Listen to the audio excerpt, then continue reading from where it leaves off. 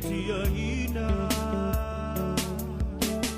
ele fa vai vai ai lo utino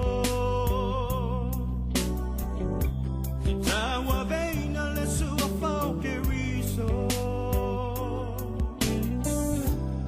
au au penga fa amaro si amu olonai unga o le fa avavau se ole manga ua fetalai mai se uso au amna ua fa vai vai umau pelo mai turai mai o Yesu lewa fiu mai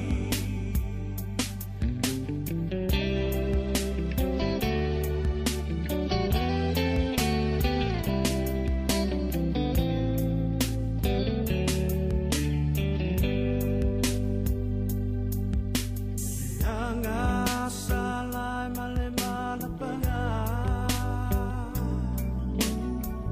Esu amali e tele le tau mafa Malo la vale le fa maori Olowi unga lava o se ori Lo uso e tulai mai O Yesu le awa fiu mai Ua o tali tonu O lau ta utinonga Salia Yesu mo se sa o lotonga Se o le amanga ua fetalai mai I se uso au amna ua fa vai vai Umau lau pelo mai turai mai O Yesu lewa fiu mai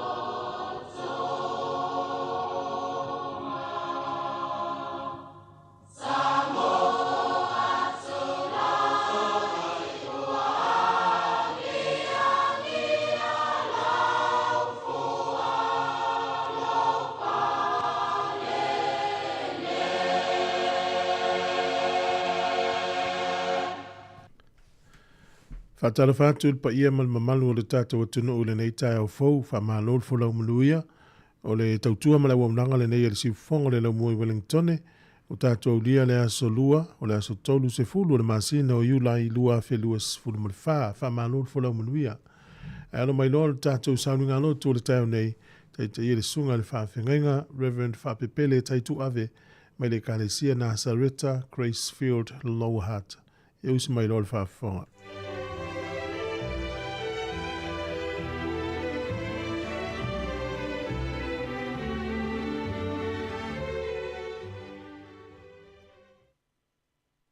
Alole soifua manuia langi mamai le alofa maleanga le o le atua ata alofa atu le nei tai au foi lo malei fuma mai Sāmoa le atunu pele ata alofa fatoi sunga I whawhenga inga ma whalitua mai spoi o tai o e kale CSS fionga I pātele ma to se whaalapo tonga kerisiano I tonu o Wellington nei mai spoi e o lo mwhai ona maua maile nei whaasara launga I so se vai panoa lava ole. Nei lalo langi, a tāro whātu le sua whamana mālo I suke wiso. Ia au te mala watu I le anganga mau lalo o maia te o tātou tāpua I atu I le atua I le nei tāia. O le au tātou tāpua I atu I le atua. I whaasanga e o mata I maunga. E o mai ai lo ufusosoani. O lo ufusosoani mai le ali ile. O le na whaia le langi. A toa ma le lalo langi. E o tātou te talo. Anganga pa I ailo mātou sosoani siri siri. A whio maia e te kaita ina la mātou tāpua inga whai whātasi ma la mātou watu nuu le nei taia. Ina ia tonu ai masao me nganga mātou te tāpua ia te oi. Mana wa mai alo ngang pa ia. Mawalunga lo vi inga. Ona o Yesu. Amen. O leo tātou vivi I atu I le pese ua saunia.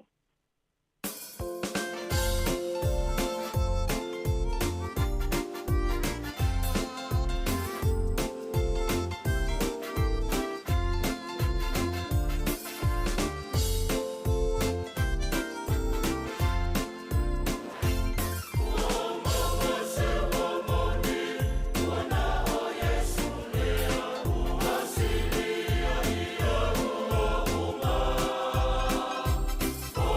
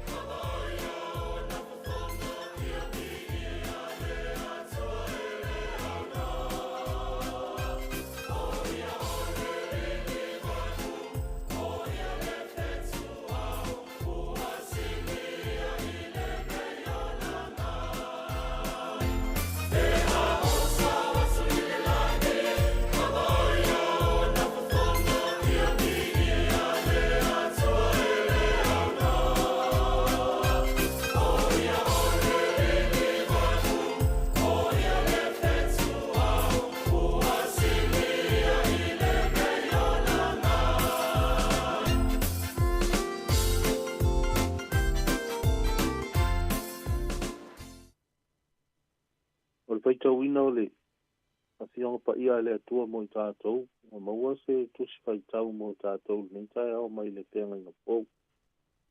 E mangalia Yesu Keriso na tūsia i mātaio.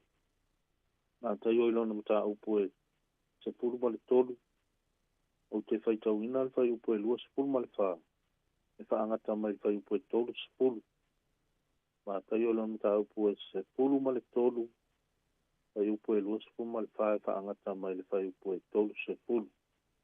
Ia whaponga mai au nisi nei o awhionga tusia alo tātou wali. O sa uni atu e ia le tasi whata oto ia te ila atou. Ua whape atu. Ua whatu sa ina le malo le langi le tangata na lulu ina le saito le lei ilo na whanua. Ua momoe tangata. O na aluane ai leo le ua ika mai ia te ia. Ua na lulu ina le titani ai te tono le saito. O na alu ese ai leo ia. Ua te tongo a ele saito. Mafua mai. Ona ilo ai leo le titania. Ona o mai ai leo au na almatai o le ainga. Ua whaapea mai ia te ia. Le li ie. E le o le saito le lei ea na e lulu ina ilo whanua. O le nei. Pena i sea nei titania. Ona whai ato ai lea o ie ia te ila ato. Ua whaile nei mea e stangata ua ita mai. Ona whai mai ai leo au na ia te ia. E te whina ngalo ea mātou te o atu e vele se ina ia mea. Aua whai atu ia. Aua, ina ne i au tau liai. Ma le saito pe au tau vele se ina le titania. Tu ia, ia tōpu rua pea. Ia o i le sele sele nga. A o atu i o na pō i sele sele ai. O te whai atu ai. I e sele sele. Ia o tau mua i whapotopoto mai le titania. Ma o tau fusia i fusi e susunua. A o le saito. O te whaputuina lea i lo ufa le saito. Ia tau ina ia. A malama e lea nganga pa ia o lea tua. Ana fionga o whaitawina mo tātou. O lea vaenga fo ilale na o le tusi sa whaitawina. O lea maua ai se. Ma whaunga whalea nganga mo tātou le meitai au. O whaatu saina i Yesu le e malo le langi. Le tangata na lolo ina le saito le lei lo na whanua. Ai pei o le whaupu ina ma whaurutala ina le. Le whaata oto le lei. O le whaata oto i le titania. E te mai tau mai la Sāmoa o le saito le sa lulu. A o le titania e le imana o mia e le tangata na lulu le saito. A o le whaupu ina le whaata oto. Le whaata oto i le titania. A o le whai upu la e tolu se furu ma le ono o le mata upu wale na. A nga i ifo i lalo i le mata upu wale na se furu ma le tolu. O le tusi mata i o le sa tato whaitau ina sona vai. O lo o wha amala malama manino ai ala ina Yesu le winga o le whaata oto le nei. Ina ua whaato ai i a Yesu le mana onga le au so o se i wha amatala atu i a ilato. Le winga o le whaata oto i le titania. O na wha amatala lo le Yesu. Wha amatalanga la Yesu. O le tangata na lulu le saito le lei. O le atali ile o le tangata. O le whanua. O le lalo langi lea. O le saito le lei. O tangata i o le malo.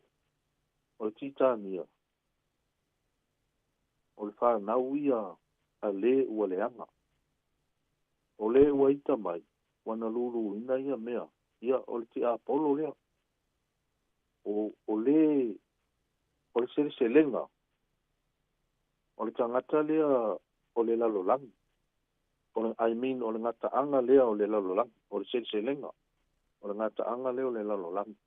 A o e sele sele. O a ngelu ia. O le winga o se manatu mo tātou. E se a o na wha amatala au ili wa pe Yesu. Se pata oto. E ona ia whai e le pata oto lea i titania. Pata se ilama le si pata oto fo ia Yesu. E pata tau ili tangata lulu saito. Ile amatanga le mata upale suma le tolu le tuse mātai. Pai mai le whawina ina Yesu o le pata oto. Le o tātou malamai. O le na lulu le saito le lei i lon whanua. O ia lea, o Yesu a lea.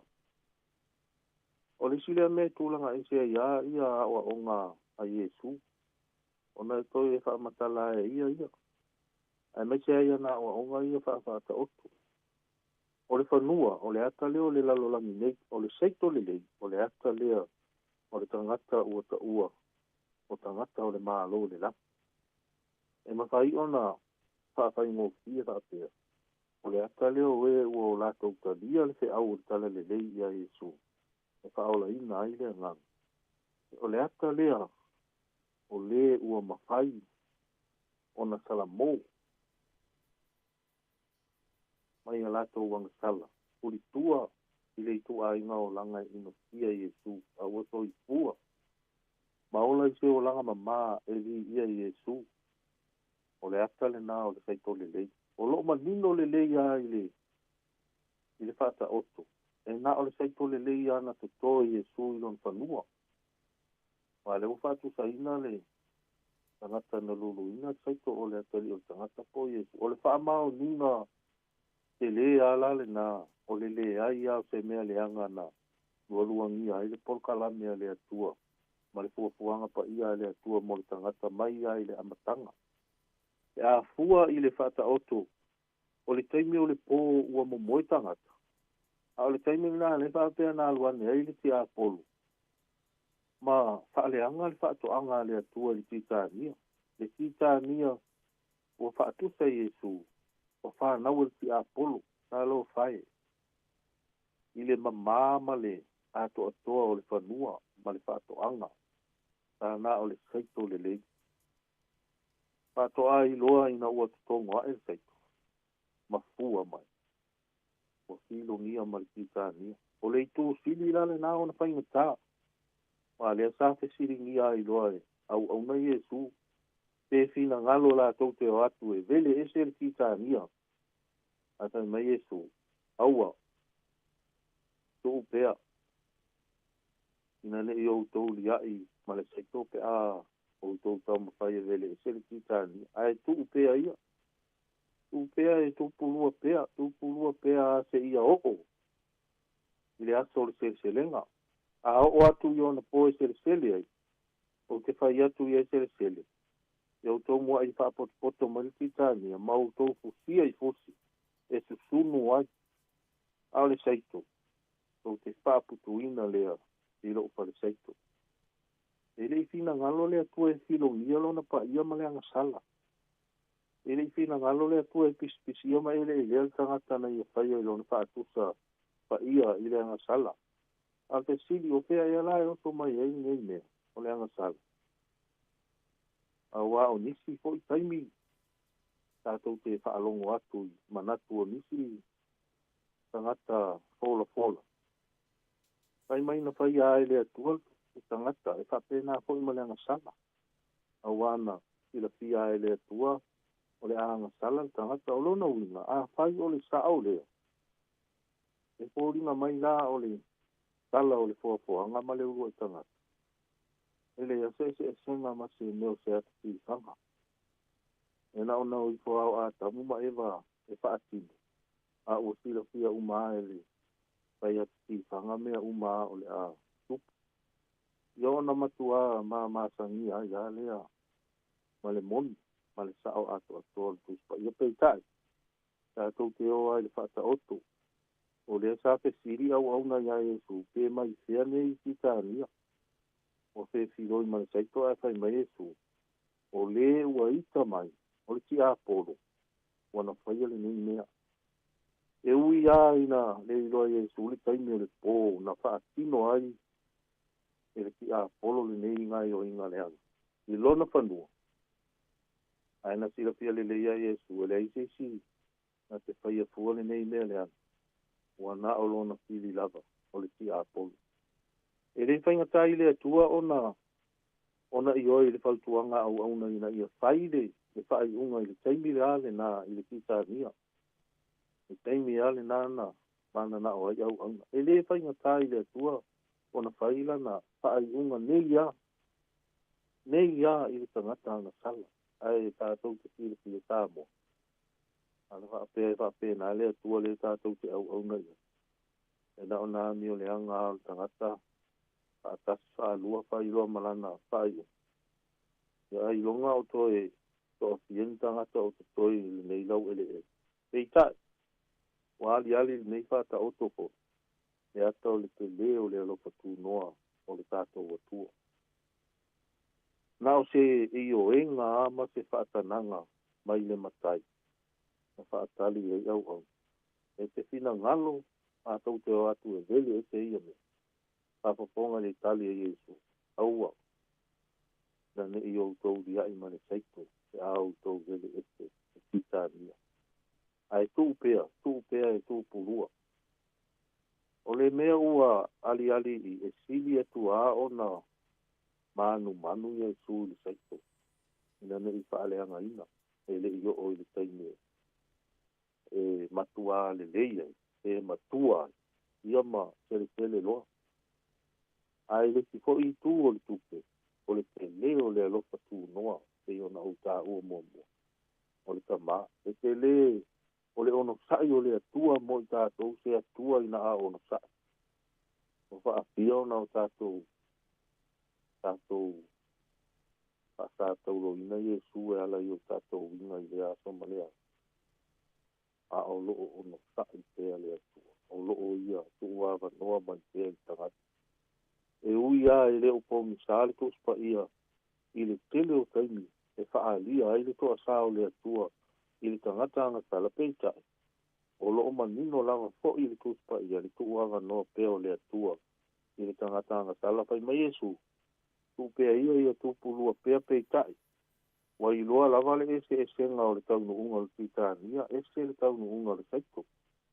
O le ata, o le tangata, o le ngata anga o mea uma. O le mea, o le a tupu i le nās.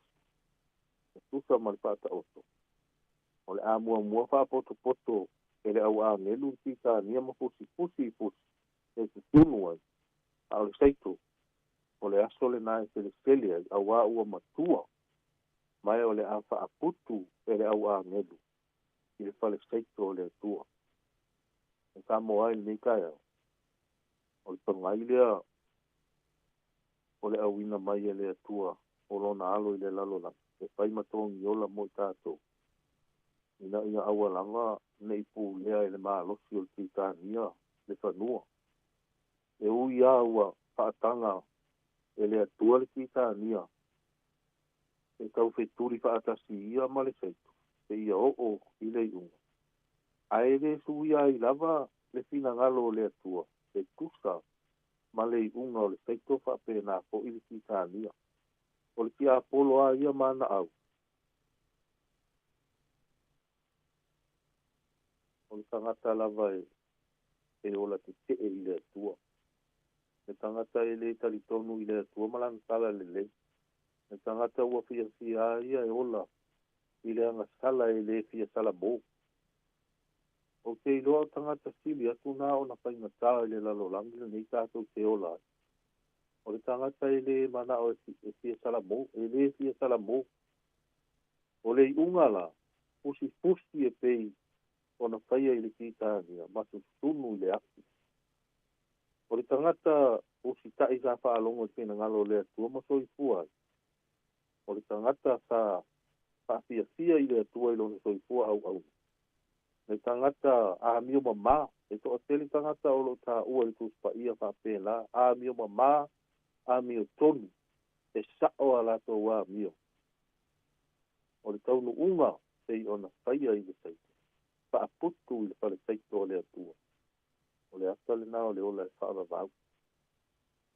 Ia Sāmoa e malau whaaputu. O le manu ia le nā ua uma ona saunia i le atua mo i tātou pai mai Yesu. A o atu i ona po e tele o te whai atu ai i e tele. I o tau mua i whaapoto mai le titania. Ma o tau futia i pusi e susunu ai a o le taito. O te whaapoto ina lea i ropa le taito. Amen. E o tātou talu. A taile atua ua mātou a longo fo ima whaapoponga e o lo mawhai ona au ai mai nei tai au i lau upu. O lau upu lava o lo tau ina i pea lo mātou ola. Pale nganga a o tawa vali whaatasi malawa tio. Mātou wala au ni tai au e le i titi lo mātou nganga whaatai e te oita mā. Lau tau singa ma lau puipuinga, lau leo leonga ia i mātou. Le ngata leo le tino, a leo la whale nganga. Ni tai au ta mā ua ala whai po iro wa tunu, o le ate ngai nisi mga aluenga e peo na mātani e ilea so malea. O nai whanau ia onga, e iei lau puipuinga whaatoa. Manatua nei o mātou tua a mātua. O ewa pula pula ala ngoto le soifua ma le ola. E iei lau tau singa whaapitoa tamai a ina atou. Talo lava, ia manuia fo ile, ngā luenga pai pea le. I ufonga lau mua. A mai se po ia le pūlenga ma le. Itai o le iti o whaatala lau nei. Ia iei lau a lofa ma lau puipuinga whaapitoa ia ina atou au kea ngai ma. A la tō ngā luenga i lea ato ma lea ato. Te iau whaamanu ianga ia ina tō tamā. A manuia iso mātou atu nuu i le nei tae au. Ta i tai o lo mātou atu nuu. Ia iai lau whaamanu ianga whaatoa. Mai se po i le nei atu nuu o whai mau mātou. Tofi tamā. Ia pū lea mai le langi e lau a fio e manu ia ai mea uma. Ia maua lunga lovi inga le nei aso tamā māso uma lo mātou wola. Ona o Yesu le alii ma lo mātou whaaola. Amen. Ma amen.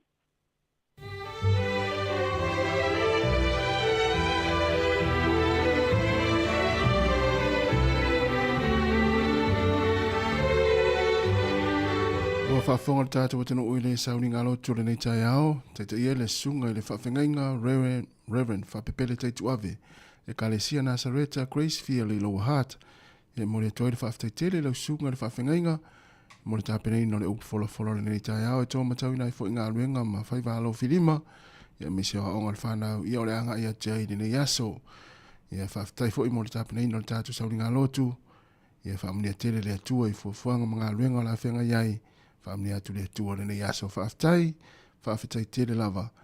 Ua 25 minuta te aenele tu lai fito le sifonga la mua Wellingtone, o le viinga le tua mene Kalesia Nazareta Samoa, ia o le whangaso loile le tātou pukalame le nei tai au, tālofa lava.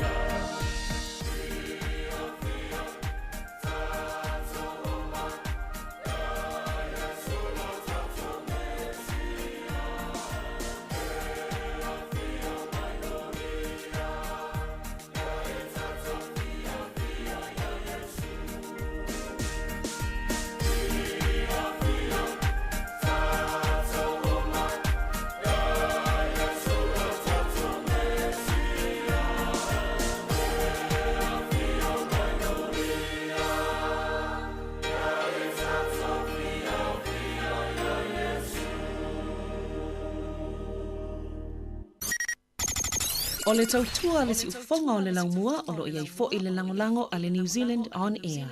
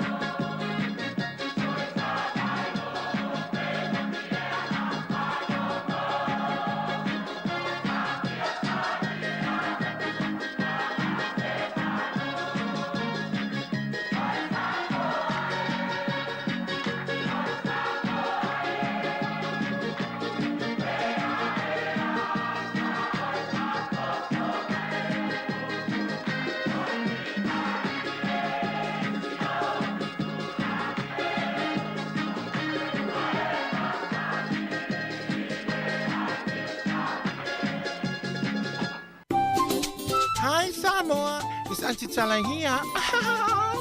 It's not fifi falo. Ile atau le tayao. Laugh of the morning. Amat semel apple feet to the vanveal. Su fongalo mua. Atau le tayao.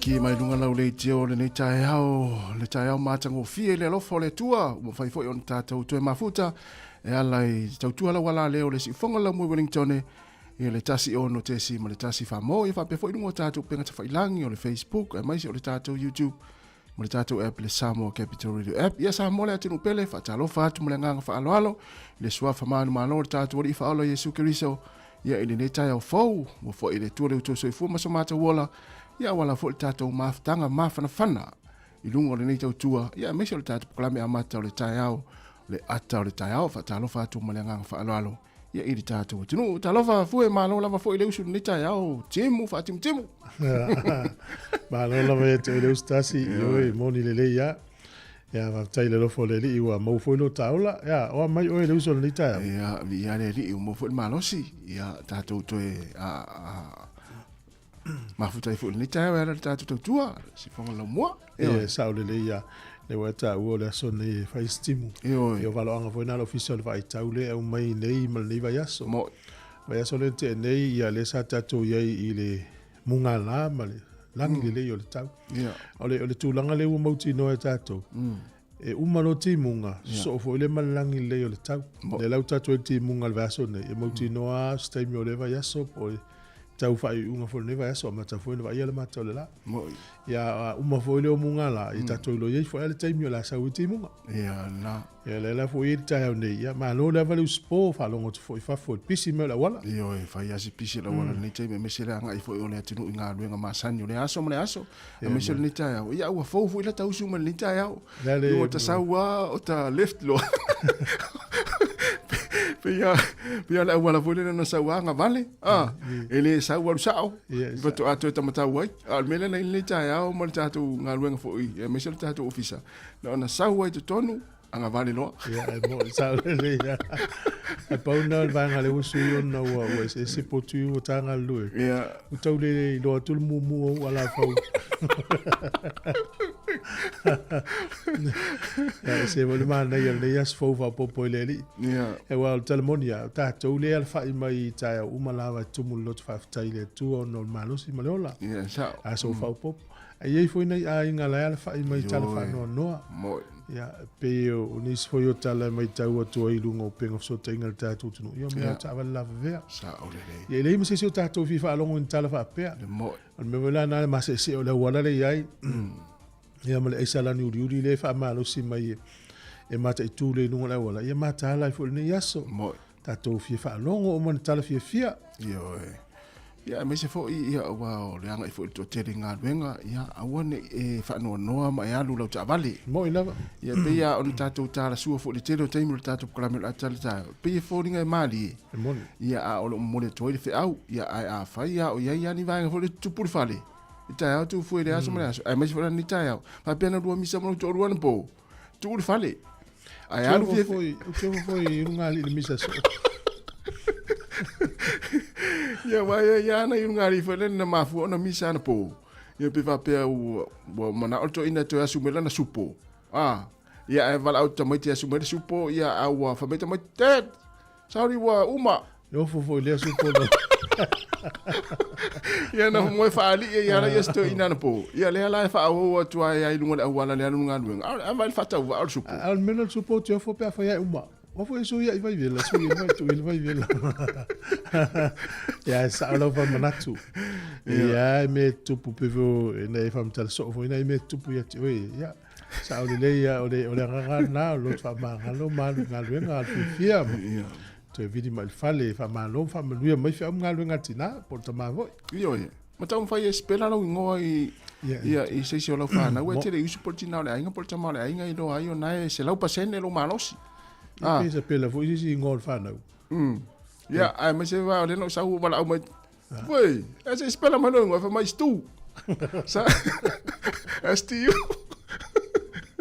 ole ele vole sa fa ese no tau do iso le tai au no ta male on ma tu tau do ia ole tau te yel vai tau lo olimpika e te lo te le la to ia mata el po lo mano lo le mo ile le ia ta to ia e va usu ia la o lungo la wala to te le la we fol fenga lu nganis ia na escola umana va ia le inga nes fo fa malo la valon sai ia ese i ta to wa fena ta to tinu ia fa ta lo fa tu nei ta yao e o una le tua sunga I whawhengainga o whailaunga le tana le e meise taitai o kalesia I whatawhaitaulanga I fia e whapea fo I whatalofa I nei o tātou mātua I tono ainga wa amata fo I ona amata latou tāpua inga le nei aso mai tono maota malawa e whapea fo I nei mātua I olo I tono maota ngase ma maota o tangata mātua e whatalofa atu le tātou programe manatu o lo maua pe o tolu fia ma le whaasiringa malosi.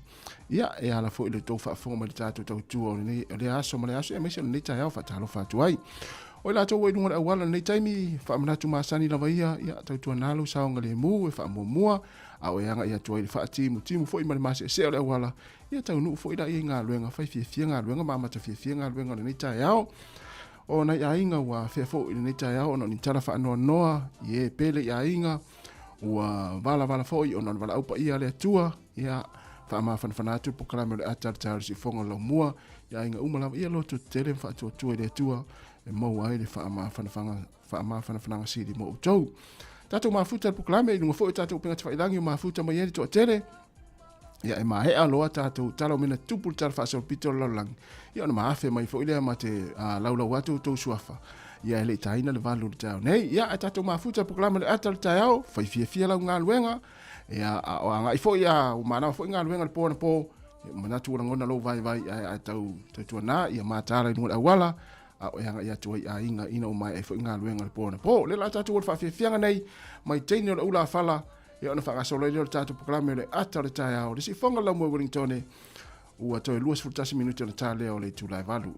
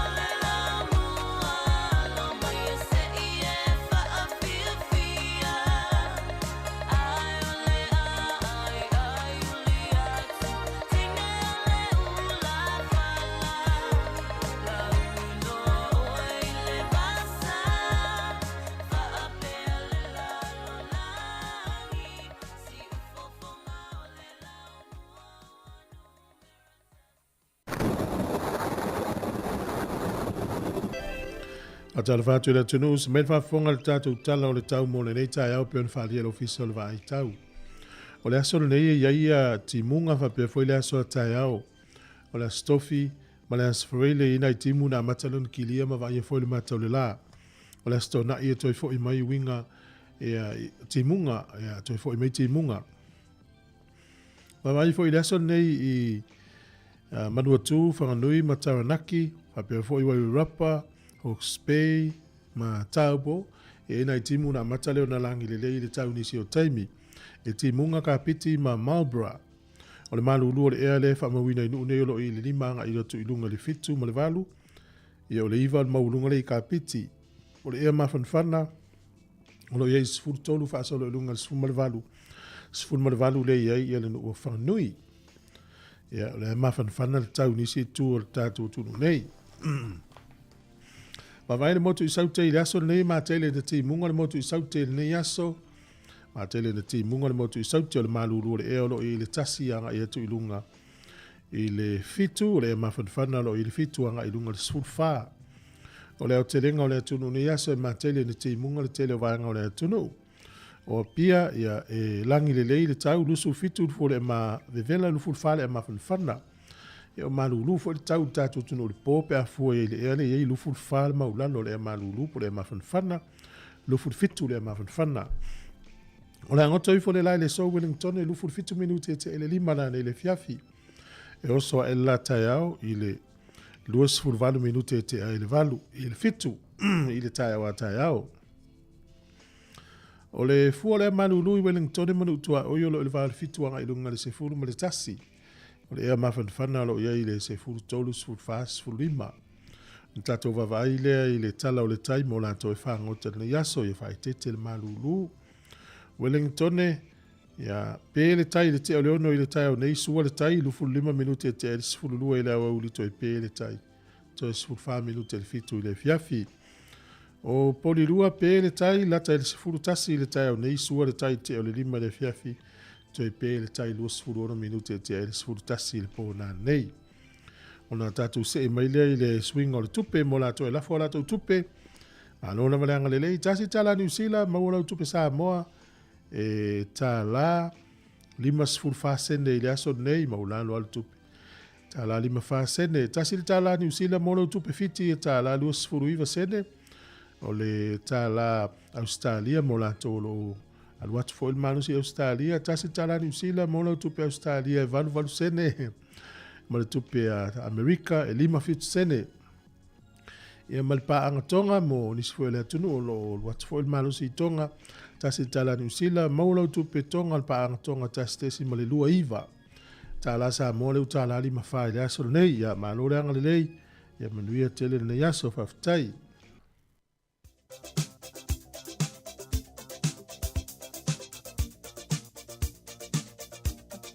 Alo atu malo si tonga pula esa.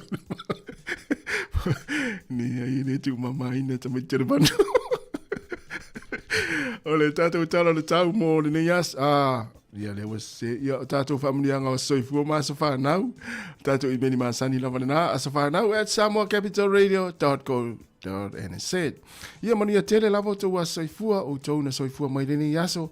Po se aso whanau fe o seisi le whanau le aso tōru sifuru le masina o iulai. Whamuni atu le tātou tau tua mal proklama le atal tau. Ia o tau a soifua. Ia whamuni a tele lava le atua mai a toi whaopopo nis tau sanga sa tele mo o tau. Ia ma fo I pere malosi, ia ma pamuri atu le atu ia atu tau. Ai su ene lau tusi I le tuspa ia, I le Filipi ona mata upo e tolu fai upo se fulma leono. Filipi e tolu a olona fai upo se fulma leono. Ma na ia le timu fai tau tuspa ia. A ole mea ua tātou wo iai. Ia sava vali fa atatau lea lava mata upu. Ia mana tunatu I lea lava mea. A ole mea ua tātou wo iai. Ia sava vali fa atatau lea lava mata upu, ia mana tunatu I lea lava mea. Filipi e tolu, fai upu e sifurma leono. Manuia tero tau waso I fua pese nei, mo o tau.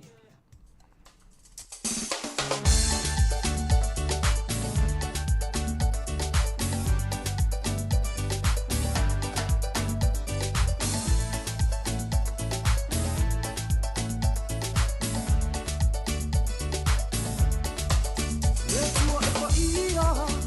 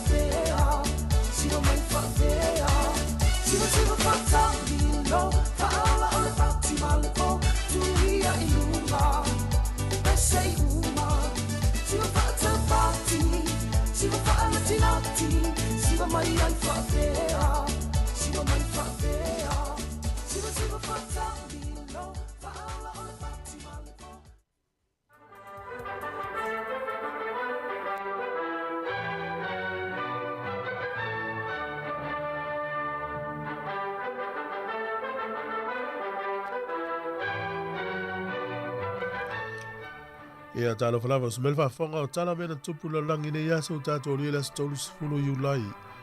O le aso nei tu sanga e tasi ono lua iwa, lulu isi mafu e malosi, e no ule o ni Balls, Italia, ia malili ue tanga te sifulu afi. Malosi mafu e le o whainoina pe lal malosi fo mafu e. O le aso nei tu sanga e tasi iwa tolu sifulu, o le ipo la langi mua mua le ta alonga soka na whai e le aso nei e le ta alonga o le final.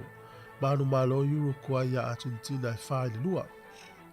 O le sol tu sanga e tasi iwa fitu tolu ia e se fulu tasi tau sanga o fina wina mta upune le whaamisinonga. E ala le fuala au po o vai le ta ole talito maid ia mai le company mai sia mani na whaiala le fina unga tonu Peletania talu ai fa se lau ia pepe la fia fo ile o la tau tino tulo a le mutu o la tau lima te mini whanau mai ai o vai mafo mai ia ona fuala au nei po o vai nei whaongai nei tina te mi o mafa tau veina o lo tau nei ia sa inu lai nei tina e whaape te a ia tūlanga au tau veina pepe ia le meu tupu e whanau mai ala tau pepe ia o le tūlanga na iai ia whaina lima o talinga o vai o tūlanga pena tulo na i ulai le so ia le whamsinonga le na ave i la tau nei whase lau kompani lea i le whamsinonga maulunga Peretania sfutasi tau sanga o fina wina le whamsinonga maua mele tali o le so e 2 miliona pauni tupe whaasoa mai la tau i whase lau na afia o le so i le tau sanga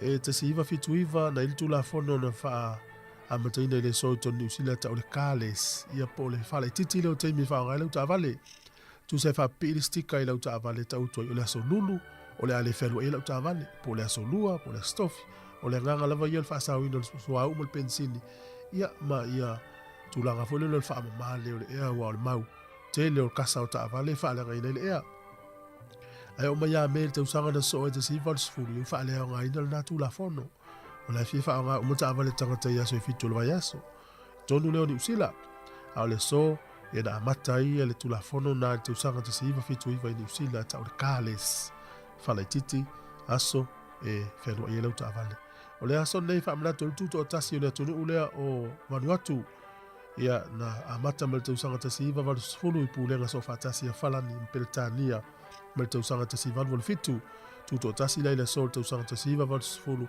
i e lea valo o whaawa upea ma le tala muri o le aso le te usanga luafi ma le ono ia o se prokalame pito sili na umi me tau musika i lunga so o se le tio e ta o le top of the bobs na whai le lunga le tio le PPC fast food lua tau sanga na whai ai ia le show nei lunga le tio le PPC ia o le sola ia na mai ai lea for show e ta o le top of the bobs fast food lua tau sanga le fatau tai ai le prokalame o le prokalame la lea pito sili na umi lalulangi fasu lua tau sanga tau lunga le so lunga le PPC tau sanga lua afe maleono tatou tala ia toe maul whapoponga te masani whaftai Malo whaftai o leo toe tolu minuti o na tale o le tulai valu, tale valu, ia na whafonga li tatou tala mai Samoa, ia ma tatou tala fau ma le si fonga lau mua Wellington, ia toe whawhelo ia toe whatalo whatu le tatou tinu o le ni tai au, malo la fo le usu ngā luenga o le ni fo yaso, ia e.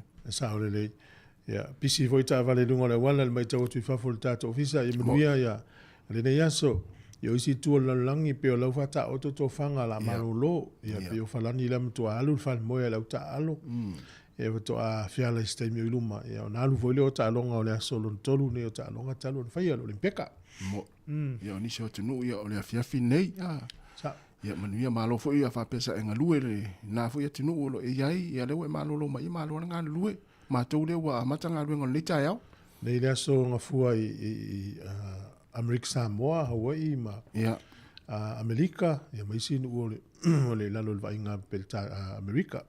Ka tau ai New Zealand ma Australia, nei le song fua, ma lo sport team New Zealand toi 2 minute i le van. Ia, si tatou se e whaatalo whai ni tatou pa angai o ma futa mai whaatalo wha mea tatou le nita au tfue.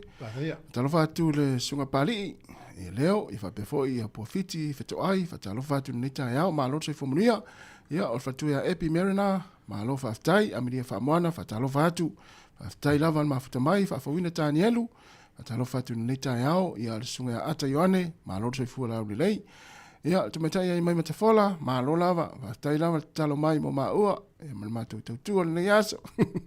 Ia, le sunga Ellen Solomona, ma lo Ellen, ma lo fua le usu le nita au, il faltua ia si Lulu Bolton mai au kilani, whaatalo whaatu, whaftai tele lava, il faltua te sia au Cristino, whaftai, ia, o le faltua ia Ameria Whamoana, malo, ia, sunga nanai te o manga Iona, malo lava nanai, sunga Saulo a Whaea, malo lava Saulo, whaftai lava, ia, o le faltua ia, po le sunga ia Ata Uriel, ia na.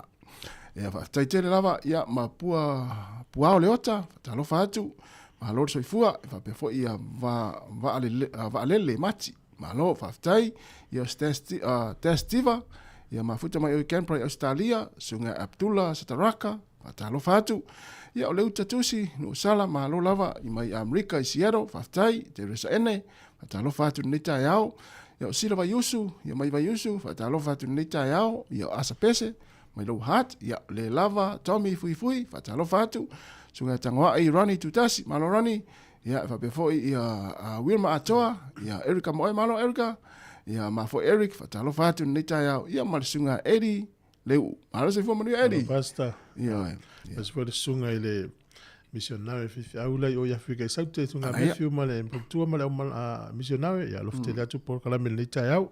ia. Ia leu tale valu. Ya lele. Ia usimel whafonga ia tātou tala mai Samoa.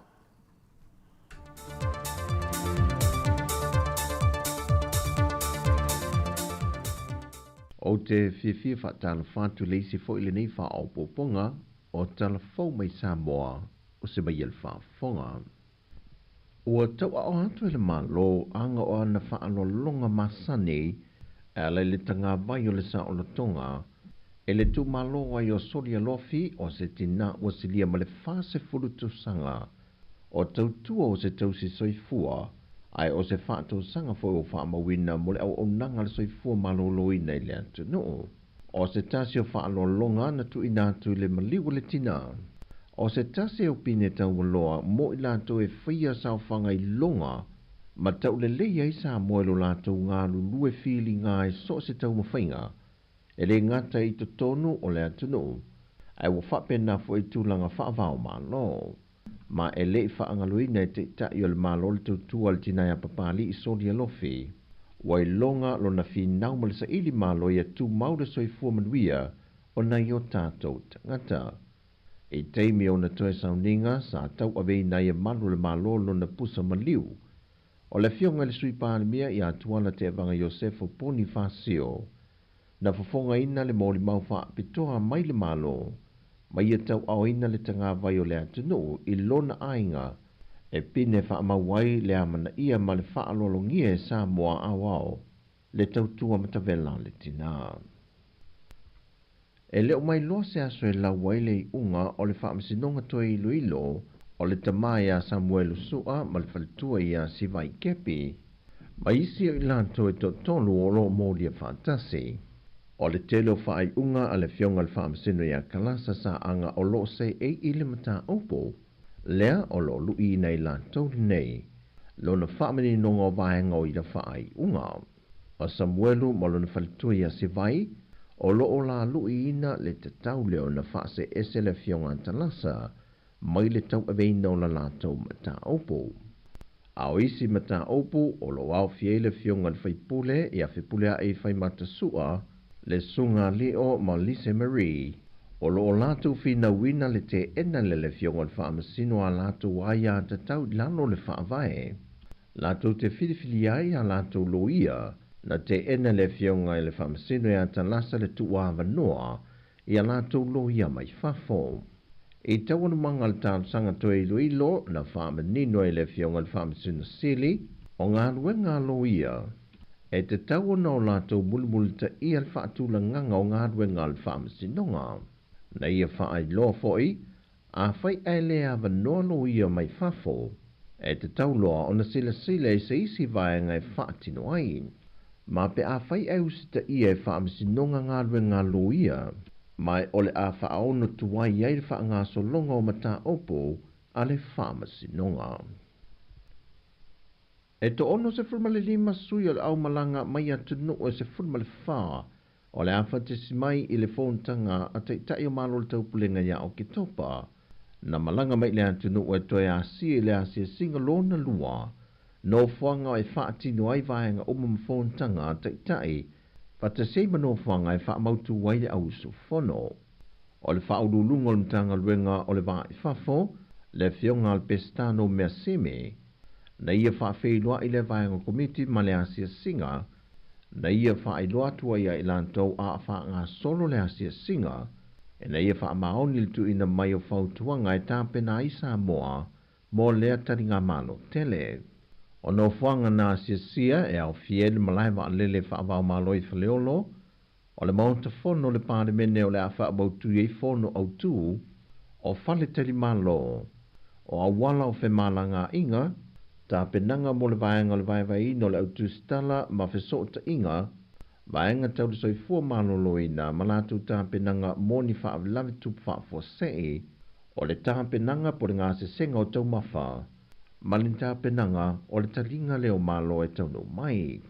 O le vaenga sa tele i eile a se singa, o le siaki na leo le whaatulangana o le porkalame le atinu, i le leo ina leo le saunga le mua le whalefono o le pane menei mulino. Ina ia mauti no le tāpenanga Sāmoa, e malu pui le soifua o taitai o malo le taupulenga, e le anga i atu i mulino, ma le toio ese mai, a nga i no whanga o lo whamautu wai. O le ataria foi i se whautuanga mai alata report la atu whaatasia, ma tu ina mai i tāpenanga le tātou atano. O le vaiaso nei o lo whaamanatu ina i le telo porkalame, e whaelonga ina i le atoanga o le se lautau sanga, talu o na whaavai mai le asosiatama ma tene tuai o le Malisi. O le porkalame o lo whaanga solo i le so, o le solo tele alo ma whana wa onga, ma ia onga tūlanga lua le Malisi whapena fo i le kulisi i sangato Iosefo, o whaalapo butonga po asosi ese mai atunu i whafo, o tama ma tene tuai o le Malisi. O le pokalame o le asoe a ngai solo i luma maoto le malo, a mai ale sisina e o le tanga vai o le sa o le tonga o le tātu o tunu. O na whātu teia leo le sauni ngā loto e te tala alo i ail wha moe o le neiva yaso atoa. Mo le sila fia i le pokalame o le neiva yaso atoa lo whāta si e mata amilu sanga o ta alonga teito fitu, neti polo maisi, mo le whaamanatuina o le atoa ngolona se lautau sanga, talu o na whaavai mai, le asosia le Malaysia le ngate Sāmoa nei, ai wa whapena foi i atunu i whafo. O tala fōwi o le ni aso, manui tele lo tātu atunu, whasoi foia.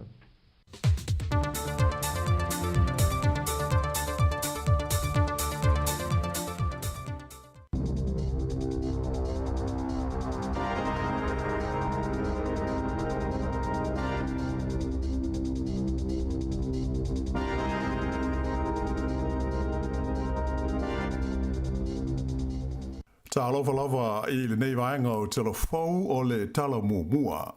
O le asonga fuana nafi le ana amatai i le ai o Palmerston North ia le porkalame whata itai o boot camps e ave i aitu pulanga tala vau e wha maonia ala tu soringa tu la fono mamafa i luma o le wha amasinonga. O le wha moe o porkalame nei o boot camps ale malo o New Zealand ina ia toleni ai ma o awina to moiti ina ia sui ala to wa mio ma aua na itoia afia i ni soringa tu la fono a oanga ina matutua e tali folinga ia i tu ainga o awaonga i porkalame fa military e ko leni ai fita ina ia maua le malo si o le tino ma le tomai i ngaio inga tau le puipuinga. O le matanga ruenga le oranga tamariki e pulea ma faa foina lea porkalame ma e toa se fulu la whae o ni tamata le vau, i le vāle se fulu lima ma le se fulu valu tau sanga le mātua, ua tu uina atu nei i ai. O tamata le vau uma nei e toa se fulu, ua amata ai le porkalame, e mai i le motu i mātu o New Zealand, mai o le toa iwa o i la ia o Maori. O te la vau uma nei, ai titi mai, ua te ilua la whainga o soringa tu la whono mamafa ua la tau whaia, ma ua whaasala ina ai le whaamsinonga mo le umi ai titi mai e se fulu tau sanga i le whale pui pui. E tu sa mo le tolu se fulu la whaai o lau whainga luenga le mtanga luenga le oranga tamariki sa a o ina whaapitoa i le fita ale malo New Zealand mo le whaafoina o la lea polo kalame. Ua uma ona sainia se whenga inga e pūlea ma whaafoina ai se polo kalame whaata itai i le vā leo le malo ni we ma le malo le atu Solomona mo mata upu tau i ngā ruenga. ua whaingoa ina le whenga inga i le wāo tunu e lua o le Inter-Agency Understanding, IAU, o se murienga mua lea ua mawhai o na whaatino e awala i lalo le whenga inga ta ua o le peisa, lea e ngā lulu e whelangolonga mai ai e tunu o le Pasifika i le fesuia ia o tangata whai ngā ruenga. O le whemalanga i o tangata atu motu e sa iri ngā ruenga i isi atu motu o le Pasifika e le o se mea fau, mai o le whaatu langa ina le lei o le whenga sonoa i o tangata whai ngā ruenga mai le motu i lea atu motu e awala i lalo o ia Polokalame na whailo mai i whapea o se whainga le lei tele lea e tele ni whaamanu ianga e mawai e tangata atoa i fhoi mātunu o le Pasifika. O nisi o Polokalame tau ngā luenga o loo iai le taimile nei e awhi ai le RSE a le malo New Zealand whapea le Pacific Australia Labour Mobility po le PAM a le malo o Ausitalia. E tele atunu o le Pasifika e awhi ai ma Sāmoa o loo tautongi nei alatu o i tālafu i le malo tele o Saina. O whaamau mau ngalo ia ua whailoa mai le taimile nei, ua iloa ai, i le tonu o le luas furutau sanga ua tua nai atu nei, ua avele malo Saina, mātunu e au pito i tele ana tupe ia ua ai tālafu ai, ia malo mātunu o le Pasifika. O se lipoti ele whaalapo tonga whaale wao malo e whaingoina o le Lowy Institute, na tau ai, o Tonga, Vanuatu, whaapea ai ma Samoa, o tunu ui e tolu e au pito i te lea latu o i tālafu o lo tau tongi nei i a Saina, pe a fua i le tūlanga o lo lātou ta mao ainga po lo lātou GDP. O le malo tonga lawa ia e lata i le 4% o lona GDP po le fua leo lona ta mao ainga. Ia le awha inga o lo o ia te tongi atu i le malo Saina mo a lātou ai tālafu. O se fua au pito mawa e tu sai o le lipoti a le Lowy Institute. Ai o le malo Samoa e tu sa ma le 2.1% o lona GDP le au inga o lo lātou tongi atu i a Saina. Lea u whaatulanga ina mai e whapea o lona wha leo pasene au pito māwalunga mō ni ai tālafu te tongi i le lalolangi a toa. Ai o le malo Vanuatu e lata i le 2% o lona GDP o lo lātou te tongi atu i a Saina mo a lātou fo i ai tālafu. O isi atunu o le Pasifika o lo tongi i a ai tālafu i le malo Saina e au fi ai Fiti o Papua New Guinea whapea ai ma leo te kuki. Mai ana whailo mai e la awata mai o nei ai tālafu e o no tele isi whaafi tauli e ali mai ai mo tu moto le Pasifika ai mai se i taimi a whaina ai ma whengai ma whaalawe lawe whaale natura e pei o ni a whamani mafui e a ato ai fo i ma whaale tonu tautu pe whaale wao malo e o no a awhi ai le te tongina o a lātou ai tālafu i atunu i whafo. E tō tonu tangata ua maari liu i se whaalawe lawe ua whaamtaleina mai e leo o se whaalawe lawe tau tāwale ma tau tia na wheto ai se loli ma se tāmale lai titi le tūmalo o Rangiti Kei. Whailo mai e le lita ita i leo Inspector Phil Ward o le nei whaalawe lawe na tupu i le wāo le awale ngō le Putarina Road ma le te Ho Road i le pitanu o Hunterville, e tusa o le tūlae lua i le awauli o la songa fua na nafi. E tele i au au nanga la vea i sa awina atu i ai le mea na tupuai le whaalawe lawe, ma maua ai tangata nei e totolu ua maari liu. Ta ua le li le leo ia Phil Ward, o le aveloli sa tonga fitia i le whale mai, whaali e fo i le li le leo, o so se whaalawe lawe lava e whano ai le soifua ni tangata se totele, o se tūlanga e te le lava le a whaina ai o te ngata whainga ruenga o au nanga lawe ai. O leisi voi whaalawe lawe na tupu mua atu i le tūmalo Northland i le asonga fua lava na nafi na umai le olo leisi tangata e totasi o le ua maliu e na awia sa malanga ai se tāwale na lavea ma muai i le au le tele nume le tasi le pitanu o Maromaku pe tusa o le kuata i te ai le tasi i le au auli o le asonga fua. Ua whailo wai nei e leo i le lau mua i Wellington e whapea o le taponia whaafua se iai o le kolisi le Onslow College i Johnsonville na mafua o na o se whana mai na ruatu ma se tangata eti se wilafi.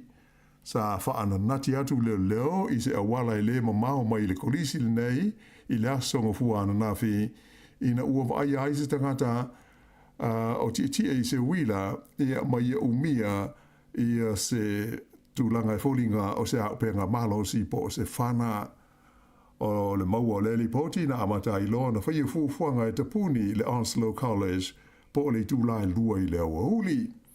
Pei tae pe tusa le awha i tūla muli ane ai, sa whaasara lawina ai whalawa i tele le aonga i le lato penga o whesota inga, ia le toi fo i o le aonga i tūlanga māsani.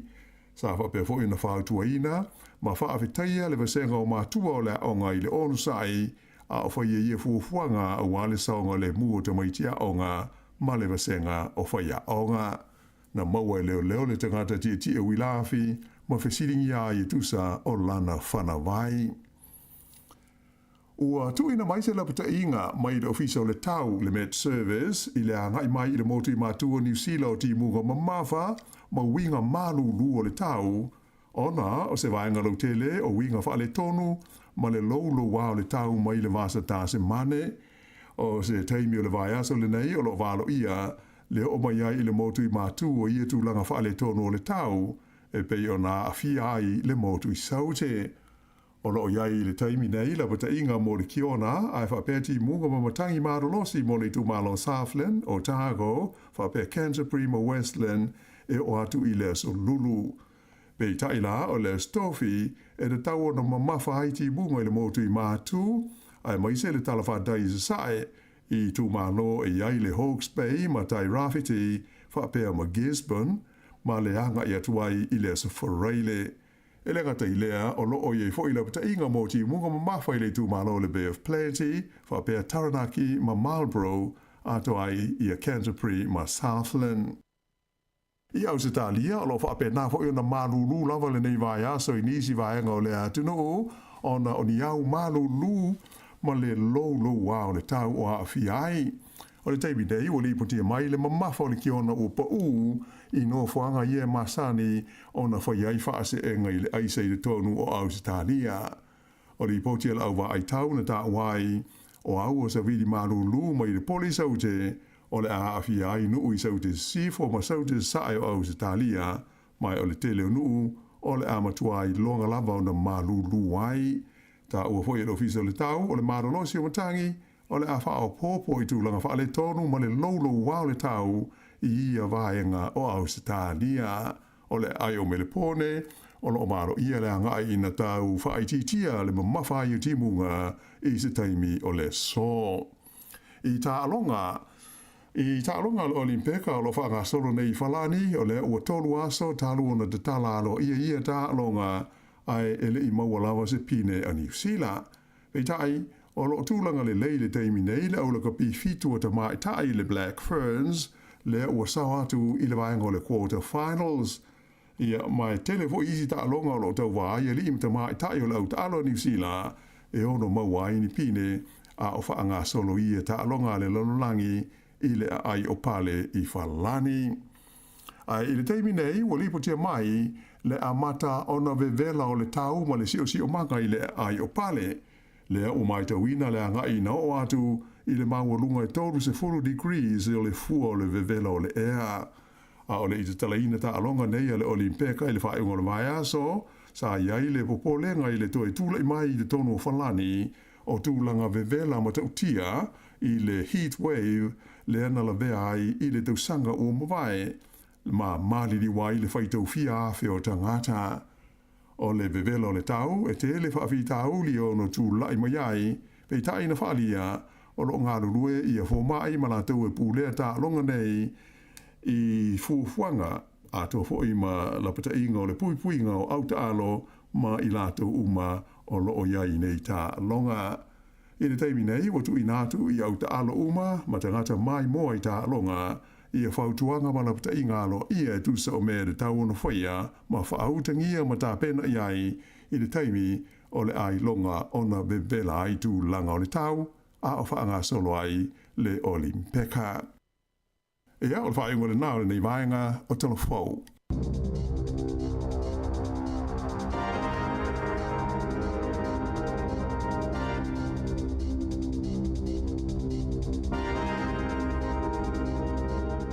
Malo fa tai fa fonga mata tātou atinu o se fulu iwa minuta te nei le tu lai walu na o mai atu tātou tala mai Sāmoa me tala fau mo si fonga la mo Wellington fa fonga le tu lai iwa i le tau nei ia e toi fa felo ia im toi fa tala fatu na i whana wa onga ia mnatu na wa ngai fo ina i o tau mātua mori o tau ia onga le tai au ia tama lem te ine lem fa malosi ia onga i le o toi umi fo ia ai mai fo ia onga le tau sanga Moni.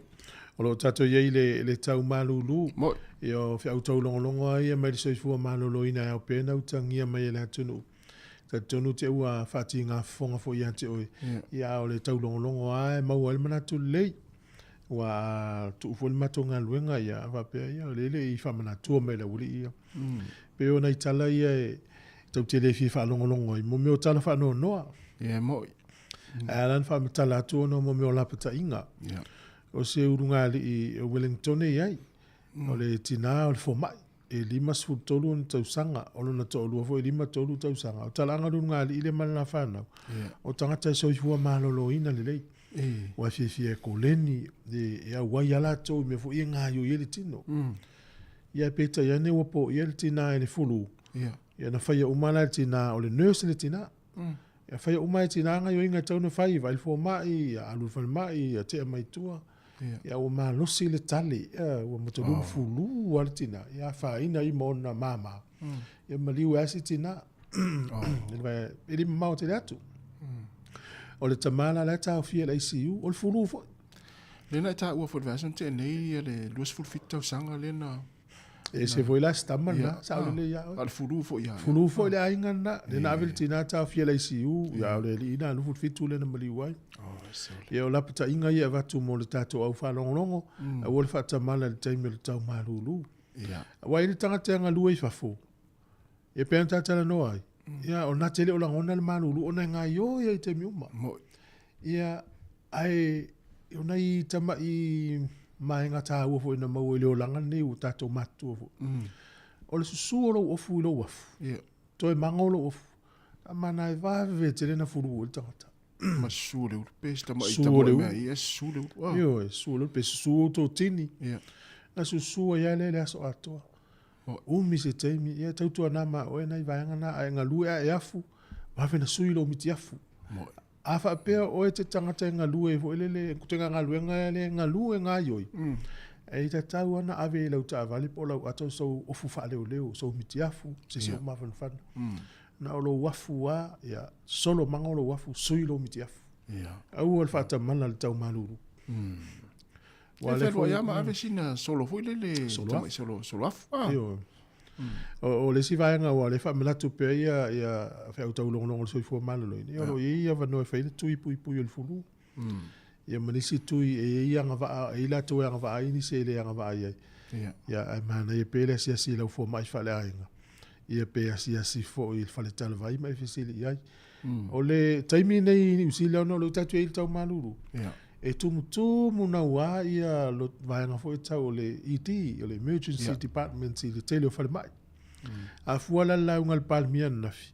E ile tangata na suru atu a faina ia le fatu malmanava. E le sitasi o fale mai ila lo i Takaview. E le se fo mai. Le se doctor. E le se fo mai na tiute te mina. Ya o le fo ia fa ina te lo na fo mai ya tato New Zealand no le fina ngona tongi. Ya no le Australia wa le tongi. Ya pe o mena le tu la me te mina fa mana tu mo so fo mo tato pui ngol maluru o tau. Ya sa le ya e mai se ana i matua. Tau mafana le ia faina of mafana. Se malulu. Awa na fa pele mafana tata officer. Yo manu fai fo ta of mafana. Yo wa la fa pele le tinu. Fa me la wali la malulu ava tu la ofu la fa mai tu lo le mafana tata officer. Yo manel mafana mafuanga na. Ya ul fa vesiel ne ya so. Mo wal fi. Ole ona na fi. O le tala le na fa te ia fo sia ngole Onslow College i Johnson. o tupu so o mele langa o New Zealand manu ne tau te ia o le amana ia o la to me fa pe wa la to le amana ia tupu is fa vela ia pe fa te inga la mele tupu ile Secret Service al malo America le fa nai Donald Trump ia mana tu ma la va nga ele na yo fa ma va ile le fa ulu le Secret Service ya America ia to nga mela na le matala o mai tu on lang ia yo le wila le ile na la tu mala na fana vai ma tu avo ne ia li efelo mal fanga vai so na efelo ile wila o lo ta ia ma fo me yo fanga vai ele te tau na ise fanga vai la nuri uli pe ena fanga meta alo ia o ngale fa nga fana meta alo I falolo e te tau na faise tu la fo no tasi ale lanu pe lua lanu se senga Pole lanu lea pi niki malusi, sama malusi. Ina ia awane ia se fana lanu liuli pe lanu ena. Ia bauana o lanu se senga ia se tulafono. Se tulafono. Afa pe ia ini mea ta alo meni usila, ini fanga mea ta alo poni fanga vai lanu liuli pe lanu ena pe lanu ami vongol. Ele talian fa atau ni usila. Ina ia ilo le ia las. Afa pe la le iti mala wila mal fanga le. Ilo le alfana vai ile fana mo. Sa olele. Ia ta ilo ia ina se manatu fa iti tele taimi o alu taimi o leo ma loka ia o ngata maiti. Sa ole le wa ya la fo ona sui la e la fa pisinisi ma la fa renga o si olo ia lanu. Wa la fa pe o le lanu le fia ia to tele. Lanu le fia ia to tele. Ta toi fo e mane fo ina ia longo fia fanga vai. Longo fia fanga vai. Wala vai lo fanga vai le tonu o pe lanu viole. Ele os fanga vai. So se grupo o tau la wala. Ya malo la valus puro me du te nel valu. Te lo fa fianga o tai ao ya ni se o nanga fa la ulo. Ya fanga solo tato por kalame. O tato leina ile so. E te tala fo ya ini va en o le olimpeka o lo fanga solo te fia fa so mai ai. Vili mai o fa tolu valu lima lo o fa tasi. E ile fa so na matua nafi ya na ua matua I vevesi I lungo le penga te whai langi whina lo whaali o tangata. Ia malifisiri aisi, lava so na ta pomu ma so ta whai e tangata I te e te tonungu wha ke usiano e lato me e whai. Ia e la tata to pese si whonga ne lomua. Ia si whataro whai si vaenga no mafuta mai, fora na uriaka mai na California, sunga Alessi Peleti, whataro whatu, ta whai sunga Nativo A, ma futa mai o I Wyoming, Amerika. Ya, ma le fatua whenga o Isila, ma lo lava, whaatai tele lava. Ya, e whamani atu fwori tātou tau tua I le whamana tuina se rautau sanga Malisi o newa yaso. Ia lo pisi fwoi le tātou tau langa ia pia, me se Sāmoa, I le whamana tuina o le se rautau sanga o tamamtene toi Malisi. O matua, mātu tua fwoi a onga nei o whailao a vele le o mātu o Malisi. Fitus futau sanga le na umātu korisio Sāmoa. Moi. Ia le osa u Malisi, ia ma lo Malisi, tele fwoi tama. A oina lei matene a oina lei ufa ngai tato malo maso se wona ya malo tau tua ya tal for sunga kon lio no malo ya mes for fatu ya lupe mai Brisbane ya al fenga le lu eli ya seka Europa le fatalo mai seka sfue ya malo la seka po se ka le fi e me ta le fo ma e mai so stanga ta malanga il tamale a ngai le malo no ya na te lo já viríamos telefone mal tamu ya sunga tasi malingi matas ya Batira Swanky Aisa ya Malaysia vali Johnson malo vatai ya pesene ya lo fatul tato proclame le famtine sera tau sanga Malisi ya Sāmoa ya Malisi fatalo fatfo di si fonga ole tofa saidi ya le ngona ni sa Facebook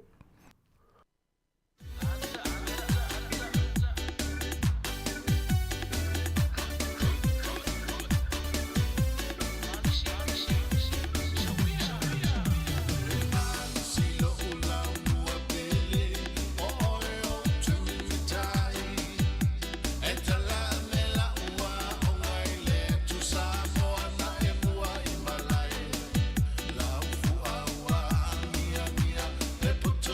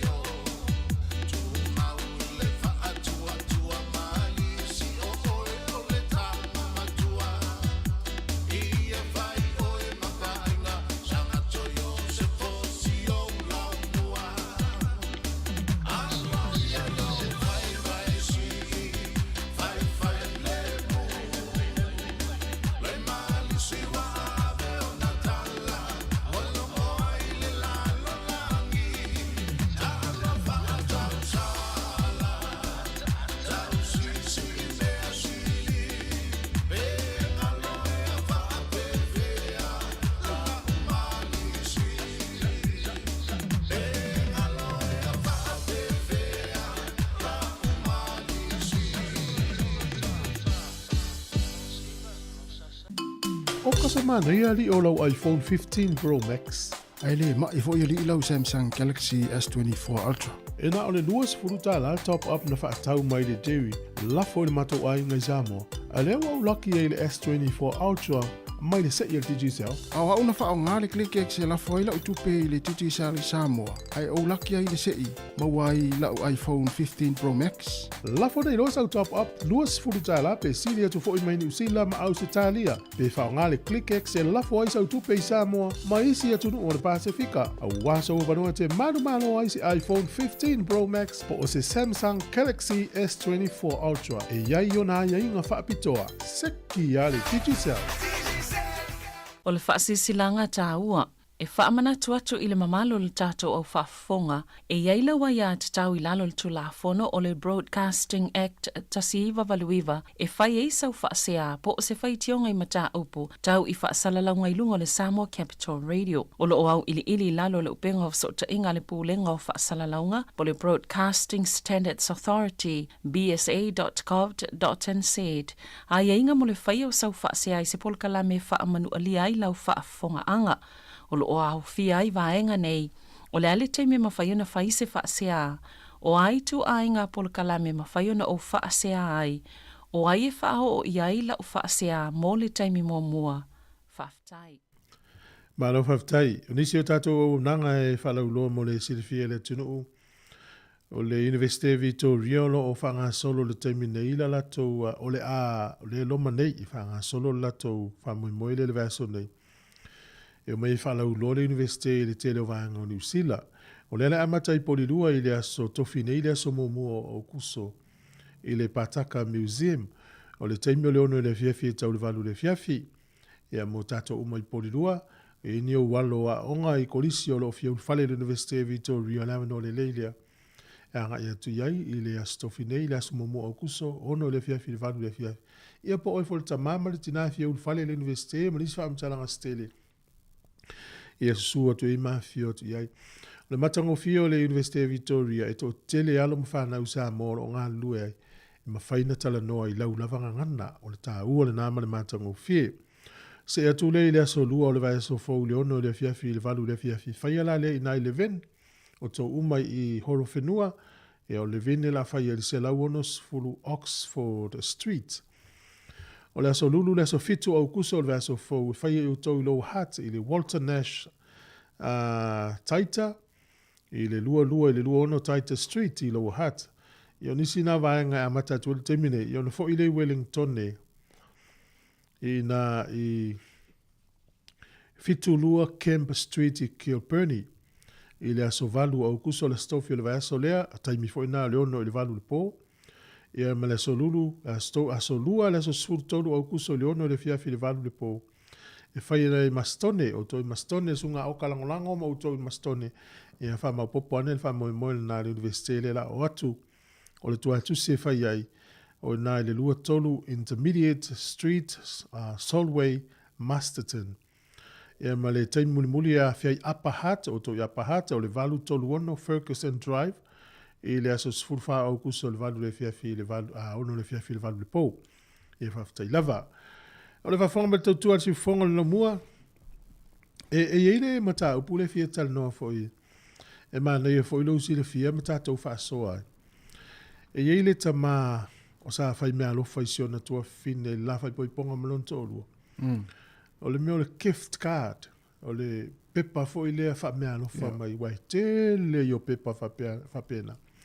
Alu nei la lo le supermarketi po fea te alu te alatu e so osto ngā gift card la te ia maua o le mela na whai te malia no folo mwha tau le pepa wha mea lofa mai le flight center e te si le fia le flight center tasi na le o i tangata i tutongi la to pasese malanga i va alele so se tuolala o le te lela le tupe na tuol tamato no le card e lua se lau limas futala New Zealand. Ia fai mea alofa lo lontua fine le fai pepo. E tango lo lontua fine e ua fai le booking o alu lunga le penga fsota inga le company fai le booking. E fa moe la kar le o le pasese tau se lau montupu. Ia le la alu ne la tupe me la kar. Whaonga le gift card le pepa fa me alofa le. E lo tu ele fina whaonga e lunga le website le se company va le le. Ele pepa. Pepa le tonu lo se lo sutala New Zealand. Ma le vili atu i le flight center ele mfai. E lua wala fina whaonga ai le card le. O le whaonga o le telefoni te vili le flight center. Pe te alu tonu se lato official atane. Oh. E la malesi matau te lela na. Ava pe o ele la whanga inga le card. Ale we video le telefoni. E ave la tau lima sfuta la o lau card. O le fi. O le tupe tongi ya. E lo fisa malanga le. O le fisa malanga. Flight center. A tonu la tangata. Se lau lima sfuta la. O sole. Ia na o mare. Ia o mare card. O sole. Ia la fato ese mai mfa malulu ma le flight center fa mai. O la tau atu la fono ma la tau aia inga. Ia e le suia o la fo e whailo i tangata. O le tala le tamale. E le aima sona i loa o fees po o tupe tutongi a ano i loa. Na te le whatau al kaat. O sole. E o le awela lapta i e le tatu tunu e le whapeu a whaleanga tol por kalame i a wau nanga nei. E watu i lalo lapta inga. So se kaata te ale whatau le tau le gift card. O le pepa wha mea alofa. E mauti noa e te fesili le au nanga le a whatainga wai e le gift card le farmers. Pe ina ia house. Ioi. O ai le po ai inga. Pe ini fi, pe whaina tongi online, pe whaafia. Ma lesi mea tau. O le ale aso expire ma umai lea nga. Awa e saunia mai le gift card e tau. Pe olo was whanau o vatu tala atu o le card e malo. Watu ngai lua se lau tala. Ma le fuli ane le patua. Na expire tau sangante ne. Tu se leo mai mau ato lau tupe a po fena ma wele card lea. Ben fai me alo fa se sia o e te o ya le sa lo fai me alo fa mai ya. Ya no expire. Yo nai vai nga mana sila ele tunu o wone mai mo stupe. Ya. Isi vai le na o na. La o ma o sta mal na fa tau le gift card. Ya tenga me vole sa o fa Sāmoa. La le e tongi le mo e u le afa. Ya foi nga. Na pe ya na au mai. Ya la e mo tino a le te mo wa ya te ina. Awa i foi desi mo tongi to me afa. Te tongi to me. Tongi e mo. Ma ne foi tato fa so e me yo o pepa fa me alo fa ta o gift cards. Ma ne lo vili mai po le foi se me na o ya o e se pepa fa pena e fa ta winna. Ia. E le foi na la puta ia ile tunu. E alo e ser tato po kala me mai le fa le nga ino company ma o nanga ia. Ai te fa matala o me moni na tupu. Po le foi la nga yo inga sa fai. Ia e la puta ia fa pe lo waso i fuata si afa pe o me tupu. E mana tu sa o tu pe te tu si. Ioi. Va tu sa o tu pe na i lo le tau. Na? E si le tu te le pe te talia pe le. Te talia. Ala me la le talia pe va pe mai sa o le tu pe. Ai wa fa long fesili me na o gift card. Ya. O sa mo foi o gift card o me foi fa me alo fa me tangata.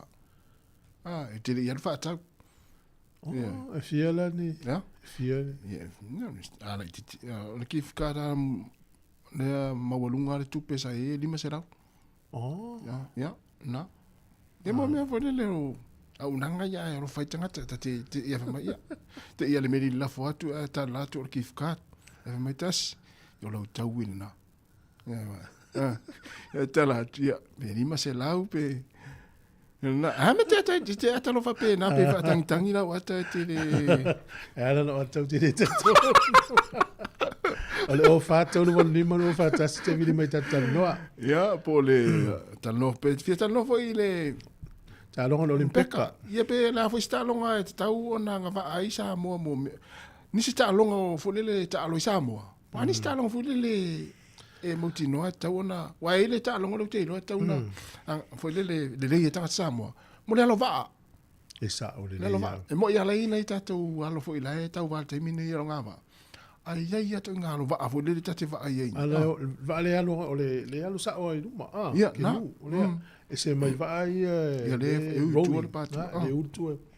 Na. O le si talonga le Sāmoa ai le o le leina tina ai Sāmoa fai pele. Sao. Tato feola e Sāmoa. Ia. E tau ua tu le atina e ngau fai pele na lo lakpi. Lo atu lo lakpi. Ia a matalona nga i lo tanga Samoa la kapi. Ia tu ul fai pele. Sao. Ana mafa la le tinga engol fai pele Samoa. Tele tato tupulanga la le leilima. Ia. Ma tua i malo losi fo tanga ta le le atina e le. Wai dale ma na ole au sisi. Ah. Ia wa le le yo la tinga na sisi. Ia tina ina au sisi. Ia wa le alu le alu. O Samoa le tunu al Pasifika o le nga solo tu tele au sisi ia lalangi. Ia. Tono Samoa fia onga mai ai tato au sisi. Ia. Le o saure si tatu wala ule. Ia, ma lo so i fuata alo falava. Tala ta tisi a mai o lua. Ia, ma lo lava tina o le manu fa tai o mai o tina fo alili. Ia pa tai se fu. Ia. O le wo telefone o na lo falo ro atulai I mea gift card saia. Ia le. O le ate felo luai mai le gift card leo ua ngale te po fe me na mai ai. Oi son. A le kusi ai me fo tsaun I lalo kusi ai le gift card ia o lunga le price ai le kele la kusi me alo fo io o me ngo wa le nga mai le gift card le ai a tu ai o le tu si mai ia le warehouse gift card. Oh, eu tau na anu le house fa nga te o mai mau te o umalo na nga mai mau. A le ke le lo pole pe de no fa lo nga to expire. Ya te le lo nga le mede ka le lo mede ku si mai e sa fo. Le o te o la tu mo mai. Mai se expire I mele a ki ki o kula le mele o la ke fe lo ai fa ma fa fo lo pako.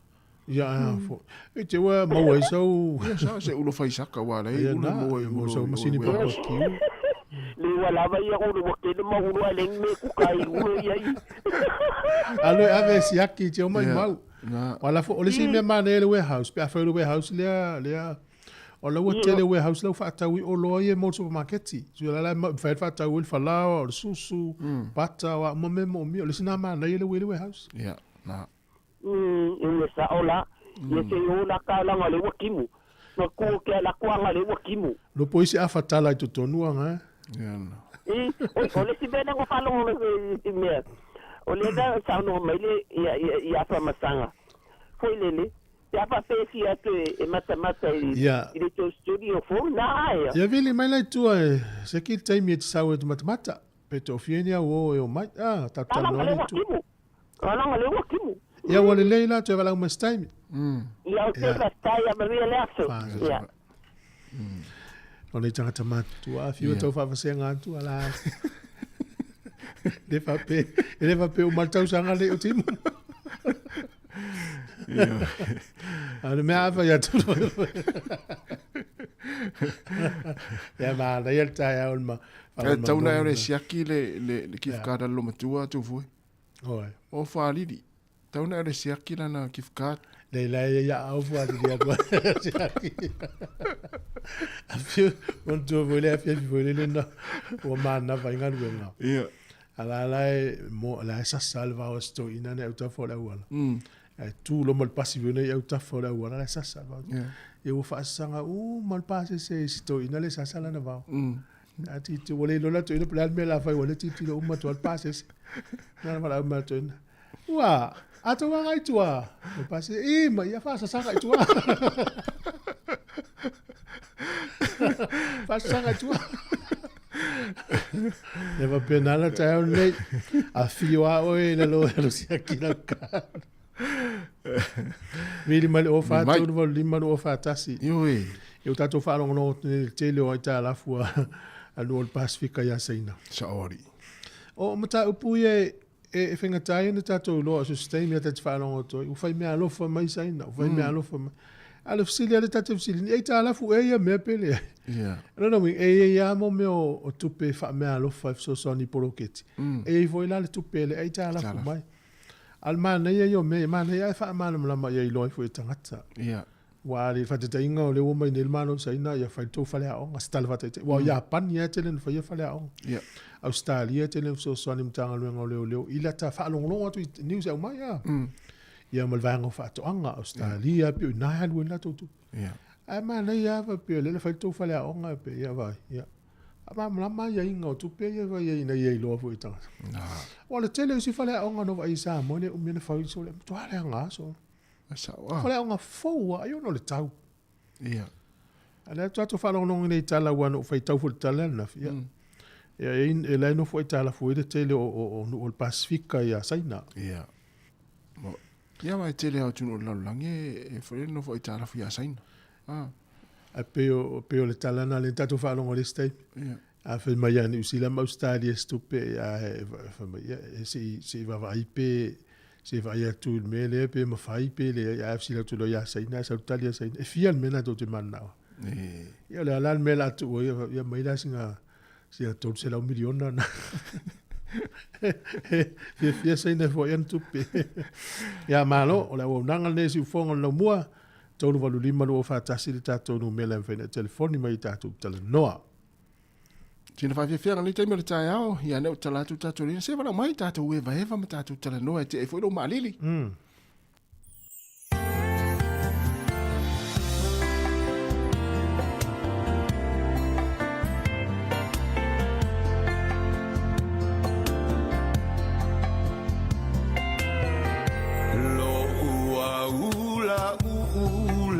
Fala he tiwai ia uevanga o lo manongi e iloai oe lo ua lo famoe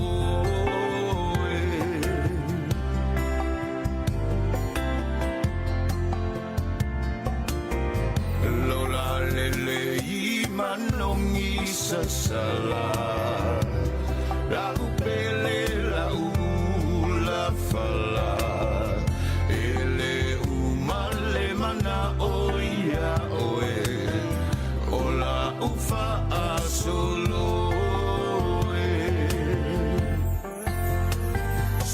Samoa olo uatunu ela e ali matupu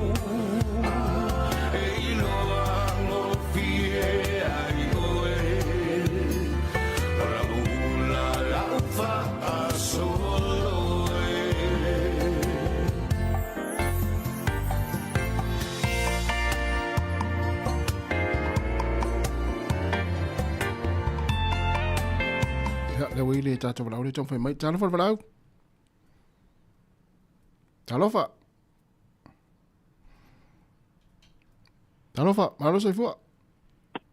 Talofa tasi. Malo sai fua tina. A taitele lava le on sai mai. Ya, sauno mai tina. Oi le Ili as foi tatano atu lo sunga mana ia ko kalame mana ia to office phone. Tai. Malo. E se faço atu ai meio ka. Ia. Pois. Wai mai foi ma o mato ina I meio kifte mai ka tie mai tamaiti. Ona expire la ia e toi o atu falorova mai o le au nga o. Ia la. Nai whanau no atu loko kalame mano la wale whamanatu mai. E mo a mese lela o na whaita mai. Oto ia mea kif kan a mai e tupe. Isao. A mai e si atu le wai wapinga whao ngā le tupe wai o lai te iro o lai e le tupe tono le o lau aso. A le kif kan e mai tu le kusa I no away ia ai ngaloa iawe ngaloa I tangata le kif kan le a mai. Ai that's why tatano atu mana ia po lo kalande. Lupe. Le no por kif kan ngai tango a tu tono atu to ina a tu pena mai te mai tina to. Esa ole le. Goa. Ai pa le mea ole mai o ngai kif kan te mai. E o ina o le foi e mana ia no foi fale. Fai nai supo foi le le foi mio ordina e fa foi le o foi o lavarava e o sa olele e mai le foi le e alua e la con le lotu a le pingo a due le me ma fa ai au io kirsta ele fanga exchange sa le ya o la woman fai mai mate susi mai tu pe fa mate mal pisia. Malo. La pa ko pa manas ma. O ta se fia ya o tau lupe. Ela to ni mal fitu. Oi, o vaveli na malifu mai tai aoli. O sala po wa saluana na faile Olympic o tara o te mata Oi. Auia Australia na mai tele e ula mai ai mato ai nga ma mai tu mai o te ia le kengi foi le saka alo so ia ma fa no longa foi ia o rua ia era o te pensi ia fa no longa malo after tele ia yo e ma lava to tua tunu ia o rua tai tele lava ia manuel le asa o lupe ia Pisi da valungo la wala mai tau tu fafo. Oi, tu fafo da ofisa ile. Pisi mai la wala. Alo afayo e lumo la lumo mai lumo tata ofisa nei ya. La pe tu mai lo a talo mai wale. Ba te baba ya tu ai wale. Ai wo titi lo mai nei te wa fa ina lo sala ngai pisi la wala le wa lo umma tu ata aval fiwa imtanga tu fiwa. Mali e wa te pisi an nei. Ya malo, aftai. Ya, talo fatu singa ke met sefo. Ya, me sefo e sunga pe da sale ma futa mai. Ya la vinda, le fa talo fa mai la vinda foi. Ya tahiri, ya tu ina, oi talo fa. Ya alo fatu. Ya su sa evalu fa tangwai, ya me sefo ya Abraham. Ya male sunga ya fia malo ke nasio. Ya male fo le pepe. Ya male sunga ya tai foi. Tai ale. Oi sunga ta au lo fa au. Malo. Ia na vale ya so lo sunga. Ole mele na pe ne ia so ta inga fo ia la langi le na fa ina ile. Ia stasio tau tua fo ile na fa ina iva ale le mrete le wona. Ole o mai fo se manatu. A fa ila tato wo ne ila la fo i mo me tu pepepa. Tu pesiliva. Ai pe fa pe masini. Ia la la me la tu pu me fa to inga. O sta to la to. Ya lo win bala. Le. Talo fa bala. Talofa. E songai ni fasalau. Aso yo fani. La malo se fua foni o maltao. Malo se fua. Ole kimu ma ko piko so. Oh, ia malo. A fa pela timu inga tu lo la for facility wa. O te mafa forward facility. A timu la ina itanga tenga lui fato anga o la tu nonga tonga luenga fai. Pe le ininga luenga fai ya. Pe suil me nga lue. E sa ole le ofisi a o ki mo le ngal benga fai e ma lo le ya ka me ki fa ai to tongia ele ko ia la ele ko ke le ma kompangi wa ka ia ki ngai ka ko wa o ka e fengal ngal vini a le fengal benga so kim o ka sanga le win se pe me so kim sa ke le ma mala ka me ki ngai ka me ki au si po le ku la ngala ko pe o so kim na wa umia na timpe tolu fa so ile yan ngalwen o le vai ku tal ka wan ki mo fa nga fi le ko ki mo ai ya ngalwen ai fa le ki mo ai le fa pe fa le ki mo va le kikeli a wa ale fa ya ki le nga ola a wi o le vinge e feel ko fa le ka se ya la va ngal mo ka ki ya stripping ngalwen nga nga fa le ki mo ai ki le lo ki mo ma lo ngalwen nga ma na e fo mon mano longa ele ma ne pe le sitongi wa i me na yo e fa ngala e ma ya malo lo le mai fo wa ni ka ma ki pe mo bloko ko ngi a ko ala ko va ya sul yo wa ya to le aula ta to la tu mo na ta me to wa ori no ta to pelek uno pe ni wa va ai le u pe ku ya o ki ro fe ka ya i na ko pa ya e wa ta me tini nga ta fe swift ni wo o le mo ala le mo i ka se kwal ma ko au ya na o ko so fo ko fa fa ya o nga ma fa sa o so tino le mo ki o ke i o to le ku in mo le afale pa ma ko le ku se le so sa o ya ai le to afa no me tasi le almena le fo ko mo ki o si pe ko ro ye ya ma ai la ye le se o meu le buka buka ia mo ole ke vai ku ole ngomela iva kusila pel half back wal leva ke le ko iska ka le legal mo Justin Masu sa ole le mo la le buka ko mai piki ku ngai ale mang ia yo afa fonga ku pe tele tupu ne New Zealand mena tupu ya so Samoa na ngai ya wai se ya fa pe fu la fa pe ke wa fa ya o ngo se o ki la mi po ni ko ye pu le o ko ya le ko ma ko ke ni ye ya se no me le phone in vanga le twi fa so ai ma lo la va ya le te lo o lo limpeka nga o pisi le ko ku fu ke ni ma ka la nga lo limpeka le sko ma o ma ka lo ma ko ke lo nga uma mo lo ko se ka ma ka lo nga lo limpeka o kiri ko fi ngari si foi makamaka nga vanga o ka va ku fai nga mai lungole ta no me ia falangi fai mai ke vai ku amakan ke mai se ku Europa ke si yango me fai ya mon ya fai falang na mai se ku e ma lo si ke le ko ri ko yo Europa ya sa ke nga ka ia falangi mala ko me nga fai ka la ngalo pi wole ma e sa le tu foi lo sunga mas e si foi ka la ngo pi ko ka fa pere kai pe o me masa ni nga le fala wi lo mai ko sistem ki le mai ko pa ka o mai ko mu yo le sta lo unica ko va se ma ka ma ko si apom ka ko ye ko ngale sa la tai la tu la tai ele me lu mo va fa ota ma ko ri o la ka o mo mai u ka mai le va o so ya ayo o ka lo ma ke lo nga ele o pa la ni ma fengal be faminga alu Sāmoa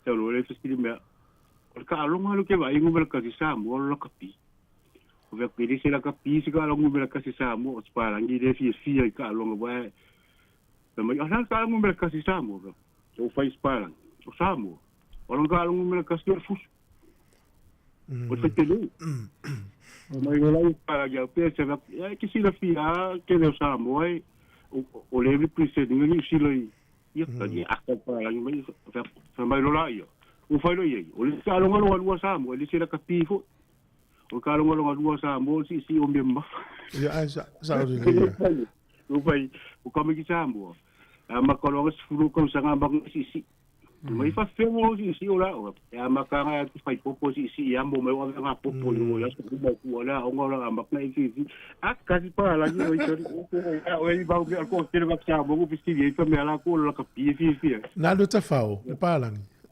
ia na ko pau ala la santala ya Samoa na ko pa la ngal ko sa ngal ki so mai ngalu li si fu ka sa ngal lua fe me va ai ko la kula ni ko sa ngal ki o makua sui ya Sāmoa i va inga i la ma ku va nga i le ka uranga o maka fanga o ngu ku wa pa la ni ma sa ngal ka fa ka amilo Pasifika a sa wala e fa makala me nga lu yo fiki ia o kala pa la wa mo ka ki al sui nga i Sāmoa me ka ni mo ke ni o le kelo pisimisi ya ele pisimisi wa ki nga ga Sāmoa ia markala la si palang o le vave yo kelo ai ka asia yo yes sa le ya o ka mo palangi o al mero wai o kelo ka asia lo Sāmoa sa le boia ya malo tai mo fa so al fon vai pero in teca pa lo vos ko au si tiro o au yo o le si diario o ye ka kai dia ku we au ka alo Sāmoa ole la sanga pito silia na ma wolunga so stalo ngol langi tele o ta lo ngol olimpik ya se o ini sin wol la ya ma eu voisa mo o konta lo ngol to va ye iva e foi inga mai sia ala walu lungo la lungo la langi o Sāmoa mai ka kai afa po se nei Sāmoa ia ma ngai ai le ma lo e se pingi al mesi lo ye mesi ya ai after telefoni alo fatu mo lui aso nga ni aso ya fatu ya lo fa ya le wa te riva yo se met fa fonga tatu tala mai Sāmoa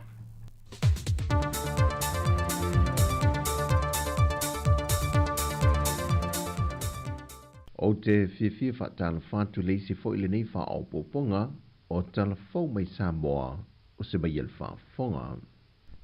Ua tau ao hatu ele malo anga o ana whaano longa masane a le tanga vai o le sa o le tonga E le tu malo ai o soli alofi o se tina o se lia ma le fase fulutu sanga. O tautua o se tausi soifua, ai o se whātou sanga fo o whaamawina mo le au o nanga le soifua maloloina i le atu no. O se tasi o whaalolonga na tu inatu le maliwa le tina.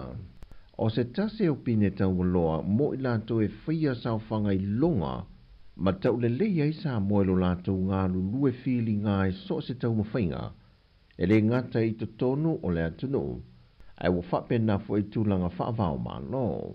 Ma e le whaangaluina e te tai o le malo le tautua le tina ya papali i soli alofi. Wai longa lo na fi nauma le sa ili malo i atu mauda soifua manuia o na i o tātou tangata. E teimi o na toe sauninga sa tau avei na i malu le malo lo na pusa maliu. O le fionga le sui pālimia i atuana te evanga Iosefo Poni Fasio. Na fofonga ina le mōli mau wha pitoa mai le malo. Mai e tau au ina le tanga vai o le atunu i lona ainga. E pine wha mawai le amana ia ma le wha alolongia e Sāmoa awao. Le tautua matavela le tina. E leo mai loa se aso e la waile i unga o le wha masinonga toe ilo ilo o le tamaya Samuelu sua ma le falitua ia sivai kepi. Ma isi o ilanto e to tolu o lo mōlia whaatasi. O le telo whaai unga a le fionga le whaamasino ia kalasa sa anga o lo se e ili mata opo. Lea o lo lui nei lantou nei. Lo na whaamani nongo vaenga o ila whaai unga. O Samuelu mo lo na falitua ia sivai, o lo o la lui ina le te tau leo na whaase ese le fionga antalasa, mai le tau aveina o la lantou mata opo. Ao isi mata opo o lo au fiele fionga le whaipule ia whipule a e whai mata sua, le sunga leo ma Lise Marie. O lo o latu fina wina le te ena le fionga le whaamasino a latu waia te tau lano le whaavae. Latu te filifili ai a latu loia, na te ena le fionga le whaamasino a talasa le tuwa noa, i a latu loia mai whafo. E tawana manga le tau sanga toe ilo na whaamanino e le fionga le whaamasino sili, o ngā ruenga loia. E te tawana o latu mulmul ta ia le whaatula nganga o ngā ruenga le whaamasinonga. Na ia whaai loa foi, a whai ailea vanoa loia mai whafo. E te tauloa o na sila e se isi vaenga e whaatino ai. Ma pe a whai au sita ia e whaamasinonga ngā ruenga loia. Mai ole a whaaono tuwai ai le whaanga solonga o mata opo a le whaamasinonga. E to ono se fulmale lima sui o le au malanga mai atu no e se fulmale whaa. O le awhatisi mai i le whoontanga a te tai o malo le taupulenga ia o ki topa. Na malanga mai le atu no e toi a si le a si singa lona lua. No whanga e whaatino ai vaenga o mama whoontanga a te tai. Pata seima no whanga e wha mautu wai le au su whono. O le whaurulunga o le mtanga luenga o le vaa i whafo, le fionga al pestano mea seme. Na ia whaafeilua i le vaenga komiti ma le asia singa. Na ia whaailoa tua ia i lantou a wha solo le asia singa. E na ia wha maoni le tu ina mai o whautuanga e tāpena i Sāmoa mo lea taringa malo tele. O no whanga na asia sia e au fiel malaiwa a lele whaavao malo i whaleolo. O le maunta whono le pāre mene o le a whaabautu i whono au tū o whale tari malo. O awala o whemalanga inga, ta penanga mo le vaenga le vaevai ino le autu stala ma whesota inga, vaenga tau le soifua maloloina malatu ta penanga mo ni whaavlawe tupu whaafosei, o le ta penanga po le ngā sesenga o tau mawha, malin ta penanga o le taringa leo malo e tau no mai. O le vaenga sa tele i eile asia singa, o le siaki ina leo le whaatula ngana o le polkalame le atinu, i le leo ina leo le saunga le mua le whalefono o le pane mene i mulino. Ina ia mauti no le tāpenanga Sāmoa e malu pui puia le soifua o taitai o malo le taupulenga e le anga i atu i mulino ma le toio ese mai a nga i no whanga o lo whamautu wai. O le atadia foi i se whautuanga mai alato reporti la atu whaatasia ma tu ina mai i tāpenanga le tātou atano. O le vaiaso nei o lo whaamanatu ina i le telo pōrakalame e whaelonga i nai le atoanga o le se lautau sanga, talu o na whaavai mai le asosia tama ma tene tuai o le Malesi. O le polokalame o lo whaanga solo i le so, o le solo tele alo ma whana wa onga, ma ia onga tūlanga lua le malisi whapena fo i le kolisi i sangato Iosefo, o whaana puputonga po asosi ese mea tunu i whafo, o tama matene tuai o le malisi. O le pokalame o le asoe a ngai le solo i luma maoto le malo, a mai ale sisina e o le tanga vai o le sa o le tonga o le tātu o tunu, o na whātau teia leo le sauni ngā loto e te tala alo i ail wha moe o le neiva yaso atoa. Mo le sila fia i le pokalame o le neiva yaso atoa lo whātasi e mata amilusanga o ta alonga teito fitu, ne ti polo maisi, mo le whaamanatuina o le atoa ngolona se lautau sanga, talu o na whaavai mai, le asosia le Malaysia le ngate Sāmoa nei, ai wa whapena foi i atunu i whafo. O tala fōwi o le ni aso, manuia tele lo tātu o tunu, whaasoi foia.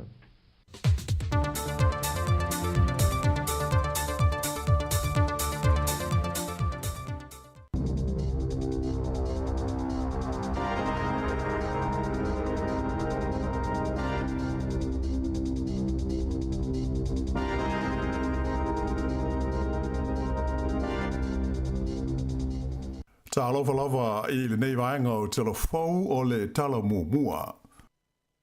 E to tele tangata o lo tau fia i le tonu o fale pui o New Zealand, ona e le ai e se isi mea whetau i matala whengai e ta tala i la tau e no nofo ai. Pei taila e le o mawhai le teimile nei, ona wha mau mawina le lei uma ia i tua inga o wha whita hauli. E leo mawhai o nei loa e le mtanga luenga o wha misinonga, ai wha pe fo i le mtanga luenga e pūlea fo le pui po le corrections, pe to fia lava la whai o tangata ia o lo ta fia nei le tono fo le pui, ona o le ai o ni a inga e mawhai o na te tala i la tau iai, e tusa o tu langa masani o le tu la fono. O se lipoti tusia mai le mtanga luenga o wha misinonga, na ta ua e wha pea o le taimi e ilo i nai e se wha amasino, ia le te tala i tua o se tangata o lo tau fia, e tele lava vaenga e le tau ona sila tu toa iai, e au fiai le sa o le tonga o le tangata o lo a fia, a ewa pēr mana onga o tangata e a whaina i ni sori ngā tu la fono, atoa male saonga le mu o isi tangata lau tele. Whai loa mai whai le mtanga luenga whare pui, o le whaamasinonga lava e fua ina le tulanga mai e inga e te tala ai se tangata i tua, ai mai se o le tala whengai, male le leo se whale, ma se ainga e te tala atu iai. Ai e iai le fiso sani e ma whai ona whai le ofisa mo le vaenga i nisi o mata opu. A whai e le aise no fuanga ma se whale tala whengai e te tala iai se tangata e tala sanga, e ma whai le ofisa o whare pui ona sa ili i se whale tala whengai e whai iai se whai unga a le whaamasino. Peita ai e le o tangata uma la tau te maua lea vanoa. Ua wha i loa mai le wha moe o le company o le Conveta, lea e ngau sia ma wha tawina i whafo le meli sua molie po le hani a New Zealand, e na ia wha malon loa na tangata whai ngā ruenga, ma wha i titia na ngā ruenga whai, taruai le pa uo na tupe maua, mai i o loa o loa wha tawina i whafo, a ato fo i male vai o le tūlanga mo o mia o le hani a New Zealand i le tonu o Saina. O le company le nei le Conveta o se tasi o company lisi i le ofisa e whaatau i na aise o company a New Zealand, le NZX, ma na whailo mai le songa fuana nafi, e tusa male se furu ono te si male 8 miliona tā la le ngau sa iai o le company i na ua uma o na tutongi ana la fonga, mo le tausanga whaale tupe lua afe lua sifuru ma le whaa. O la wha ingo tupe maua le company mai ana o loa sa ave i whaafo e lua se lau ma le whaa miliona tā la. O se a wha ingo pa pe awha tusa i le tūlanga sa iai mua i le wā leo le lua se lau se fultasi miliona ma le lua se lau se furu ma le valu miliona tā la. Wha ilo ma iai e le lipule ya David Banfield, o se tūlanga le manuia tele ua mai ta wina i le pau o fe whaatau inga a le Conveta mai wala ngā tawai o na whaia wawe se fuafuanga e au fiai le vahe o lau whi ngā luenga ma le whaititia o ngā ruenga whai e le kaumupani. O le asongofua na nafi, le ana amatai i le ai o Palmerston North, ia le polokalame whaataitai o boot camps, e ave i aitu pulanga talavou e whaamaunia a lātou soringa tula whono mamafa i luma o le whaamasinonga. O le whaamoe o polokalame nei o boot camps a le malo o New Zealand, ina ia toleni ai ma o awina to maiti, ina ia sui a lātou wa mio, ma aua na itoia a fia i ni soringa tula whono a awanga ina mātutua. E tāli fōlinga, ia i tu ainga o awaonga, i polokalame wha military e ko leni ai fita ina ia maua le malosi o le tino, ma le tomai i ngaio inga tau le pui puinga. O le matanga ruenga le oranga tamariki e pūlea ma wha afoina lea polokalame, ma e toa se furu lea whai o ni tamatalawau, i le vāle se furu lima ma le se furu varu tau sangara mātua, ua tu uina atu nei iai. O tamatalawau uma nei e toa se furu ua amata ai lea polokalame, e mai i le motu i mātu o New Zealand, mai o le toa iwa o i lātou ia o Maori.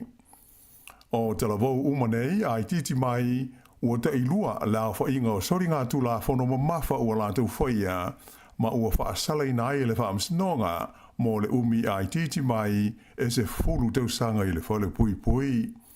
E tu sa mo le tolu se furu la whaai o lau whainga luenga le mtanga luenga le oranga tamariki, sa o awina whaapitoa e le fita ale malo New Zealand mo le whaafoina o la lea polokalame.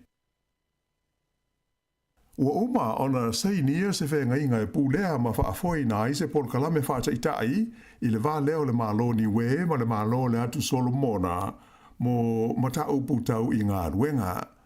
Ua whaingoa ina le whenga inga i le vā o tunu e lua o le Inter-Agency Understanding, IAU, o se murienga mua lea ua mawhai o na whaatino e awala i lalo le whenga inga ta ua o le peisa lea e ngā lulu e whelangolongo mai ai atu nu o le Pasifika i le fesuia ia o tangata whai ngā ruenga.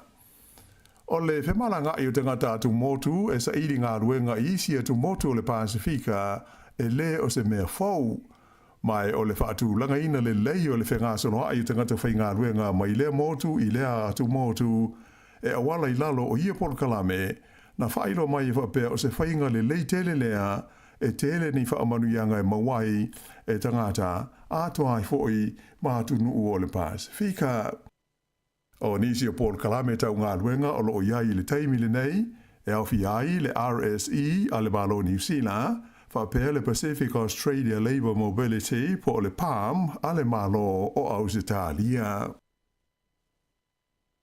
E tele atu nuu o le Pasifika e au fia ai ma Sāmoa, o lo tautongi nei a lātou ai tālafu i le mālo tele o Saina. O whaamau mau ngālo ia ua whaailoa mai i le teimile nei, ua iloa ai, i le tonu o le luas furutau sanga ua tua nai atu nei, ua avele mālo Saina, mātu nuu e au pito i tele ana tupe ia ua ai tālafu ai ia mālo mātu nuu o le Pasifika. O se lipoti ele whaalapo tonga whaale wao malo e whaingoina o le Lowy Institute na tau ai o Tonga, Vanuatu, whaapeai ma Sāmoa. O tunu ui e tolu e au pito i te lea lātu ai tālafu o lo tau tongi nei i a Saina pe a fua i le tūlanga o lo lātou ta mao ainga po o lo lātou GDP. O le malo tonga lawa ia lata i le 4% o lona GDP po le fua leo lona tamau ainga. Ia le hawa inga o lo o ia te tongi atu i le malo Saina mo a latu ai tā lafu. O se fua au pito mawa e tu sai o le lipoti a le Lowy Institute. Ai o le malo Samoa e tu sa ma le 2.1% o lona GDP le hawa inga o lo latu tongi atu i a Saina. Lea u whaatulanga ina mai e whapea, o lona wha leo pasene au pito māua lunga mōni ai tā lafu tutongi i le lalolangi a toa. Ai o le malo Vanuatu e lata i le 2% o lona GDP, o lo lātou tutongi atu i a Saina, mo a lātou fōi ai tā lafu. O isi atu nuu o le Pasifika o lo tongi i a ai tā lafu i le malo Saina, e au fi ai Fiti, o Papua New Guinea, whapea ai ma leo te kuki. Mai na whailo mai e la wata mai o nei ai talafu e o no tele isi whaafi tauli e ali mai ai mo tu moto le Pasifika. Ai mai se taimi a whaina ai ma whengai ma whaala lave whaale natura e pei o ni a whamani mafui e a ato ai fo i ma whaale tonu tautu pe whaale wao malo e o no a awhi ai le te tongina o a lato ai tā lafu i atunu i whafo. E to tonu tangata ua maari liu i se whaale lave ua whaamtaleina mai e leo o se whaale lave tau ta vale ma tau tia na wheto ai se loli ma se ta male lai titi le tu malo o rangiti kei.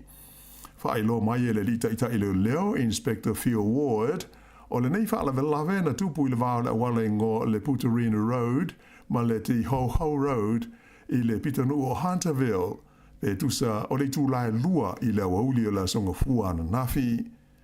E tele i au nanga la vea i sa awina atu i ai le mea na tupu ai le whaale lave ma maua ai tangata nei e totolu ua maari liu. Ta ua ele li leo ia Phil Ward o le aveloli sa tonga fitia i le whale mai. Whaali e foi ele li leo o so se whaale lave lava e whano ai le soi fua o ni tangata se totele o se tūlanga e te le lava le a whaina ai o te ngata whainga ruenga o au nanga lave ai.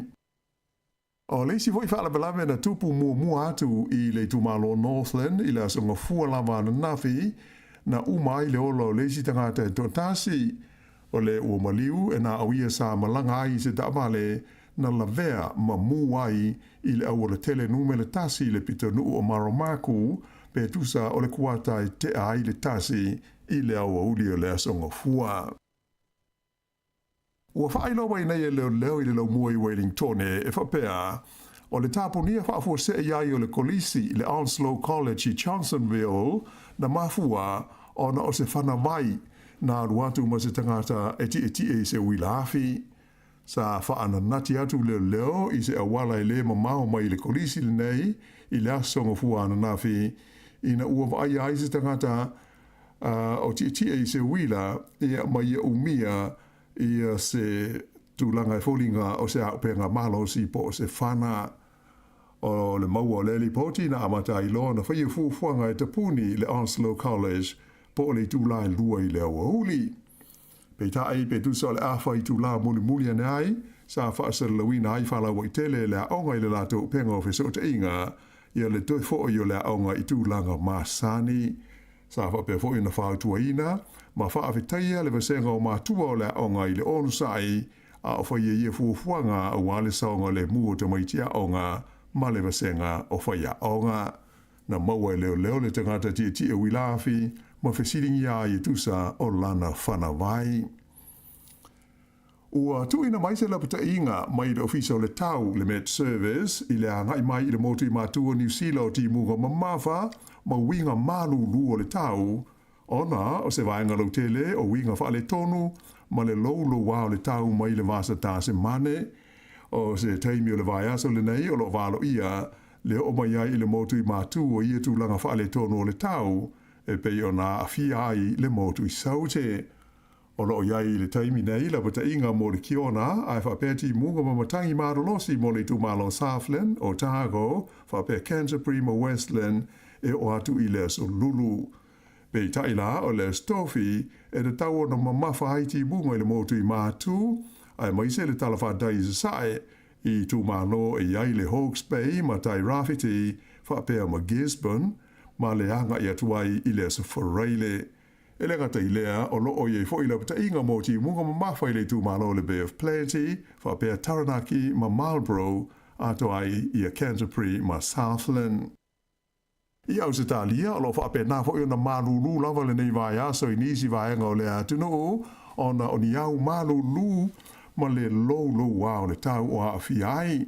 O le taimi nei o li putia mai le mamafa o le kiona o pa i no fuanga ia masani o na whaiai whaase e ngai le aisa i le tonu o Ausitalia.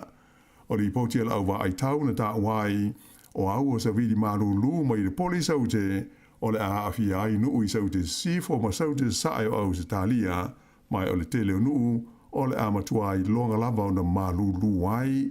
Ta ua fo i lo fisa le tau, o le marolo si o matangi, o le awha o popo i tūlanga wha le tonu ma le lolo wau le tau i ia vaenga o au se tānia, o le ai o mele pone, o lo maro ia le anga i na tau wha i titia le mamafa i timunga i se taimi o le so. I ta alonga o Olimpeka o lo wha solo nei falani o le ua tolu aso talu ona te tala alo ia ta alonga ai ele i maua lava se pine a New Zealand. Vei tai, o lo tūlanga le leile teimi nei le aula ka pi fitu o ta mai tai le Black Ferns le ua sao atu i le vaenga o le quarter finals. Ia mai tele fo isi ta alonga o lo tau vai e li im ta mai tai o le au ta alo New Zealand e ono maua ni pine a o whaanga solo ia ta alonga le lololangi i le ai o pale i whalani. Ai i le teimi nei, ua lipo tia mai le amata ona vevela o le tau ma le sio manga i le ai o pale. Le o mai tawina le anga i na o atu i le maua lunga e toru se 4 degrees o le fua o le vevela o le ea. A o le i te talaina ta alonga nei a le Olimpeka i le whaeunga le mai aso, sa iai le popolenga i le toe tūla i mai i le tono o whalani o tūlanga vevela ma tautia i le heat wave le ana la vea ai i le tausanga o mawai ma maliri wai le whaitau fia awhi o tangata. O le vevela o le tau e te le whaafi tau li o no tūla i mai ai pei tai na whaalia o lo ngā rurue i a fōmai ma la tau e pūlea ta longa nei i fuafuanga a tō fōi ma la pata inga o le puipuinga o auta alo ma i lātou uma o lo o iai nei ta longa. I le taimi nei, watu i nātu i auta alo uma ma tangata mai moa i ta longa i a whautuanga ma la pata inga alo i e tusa o mea de tau ono whaia ma whaautangia ma tā pena iai i le taimi o le ai longa ona bebela ai tū langa o le tau a o whaanga solo ai le Olimpeka. Ia, o le whaenga le nao le nei vaenga o telefou.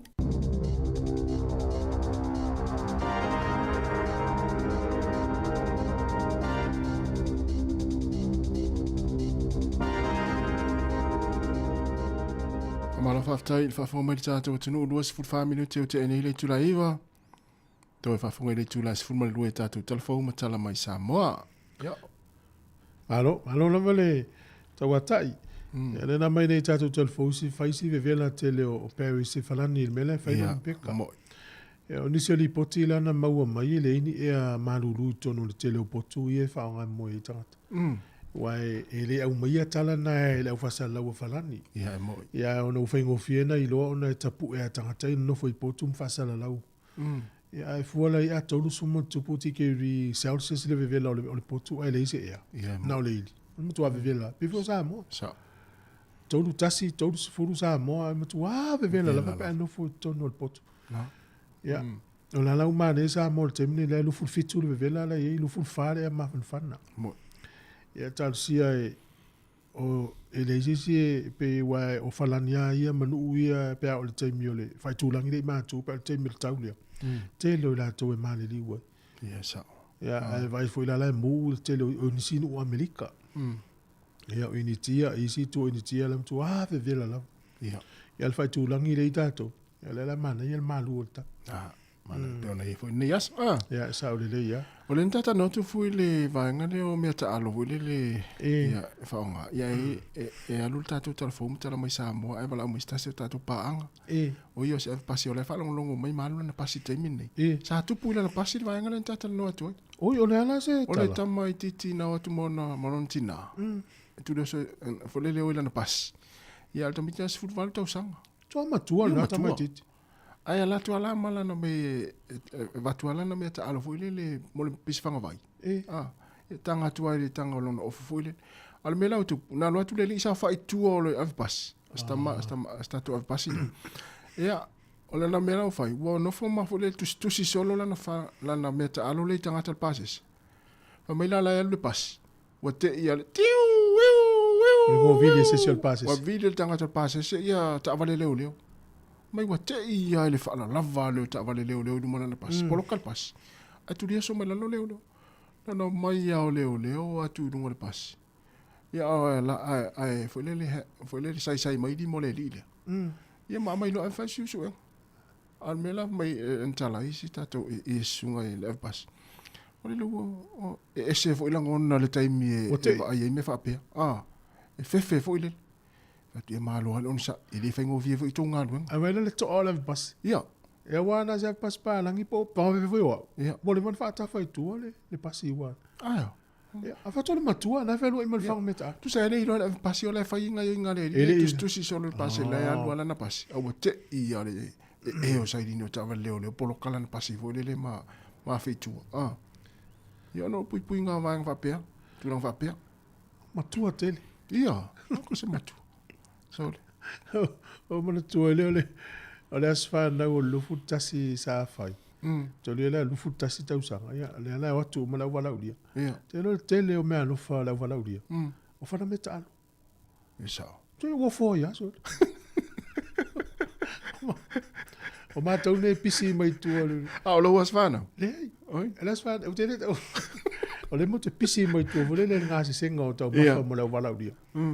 Ita tele wano ya wa mai alo to ita pena o moment vel fa muy. Ja. Ala la wala o mel ta vel. Wa me. Mo me alo foras fa na. Tele mo me fanga meta.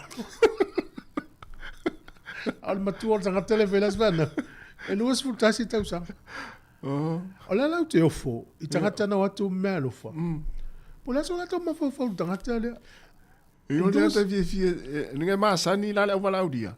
Ele soi fuanga tangata lea mai aso lai titi. E fia ana i whanga vai Sāmoa. Luas futasi tau sanga e watu mala e wala uria. Kutu le telefea. Wana whapea sa ulu futasi e watu i ma mea tāna whapea. Ai ilo muri ane. Ai ala uloa nei o tangata umal matu e kare si ele na watu ma mea alafai. No le sa wha anō ilo ile matu whai whiau. Pe whaina ula tu whai meisa wha aftai lunga ile. Yeah. Ia no tu le tu mai lunga. Ia fa afta tu tatu kale si mo me alo fa lo was fana. Ai manli. E le si ta mai titi fanga vai ta mai titi. Luas furta si tu mai fanga vai na le ta idua ta la li mai le tu tolasio. Fa fian fai. Ale wa lu me ai matu wa ingal tatu lo was fana. Ia mo tu ala ia tanga ta tali atu. Ia tu do tali atu ia. Fa malu lo tu tama fias fana. Ia wo pe o mafuanga na mato ato me ia. Eu vou dizer, são fundraising dessa pelo.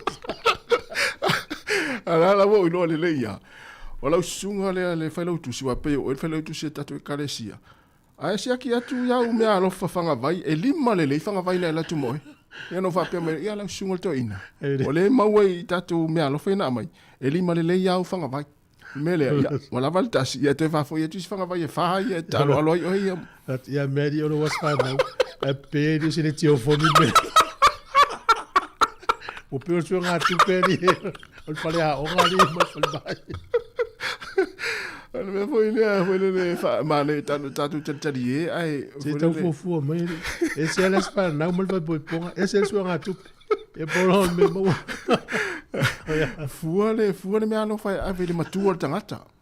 Wa le fa pe tu e la mai matou me ai. O lo was fa nou. Atu matou fanga vai mo me volelo. O penitala ele ai o tino to ya on. Fa mo mo. Ja. Na. Alailo. O le ia mo se meto ya nga I paua. Luta lo na o yo fo vai. E le o tele titi le fo le iva ta ya ne le so lua. Ya wa mata fo nga le wala vai tu fa. Telefone o ta mai tile a onga ma le ma tu nga luenga. Ja. Te mana ya ne le fa nga tele la uasia mai stanga te el pas. Mana ya. E wana e o fua ya te o mai le fale la fo lua tu le tolu nga I tu e fo I ta mai ti ma le nga lue. Watu wai ya na o tau sanga fitse fu. Asa walu te tafao. Te tafao fo le train. Aluanga I parpara umu sau aluanga te Wellington. Ja, ete mele al fo I na to tasi on site. No iva.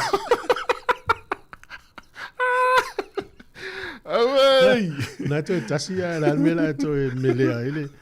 O ele malo. Ja, el tato programa soi fu malolo ina ele tu las fulu. Ja, mo. E lo te per mai sa vina casiano. Ja, e tu fa talo fa tu isi tato pa anga yo ton fai mai. Aneia. Ja, o menora, ama mua, o ele na fa me le pulta vale menora. E fa mai vai mai e seru no no inga lo o le fa te nga o le do me menora fa fo tato fisa. E me o le ni no po. I lau lua. Tala whaisunga mila toa, whatalo whatu, ia waalele mati, ia o ave au na ama. Maloveau. Ia ave au, malo whatai, whatua te risa ene, ia whapefo i sunga tangua i rani, tutas. Ia whatua Natali pele pesamino, ia meise foi ia le to telo tatu tunu sunga asapese, malo, taringa le vau, to lei, malo le vau. Ia le mamea Iva. Malo le mamea. Ia wheme, ia whapefo i pua Maris, malo whatai. Ale la tatu o whawhianga nei matamata ia eme e teru, leo 2 minuto na leo le tūna sifuru.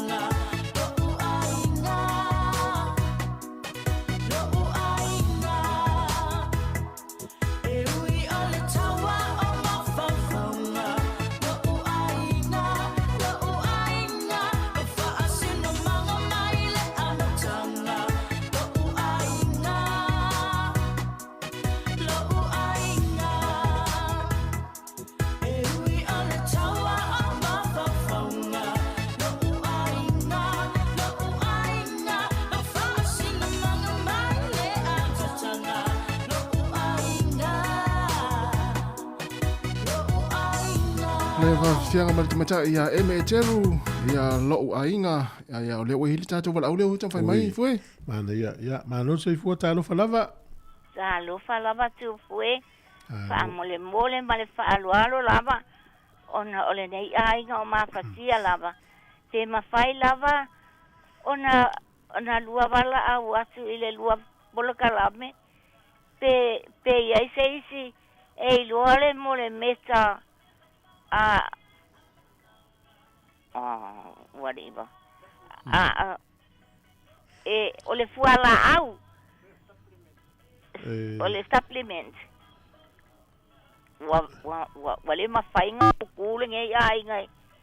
Ilunga onga ole malu lua wa kili ai fai me ongungu. E alu se si ole tunu e o mai pe ole sa onga ole. E ai. Amole mole anga ngasa ilunga kangaka ilunga fasala lau mai. Ole ala nga le mawaku. Aile ika ua mai po ofele me o kanga i aile fuala au. Le tapu fuala au. Le ala wa kabili a wa o luai ese lelelei. Awe ke soi la sungale. Awa. Pa mole lava ma le afionga ya mava. Se ilualo lo fa mai ya elenge ai nga mapakia. Tina, ele hise po kalame na luatu ine na tau tu ini fuala au e fa atau. Lo po se si au nanga te u se le ai. O le tangata le na sau ilunga online. A o le o telefon ia ku lo po kalame awai ai. Kai mi fo ie e fa e ke lua fa sala la wai ni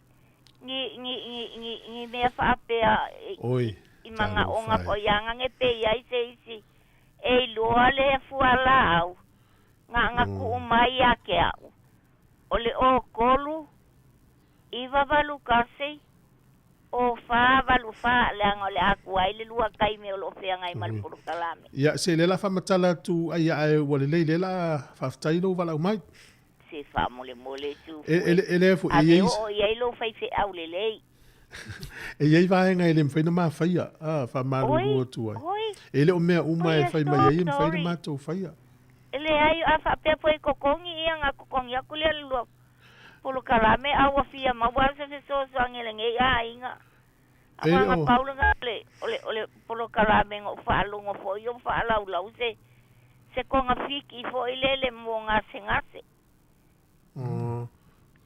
ia fa lo mo se sol tatu tu no so soni mai le stinale vili mai o fa tol va lima lo fa tas no tu animo ya ma wol mele filanga lo stina si a fa tai ole meta ole fala au ole meta supplement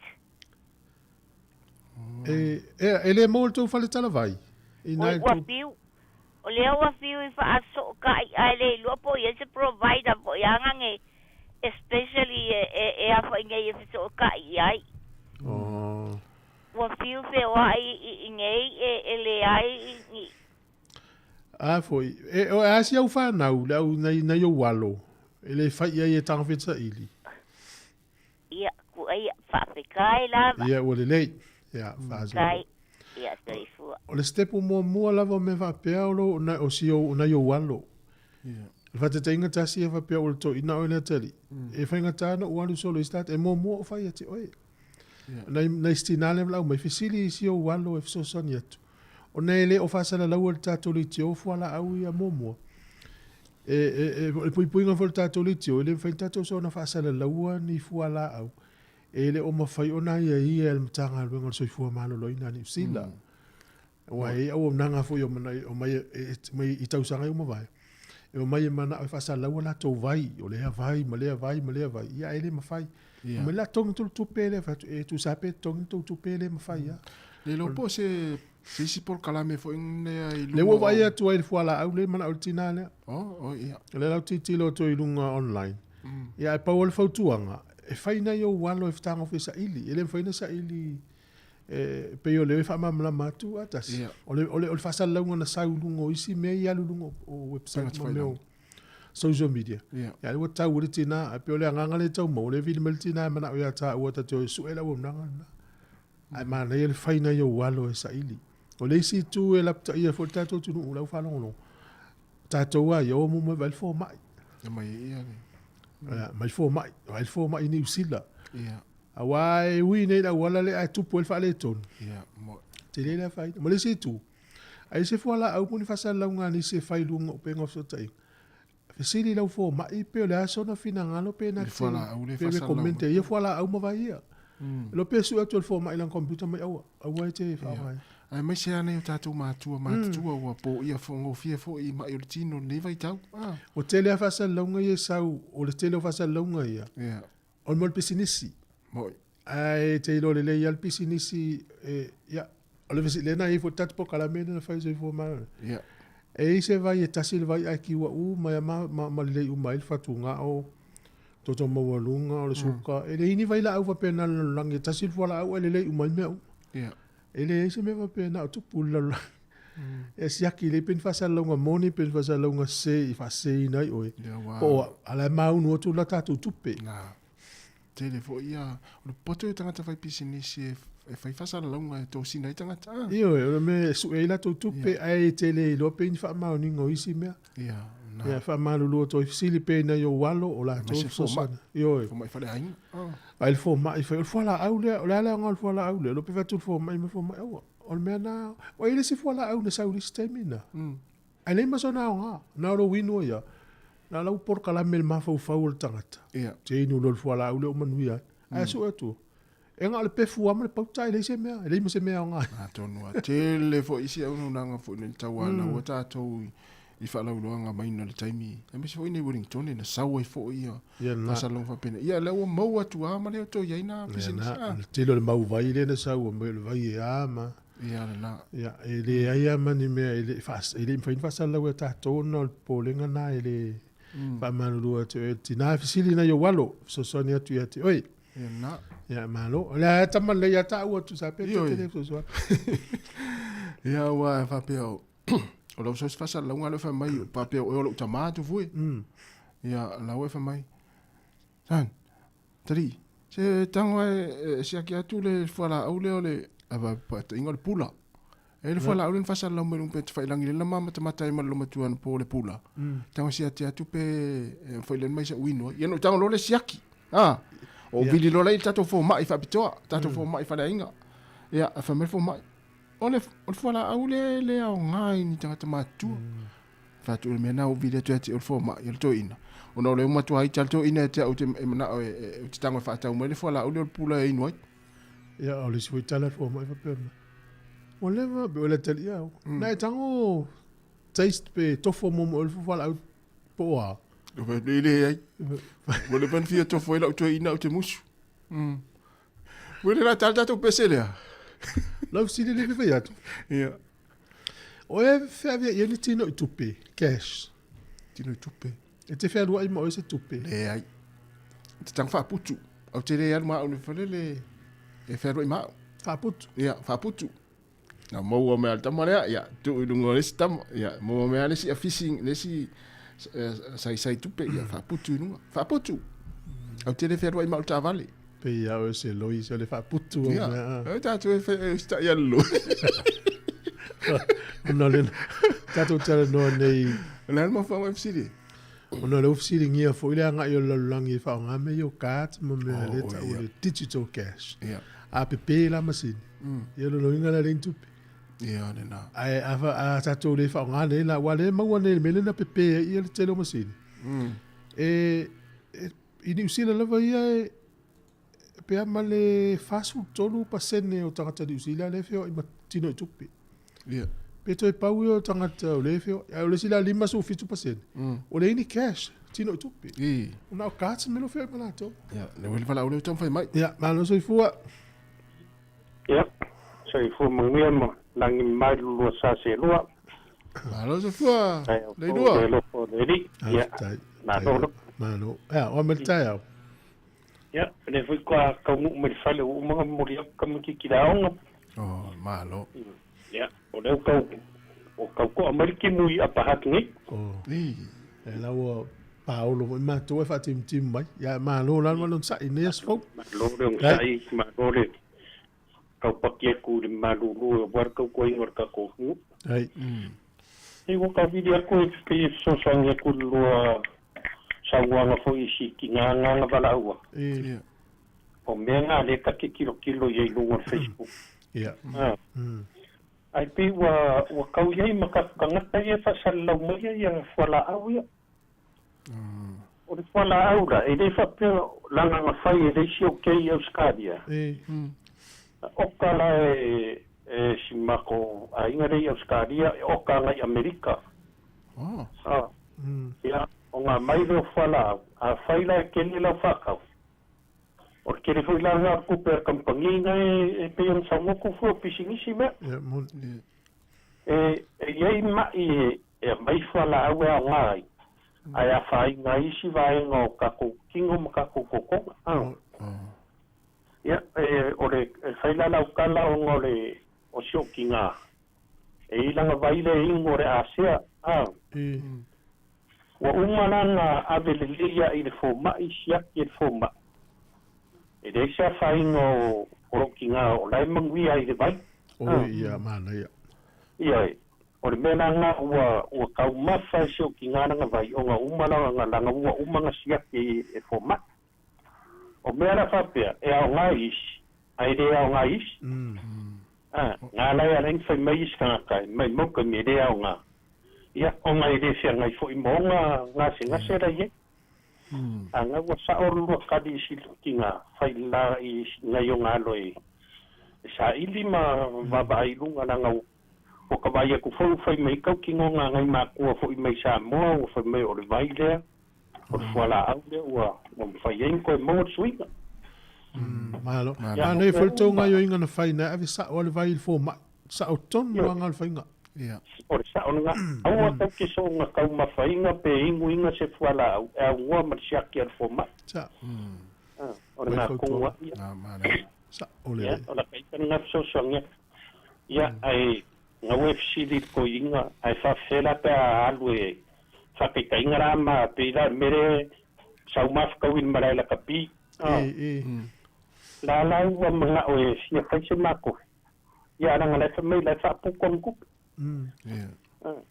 Ia, a ra fo e awa o mai fo i whamika koe vai le loi whapuku. Ia, la fo e whamai kuspai. Ia, o ia mia lo so i fua ngangei. La faila ma ia ku ia la pe fa ora sa puku po me ai lo la e alu ia fa lo i le finga ia vai ka ku penga tangula lo moenga. Ia awu fa puku. La polista malo manu ia. Awu ele ia le lo ia fa putun tupe te do inuti ai i la kapi. Ele le nganga na ya luilu fa putupe va tu e nolti le ai. Ai sa wa mana inti sa ma tupe nolti. Ai fa pu le lo wingo la kala. Wala wa mga o fia fa se ko fe ma. Ya fa nga wa re se kupe. Ya o la fa pu ku fa ia pe ke wa ku ngeila wa bange wa mu fa le. Ya. Ala mele no foi fa muro o fale ele o finngale tu e muro fa. Pe o fa te inga. Ele no mo example. Olha, tem faz sunu do falei ia mua.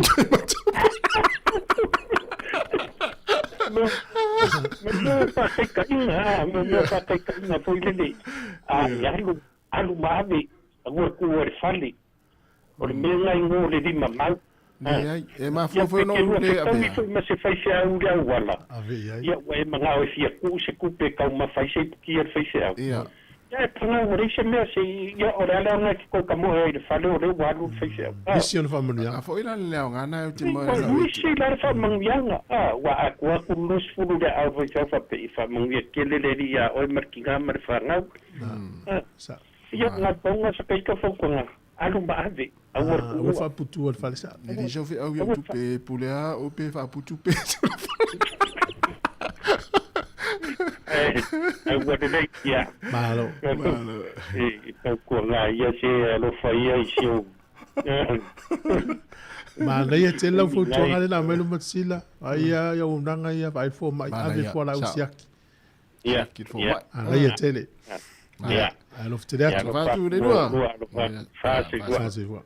So iwa minuto na tano sfulu. Na tona lu ta pena man por klamel so ifo mana loina. Ai le umal tatu tal no imta upuna yo no ta wotele.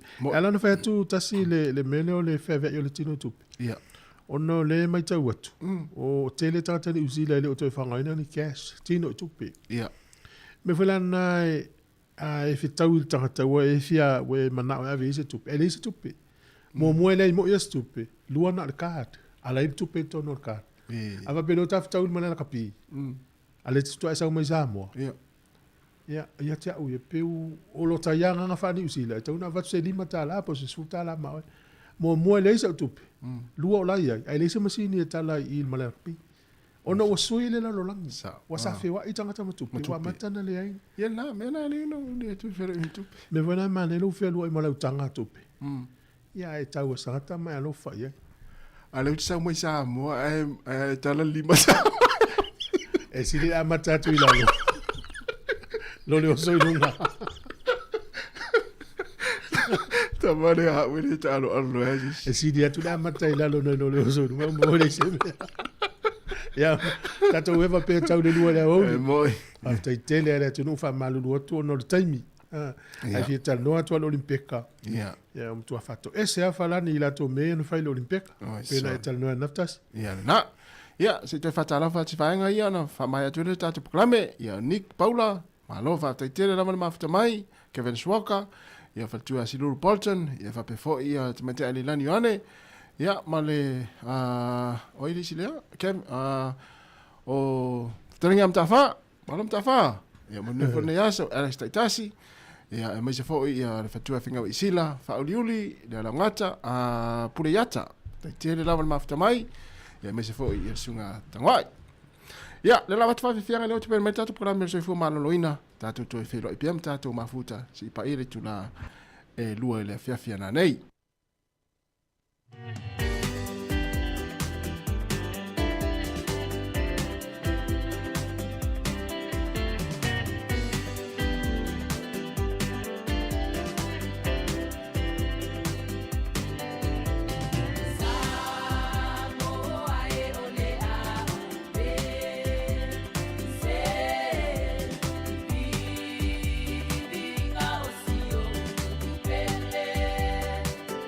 Ai,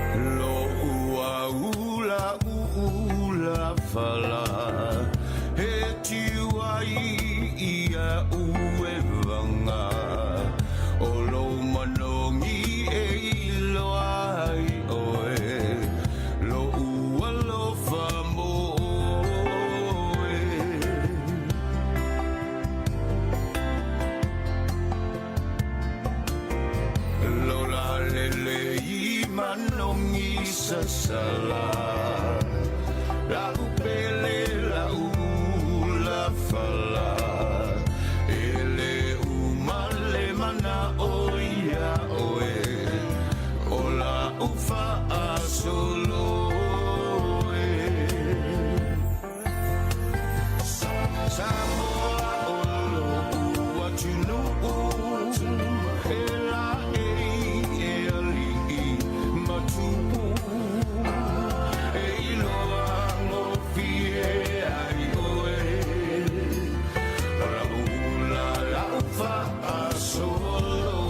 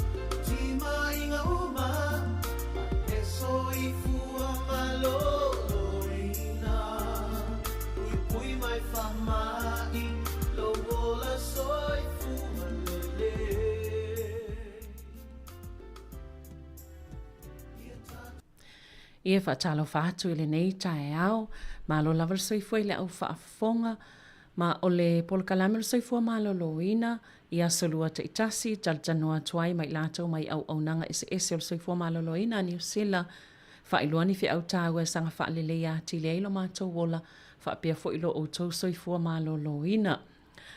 Ia, o le tau nei, o le mātou jaljanua tuai ma le sunga ia palolo Scanlan, mai le breast screening, po suenga ma whaatau susu o Tracy Baker mai le cervical screening, po whaata I o le whaau tangata. I o le wha Isael wha moe tala noa tuai ma le sui o le bowel screening peitai. Ia ua le mawhai o na pa au mai ia o na utuangia le ma alofia. Ai o le tato pokalame na o le alo atu nei tau. Well, welcome and good morning, ladies. It's a pleasure to host you in our newly opened studio. Talofa. I'm Tracy. I'm from Regional Screening Services. I'm focusing on the cervical screening today.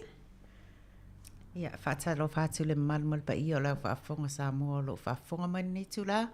Ia, o lo ngō pololo Scanlan. Ia, o le neiwe wō mai at whaatat noina nem ta upo susu enga o susu tina. Ia, malo lava soifua Sāmoa. Ia, whaapea fo en whaatalofa atu I tue wha o le au Pasifika o lo whaafonga mai la tau umalava o lo malamlama mai le ngana Sāmoa. Malo, ia, moni lava wa mawhati munga nei tae au, ia whaaftai le alo fo le atua, le umwhentatu to whailoa ai, I le nei tae au fo, malo lava ia te o lua I le ono sa I mai.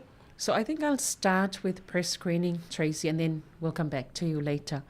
Ia, palolo mana ia lava le amata mua lava I nei vaenga tā ua I o suenga po wha atau tinamata mai tai. E mai se lava po ni wha maunga o ni tinamata mai tai o nei to anga to e wha I o lato wha ata po siaki fo e tataua I tau sanga ma taimi e vato ele tusi I lato. Ia, whaaftai lava Savalina mo le avanoa. Ia, o le whaitaua whai o tina Pasifika o iei nei o lato suenga po o whaitaua whai o tina I was screened. Ua o tu le 67.7% ia malo lava tau mwhai, malo le on sai. I know ele se mea whaingo fie fo I le tu o taimi o ngaluenga ma ainga e o atu whainiso suenga ia ai wha malo le on sai. Ia o le aso tōna inti atu nei na whai ele priority day po o le aso tōna I whapitoa lava lea mo o tina Māori in Pasifika I tono o Wellington a me se lava le pitono ule porurua o le aso sa whai ele kini Peru le whalemai kini Peru. Ia, e tōs fulu tina sa whapea ona whai ala lato suenga. About 30 women were screened and most of the women they didn't turn up were apparently Samoan women, which is pretty sad. But some of these women, it's not just not turning up once or twice or three times. It's about 9, 7, 6 times, which is it cost our government a lot of money to do all these things, and we are not, and it's a small opportunity for us because we are not the only one that need to be screened. We've got millions and millions of women in New Zealand that at the age group 45 to 69. Olo ofia mana o mia whai ala tu ngā awatu uati ati oele le nei ava noa tsa o e whai low appointments, but you just turn it down, which is pretty sad to know. Ole winga lau saunanga palolo ole whaatasinga le sa whai lea so le priority day le sa whai lea sto na I kene puru. Ole to tele lava o tina matama itai na le I o atu o tina matama itai tātou Sāmoa. Ia, e to tele lava o Sāmoa. Ia, ai...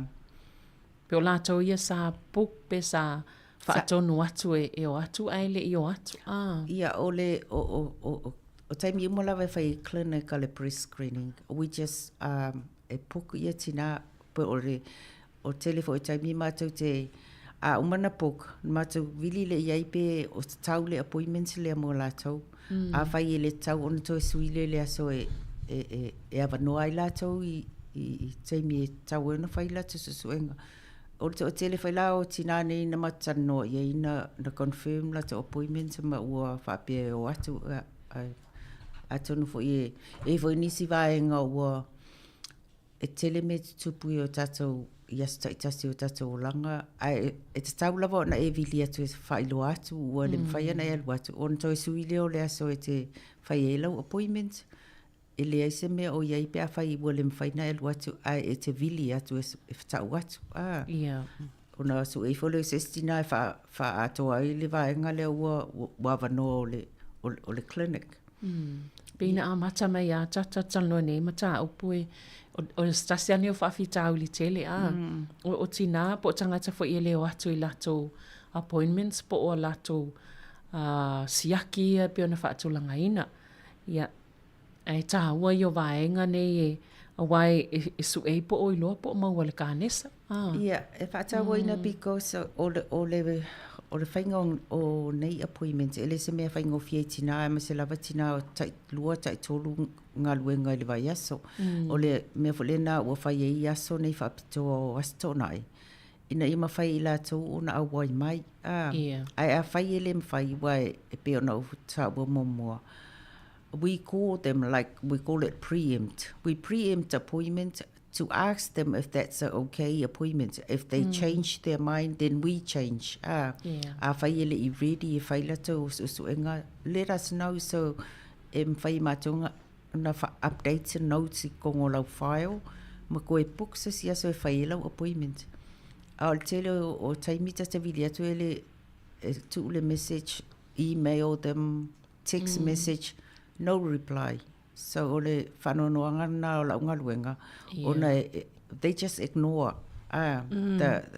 If we all work together to support each other, then we'll make the world easier for all of us. Ia, o whawhitau li nā le tu mai tatou tatina. Alo. Ia, whasolo mai lai le si tau pokalame le whaanga solo o a whela le si e whai ele si tau priority day lea po o aso I whaatua mō whaatama. Ia, ole pokalame o clinics ngai o e whai whaapito mō tina maoli me Sāmoa. E whai la e tai whaa li tausanga I whaaporurua, whaaloa hat, whapea fo I Wellington Hospital. Ia, ole vaenga la le o la o tini e whasalongo I loa hat. Le salus full wha o kuso. O 24th of August is the priority day in the hat. So, o le wela ua mātou angalue e suetina e awa noe o mai whailato su e nganei asu. Malo. Ia, whaanga solo atu o le māsina o awhia fo le māsina le wha mamalu ai le māsina le nei I nofo sila fia I tangata I le press screening ia po o le. Te whamanatu tu wai o le nei pokala me le press screening I tono New Zealand ia o le māsina le o kitopa. Ia. Wha celebrate ai le breast screening program or breast screening awareness month every year e olo ia October ia taun tatou whamanatu o tatou a inga po I latou fo I wātou al whāsuma 5 tausanga ina ia o atu e enroll ma whaina to appointment e whaisusu enga o nei mta upta ua le tino ia whaftai lava. Malo. Ia.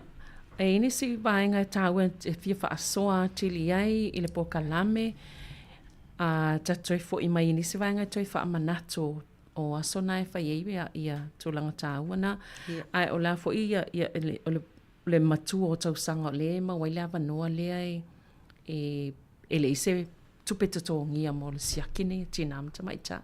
Ia, o le tausanga po le soifuanga o le tina o le whasuma 5 tausanga se o tu leona sfuma 5 tausanga le matua mwhai e ona e enroll I tono o le free screening lea o le susu a whai e o tu le whasuma le leona sfuma 5 tausanga I ona umafo I le ma le nā suenga ai o lo o mawhauwhau po ua amata nei o na aluatu ilunga le fitusfu whātau sanga le lope amata tausang fau o na tu mai lea wanoa e whaatai tina I anga ilunga le fitusfu ma whātau sanga.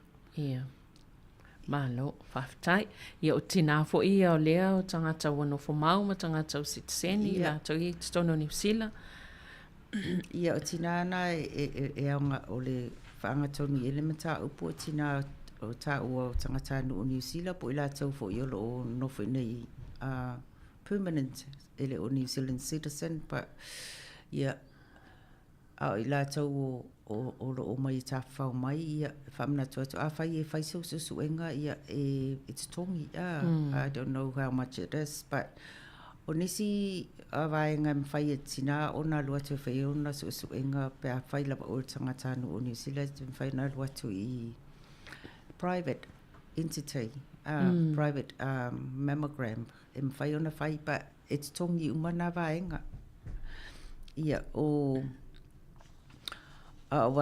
mea o whai e su enga nei ia o Wellington i le whalamaitele Wellington o whalamaitele i Kinniburgh i whapea le Breast Screening Centre Lower Hutt o nā le ofisa tonu o le nei whaata o susu tamaitai ia whapea fo i malvaenga le o i Wairarapa la fo open ai le place i Wairarapa i o Chapel Street 70 Chapel Street i Wairarapa ia whapea fo ia Lambton Key le Pacific Radiology Lambton Key 142 Lambton Key ia malisi vaenga fauna o whapopo ia i o le 276 Lambton Key o i fo lesi le level 4 na wa i lesi of le radiology e whai e susu enga o whaato tina mesela vila to o i Wellington ia whapea le maupau le whelwa i tono o Lower Hutt o i tono o Wairarapa ma luat fo o i lesi vaenga le Kapiti. Yes, I offer Iwainui recently, 2 weeks ago, say le mobile sa faifa ato tina Iwainui. It was a good result. Yeah. Oh, very happy. Mana ia tele. Ia, mantu ona ia vanoe e tongi e leise to tongi mo i lato ia bion ta ue palolo lato tau sanga. E whape whele tina lefta ato nei le whali ma tau sanga e alua ia longolan fo mai pe e o to meti ale la fo me e o tau le tosi. E matau whaingaruenga, matau tangalua whaatasi ma GB po fo mai. E watula tau lisi o tina ia ua whasu lima tau sanga. O matau vili le iai pe mana o e sawi e lunga o pokalame. O matau lia o tatau pokalame le fo singa sesi. Yeah. We ask them if they want to enroll on a program. You can enroll them on then now and then. E alu lungo le pokalame a fai fo e mana o enroll lungo le go online. You can go on breastscreening.New Zealand timetoscreen.New-Zealand www.timetoscreen.nz and pole o lo wal fo le GP e me fo enrollment form i o le fo mai mana o mia ona fsil ia a fai e lo la wal fo mai tina eu ta fast mal lima tau sanga a fai o to visit le doctor ia on tango le doctor ava to ele enrollment form because supply to ma to enrollment form every for mai that's how we work together with GPs to get the woman who's 45 to get along a screen. Yeah. Malo. Ai whaape whea le tūlanga lea le whaangasalonga le whaingal whaata mo le tina lea le i le fto a mawal po kalame mai fefe fo i alu atu mwhena mausin whaamtalanga i le whaangasalonga le whaingal whaata whaamole palolo. Ia a whai to a whai sio whaata o lo e mana o mia si tangata supportinga o le whaingal whaata mwhai lawa o na matau mai so soani e te oi ave oi whailau whaata whamtatala te te oi ia tūlanga e o iai i le asa mua te alu atu e lau whaata pe whawhewhia ia tūlanga o le a la o iei oi le nāso o a mea te mana o mia te alu atu ma oi po avo i so whamtalanga lava e mwhai lava o na matau supportinga oi tono o lau whaata e mwhai fo i ona tala noa o e maliteine le whai e whaata ina i e malama lei e tele i o atu taimi o lau appointment e le aini le fa pe a fai lava e se fasili ma fai lava ona e vili atu le telefoni le 0800 270 200 po any questions po o lo fia silingi ai e fai lava ona e talano atu le au whainga luenga o le matau o le whainga vaenga o le matau ngaluenga matau whatatanoa ina ia suenga nei ina ia mawhai e tina ona malamalama lei ai le ia luatu o ia ilana appointment. Ia, o le telefa o tina fau ia o atu i taimi appointments. I may se lava pei o, for example, priority days. I sat with them and talked to them about before they go in to have their mammogram done. So I deliver education session to them while they're waiting in a waiting room. Yeah, and some of the women, they are really, really happy to get all the information before they get there. Yeah, so it's important. Malamalama lele tina le botu ye yana. O le swai mea whata wa ina whai te mana o e te Sāmoa myself friend or any in your family, whoever make you comfortable, your husband, yeah, you're welcome to bring them over to our program. So Sonia tina le so le isi stasi lango ya te il te mel watoi Whailan whaata.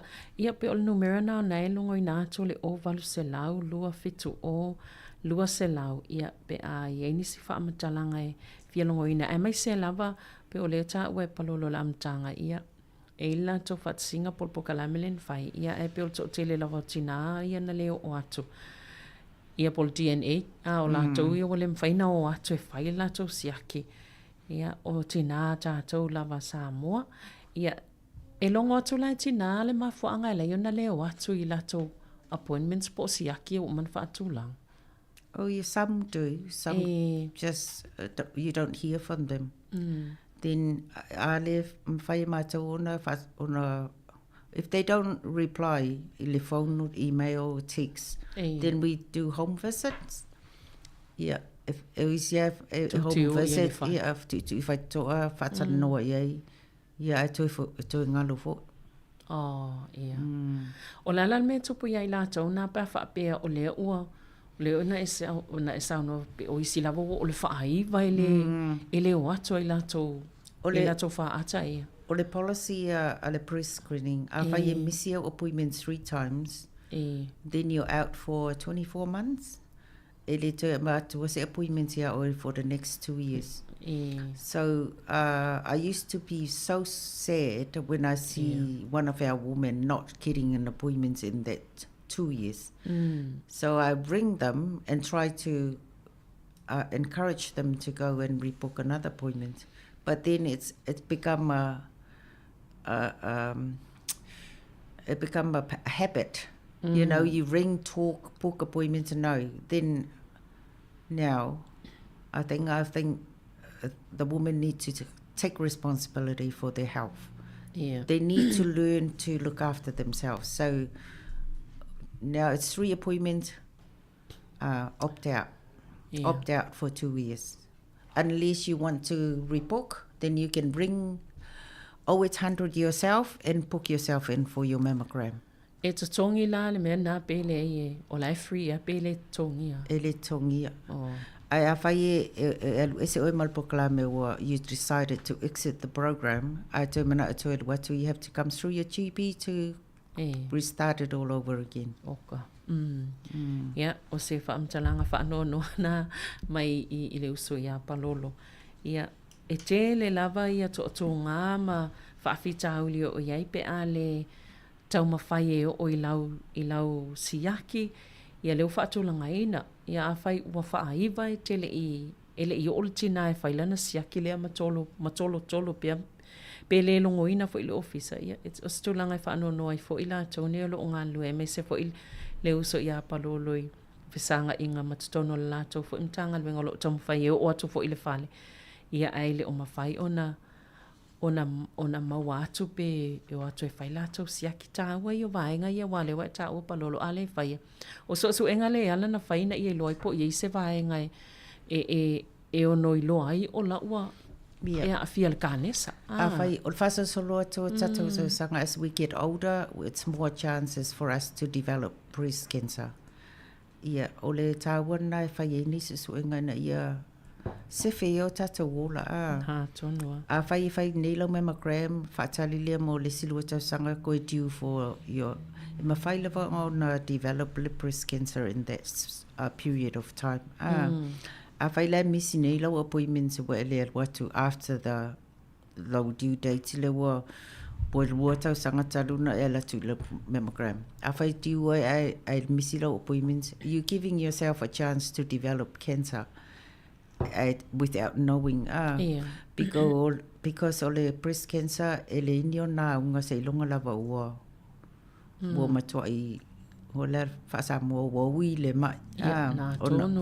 Ona amatale ona whailoa mai ia unga o le mai. Ole breast cancer, you don't know nothing about breast, any signs or symptoms tuku e te oe au like titi le. A whaifo ia maole breast cancer lau mammogram, they will have ese au like titi. Ia ona le toi maweleo tino maalosi. Ia mena e whai isa suenga ele whapea o lo utau ana watu ona o se mea i taisisi po le whapea o alofa. E alana whai ate o le ina ia tata mua perso I whia malolo. Ina mai se lava tina nei o I tono iei whanau ma a inga o lo wha moi moi ai tau singa o le a inga. Ia, mana ia tēne. Ona o le mai I whamaumaunga ia sa au mai. Lata ele se 10% o tina po tama I ta I tono New Zealand. Ia e a fia ma maua I le kānesa. Ia e au ngā tele wha ata ma vaenga ni tau te ngā lue I tau longolongo ai. Ina ia vaveo na ilo ma maua mwhailo. E ile si la I titi sa pa ele I pefto aluas fulmon tup tau sanga. Ia mantuele la ve tono topo kalame. Ia pe sa mawaini lamps po o me whapena. Ia na halu e vaile fōma mo ia na ia na I vaenga na tutongi.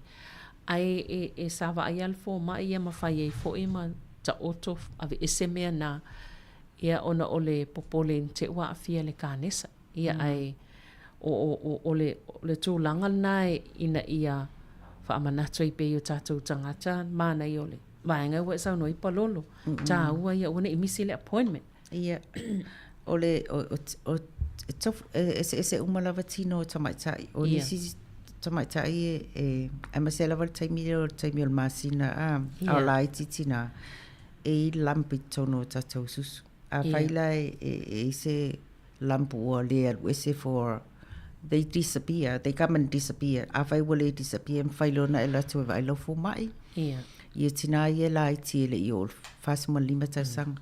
Mwhailo le ona referral for mai le symptomatic part of breast screening I lower heart. Te alua te whaini mua suenga.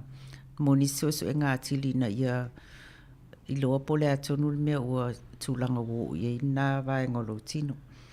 Ia, ole toi whamanatu ato tatu pokalame e whaatau lava le tina e lo ia ni sign and symptoms. Well woman. It's for well woman only, the breast screening, free breast screening program. Matina ua whasuma lima na I leong, nga I leong no sumaliwa tau sanga. Whai e te mana o whai sau mammogram, you have to enroll and get your appointments from breast screening. And by contacting that number, you can enroll online or telephone, or you can get a enrollment form from either your GP or you see health promotion outside in the community. We're always around, so you can enroll with us. Ia o me tau ai ona whaatau nei pokalame ina ia to tele tina o New Zealand ua maliliu male nei kānesa. Po o tule 4% o tina o New Zealand o developer lato ia kānesa. As I said, the older we get, the more chances we get breast cancer. So and it's easier to detect breast cancer as we get older than younger women. Ia, o le breast screening, o le whatawaina nā o le whainga le so enga le ia mawai ia little small signs of cancer in our breast, and that will save our life. Malo. E ka i tai whaalua tau sanga mwhai ane so enga umalawa, pe a whai o lo le leilau so enga mō mua ia na whataili lea mō le silua tau sanga e tue sauto e whai lau whaata. Ia e le whapea fo i o tina ia e lato a inga wa po relative Sāmoa o le breast cancer. Breast cancer can affect anybody, not just the people they have family history of breast cancer. It will affect anybody, any race, any woman. And ia o mea nā e tau anta tau no whaatawaina ia te tātou. Ia, most of all, e whaatawaina loa luatu e siaki, whailau siaki na ia maua pe tātou soifu maloloina. We got a important role in our family, our community, and our life, being a mum and a woman. Okay, ia whaftai lava. Malo, whaftai lava palolo. Ia vaenga tāua nā a whaelea ta e kilau le teum whaafonga mai ia. E sel tāua vaenga i o saunoi palolo. A whaifo e le te whaafonga mai e tele i alo whailau siaki e tele i vili e tāua me tele awa noina i toi whaatūlanga le isi teimen whaina e o oai. I al teimen nei wala au ai. O numera nā peon tāua o walu se lau. Lua fitu o, lua o numera nei te wala au iei. Po nisi fo i whaamatalanga. Ia a o a fo i mafua anga e a lai ona o whaingatana e o whailau siaki. E sel tā wal pui puinga lea tātou e tele tuatua ngia ia mawaenga e whaalawlawe i tātou soifuanga. Ia ai e tā ua fo le whaamua mua le soifua maloloina a wā a whaale e tonu soifua maloloina. Ia ua le ma whai o na whaia mea malawa tātou te mana o e whai ai. Ia se i whaisina malolonga pupo ia ona toi whaawau ai lea. We'll go for a short break and then we'll continue when we come back. Tai lava.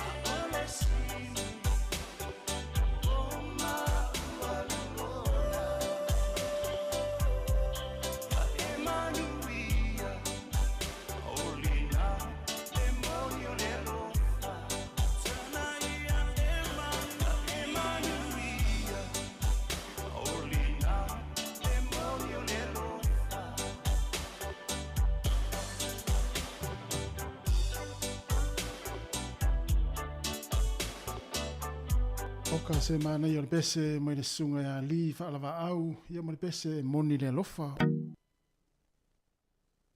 Ia, tui whaatalo whaatu i le nei vaenga o le tātou pakalamir si whonga lau mua, pio no tau whafonga ma iai i le nei vaenga o le tai au taltano atu ai masunga i a Palolo, Scanlan, whapia foi Tracy Baker, mai le vaenga o suenga po whaata ia, o le susu ma whaata o whautangata i po vaenga ia e au whieto tonga whanau o tinamata mai tai, whaalaulo atilia vaenga ina ia no fasila fia iai le mamalu o le au whaafonga nei tai au, e mai sal tau o le tātou o la maloloina pio na tātou iai le nei atu no.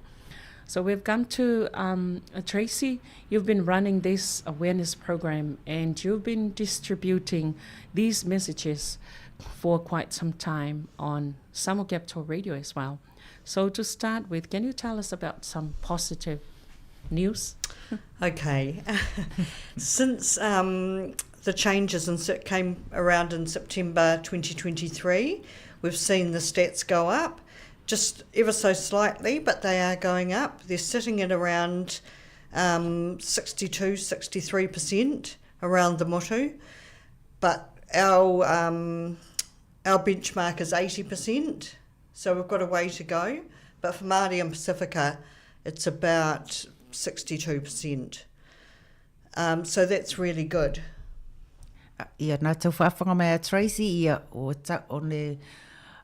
le swinga whaule wa iei le pre-screening wa sosoani tele i le au maina o tamaita i e whai o lato test ia o le result le wa si ia kutuanga i runga o lo tatau suenga mana o mia le 80%, but le wo o te lunga le onus from 1-2% i le taiminei since the new test came on board. Ma lo lava o whawhaingo fie fo i tina o na whaia nei suenga mau mai o na o le swinga whaule o iai.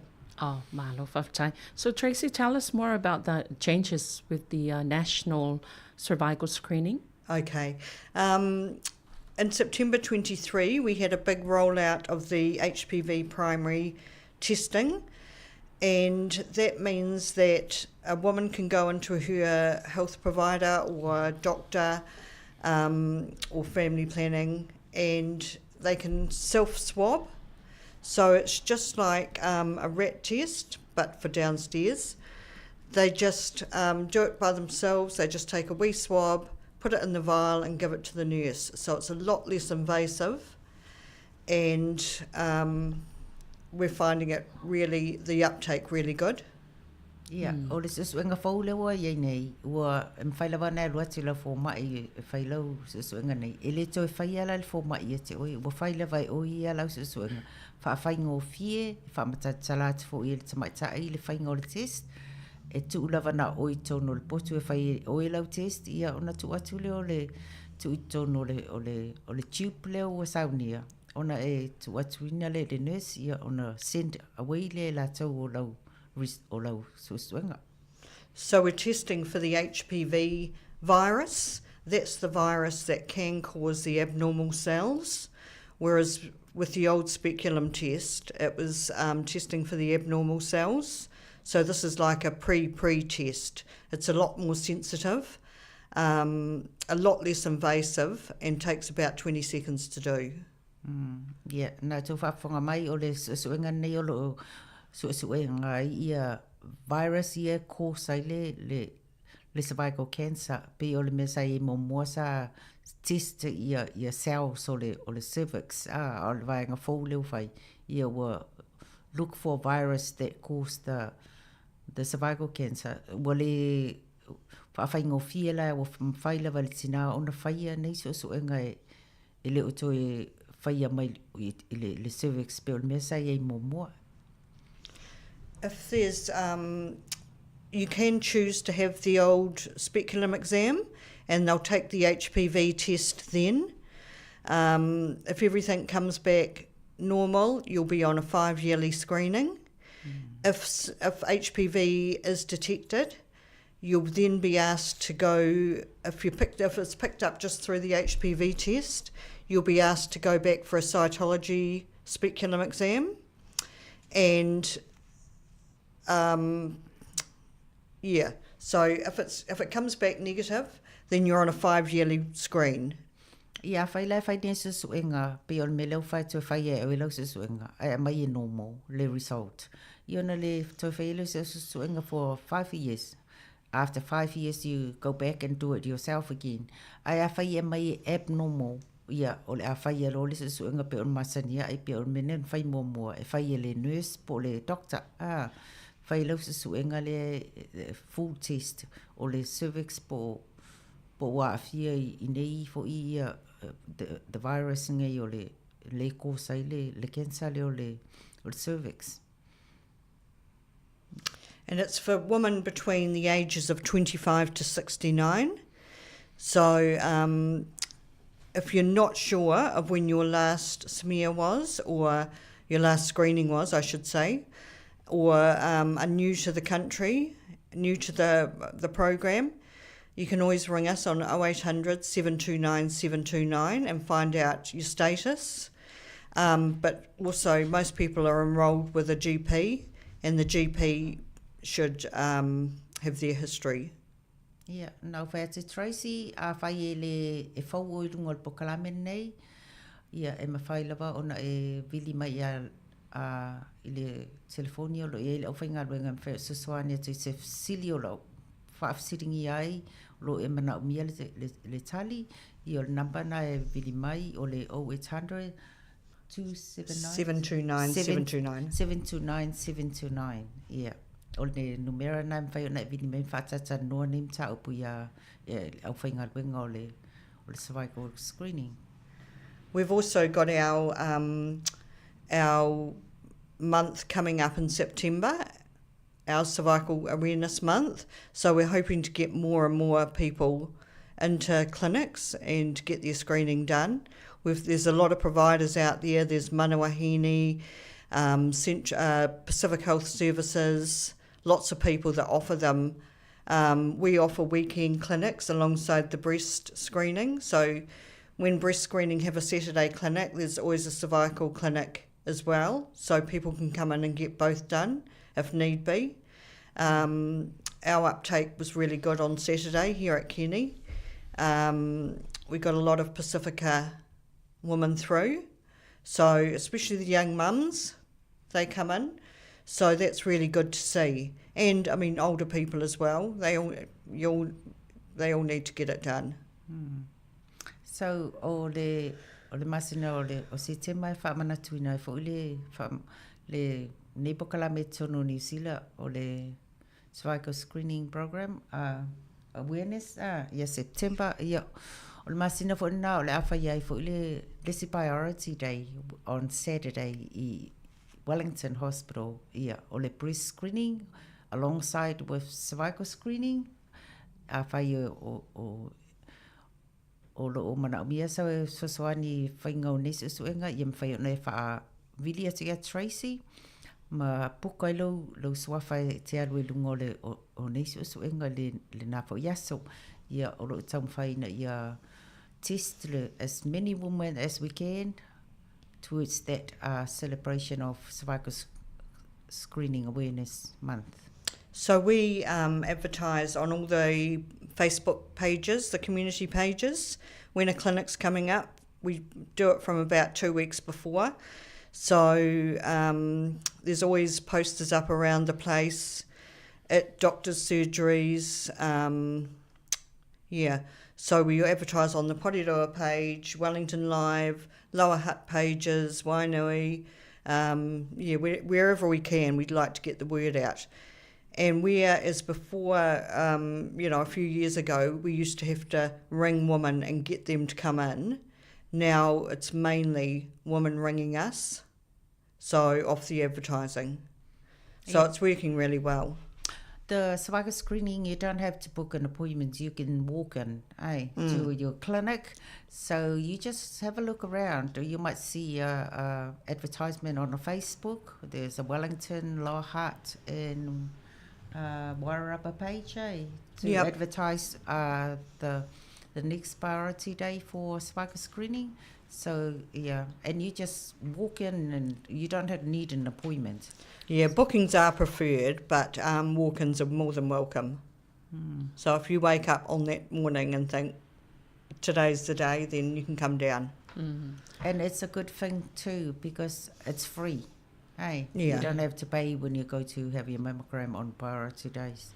Na wingo aso ia e peona tō whafonga mai e le whai e pokalame o i tua po o pokalame fu i le whaatulanga peona tā ua e tātou malo nei tai au e tau le e mo mia le whai o le booking e tā ua le fo i le whai o le booking ai a whapea e te ala e le tai au e whapea oi o nei le whai e le i whaata ia ia te alo i tonu palolo saonga lea na olo sa vale i tonu le tau whai sau appointment po se booking e te alo i tonu e maua lewa no e te le whai ona e anga i tonu e whai lau siaki Yeah, o le anga tonu nao nei pokalame. Ia a whai lawa ua mana o mia lau e li whai sau booking e whai lawa na e ask sau whafsiringia pe whai ona i sewa no e te sau wai.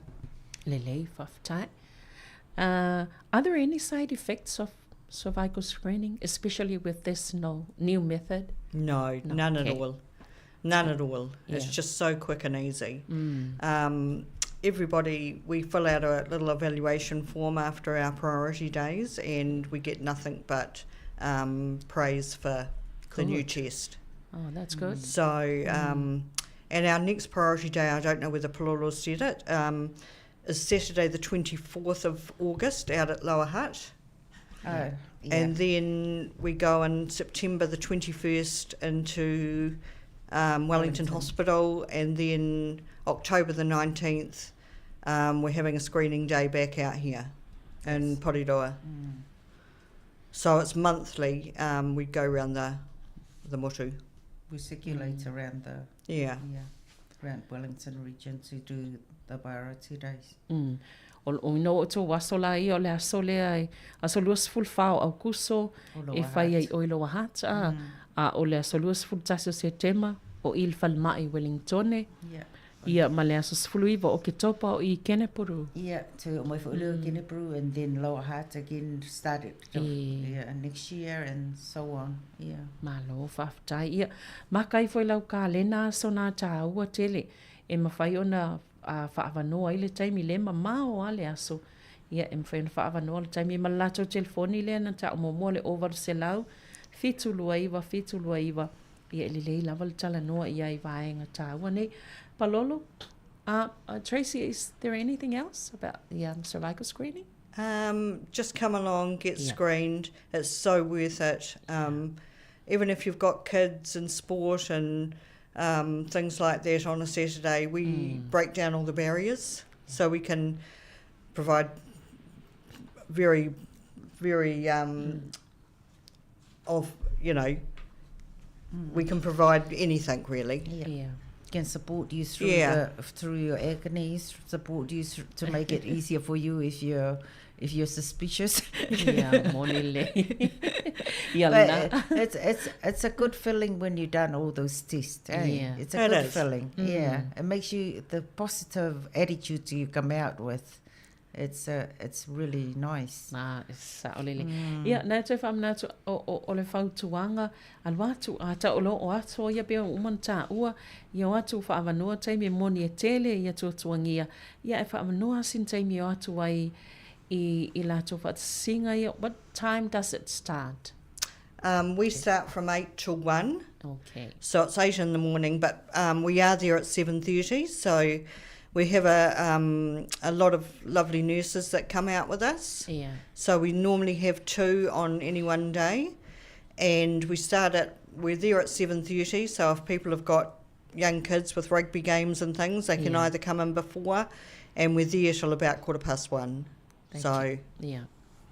Ia o taimi nei a mata I le valu tai au e o tasi la wauli. Ai a whai e inta alonga I whai lawana a mata la to I tu avanua tu le afalfitu. Me se lava mo naitina ma matu o nei e ave whanau ta alonga. Ia nei e taimi nei tu avanua tu lava le tai am whaina o ai. Ia pole umawhau ta alonga wai o tasi la uli umai ea. O nei e la tau soifua na mwhain whaatinoina le vaenga tā ua mo o tau.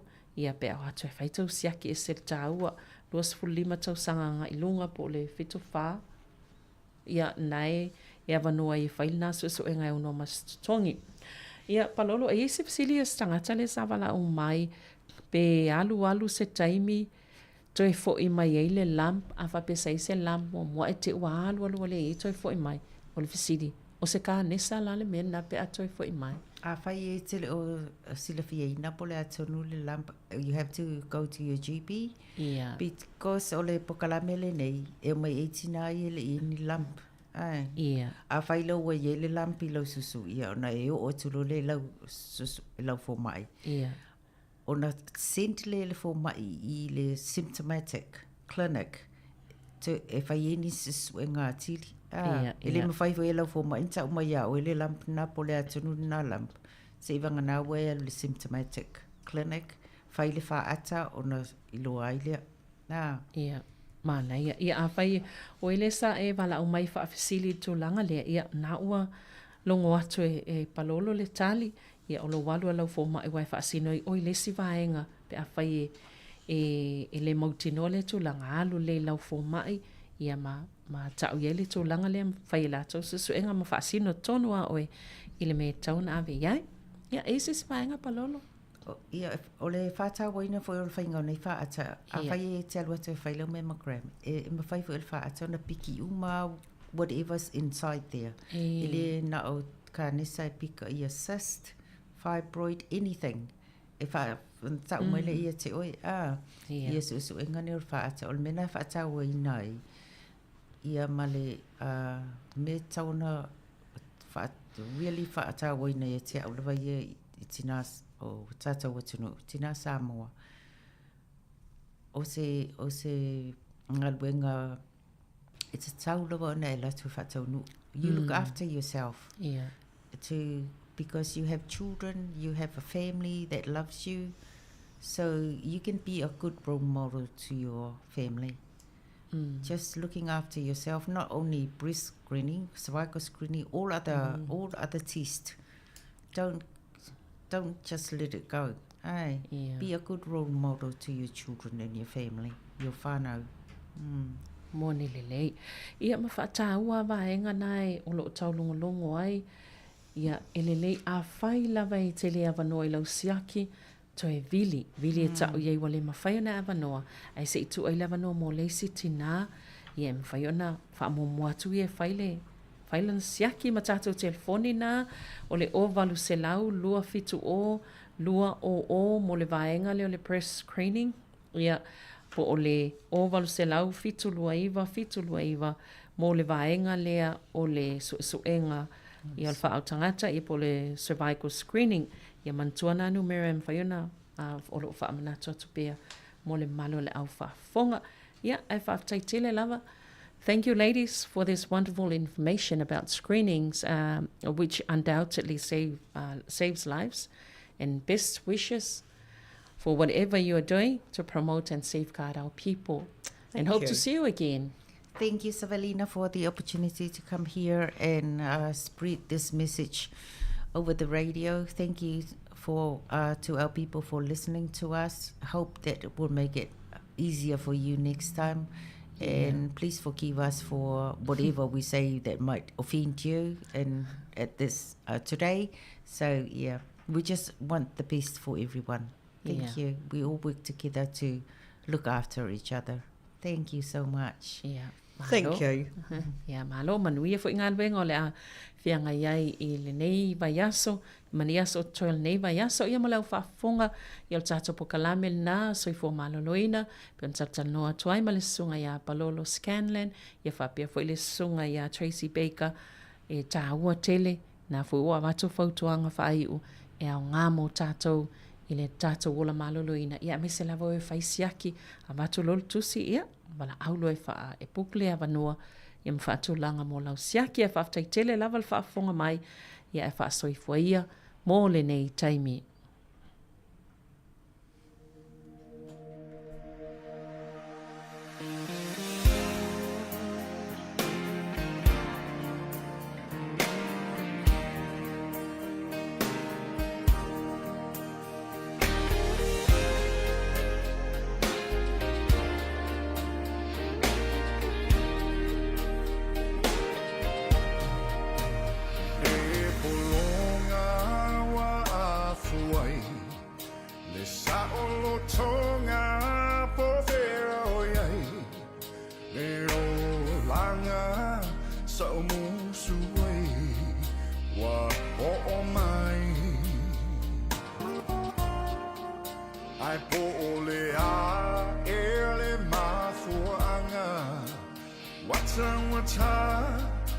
le soe fuanga le atu nu lo changi mai ala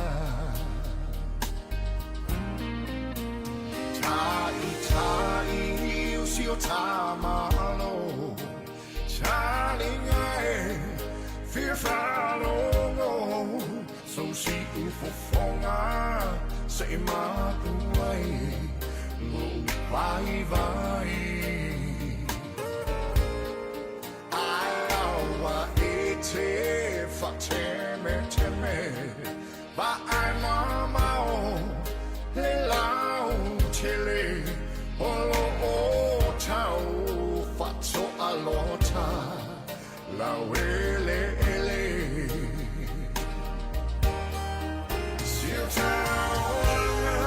fear Sāmoa au tau mawhane I soloa o la wala wiloa wa so ai le lalo langi ato a o si fa I leve to ai le moa patua moa masina ia e teu teua le mea atoa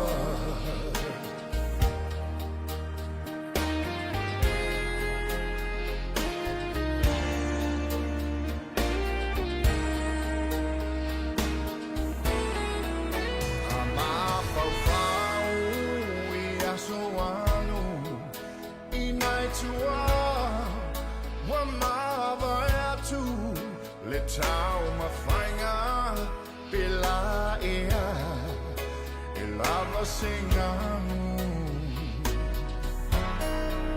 le whiinga ma le alofa I a Sāmoa ne I polonga va ailo fa vai o le suafa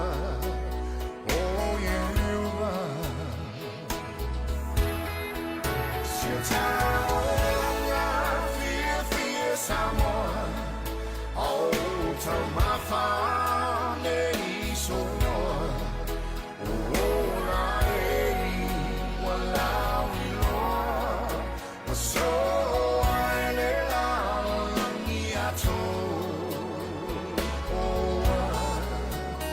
a o si wha I leve to ai le moa ma le miti I le patua moa masina ia e teu teua le mea atoa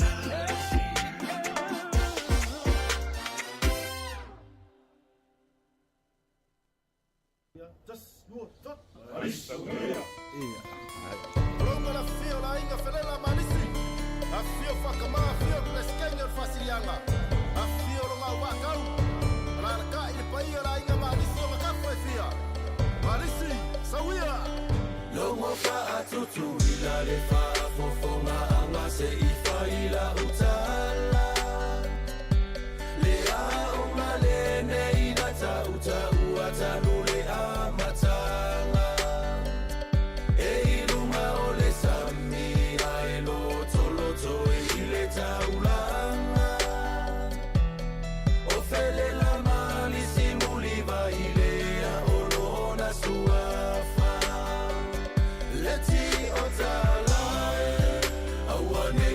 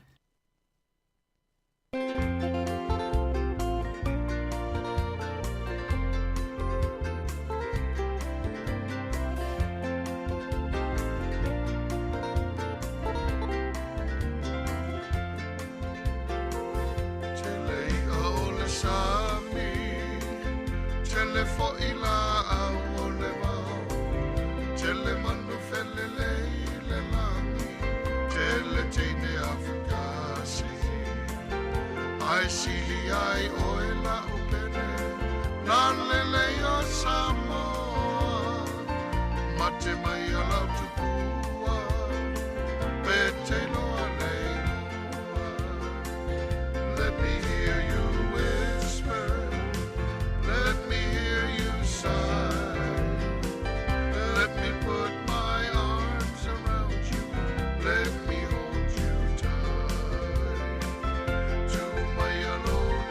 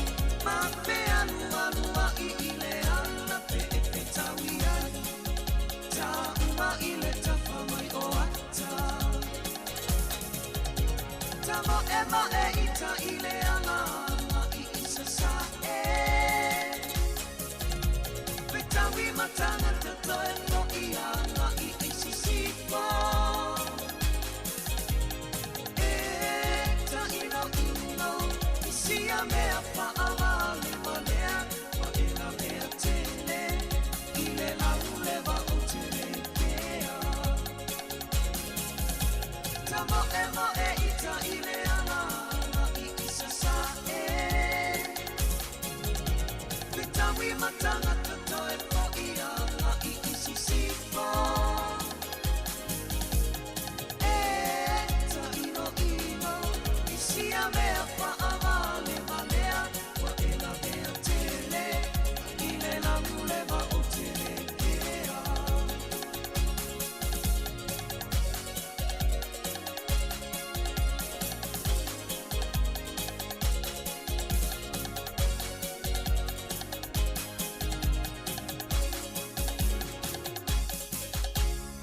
Sāmoa la I vau ma le matua o whaamausili Seiuli whaapea fo I le foeali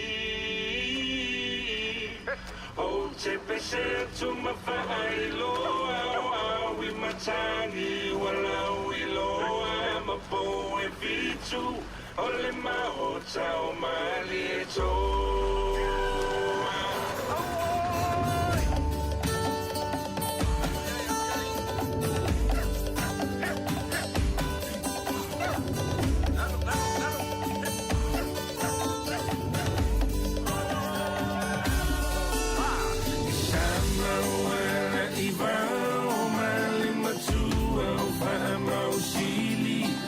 Seiuli whaapea fo I le fueali O te pese tu ma whaailoa o awi matangi walau I loa ma po e vitu o le mahuta o mali e toa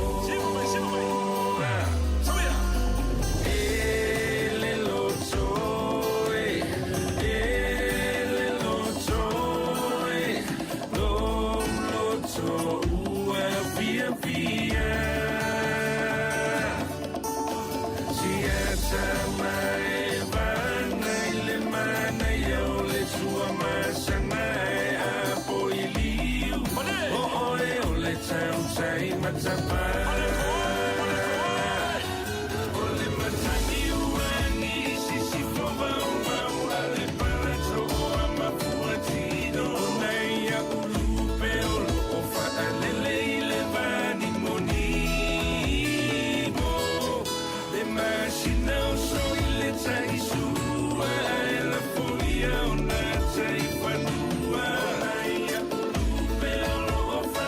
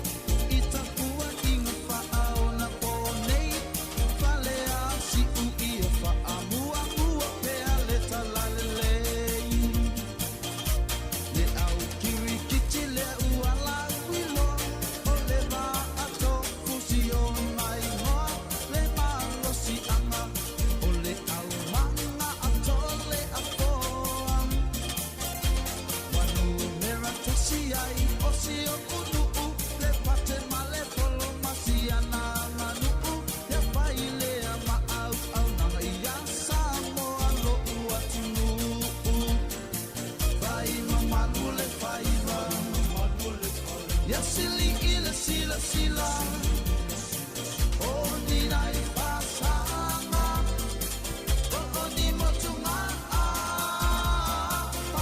aua e mamai le taba e ona pulu e fa apena I te nio umanatu e isara elu e susu le famalama mava ai ilona nu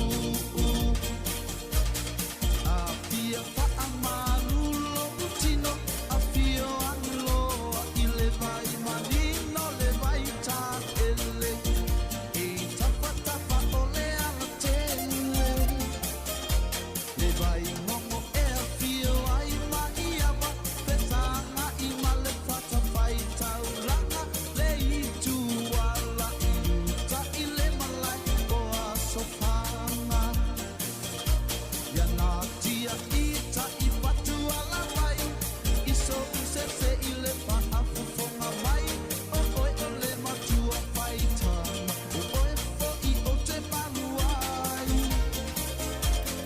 ua o le avatu oni masi ai o tau fia fini le lei manuia le pa fofonga o alofa nei vai mamma le fai va yes sili ila sila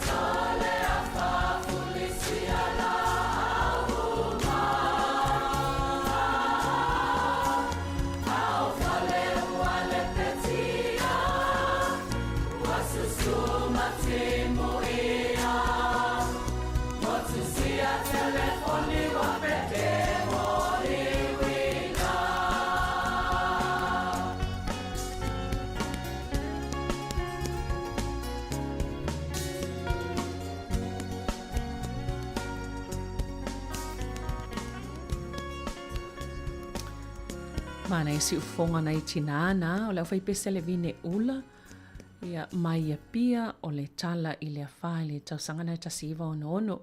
Ma lo lava ia te utolo fa fonga mai pia i lunga le tautua si ufonga lau mua fa aftai fa e lato lo oto mai pia la lato lango.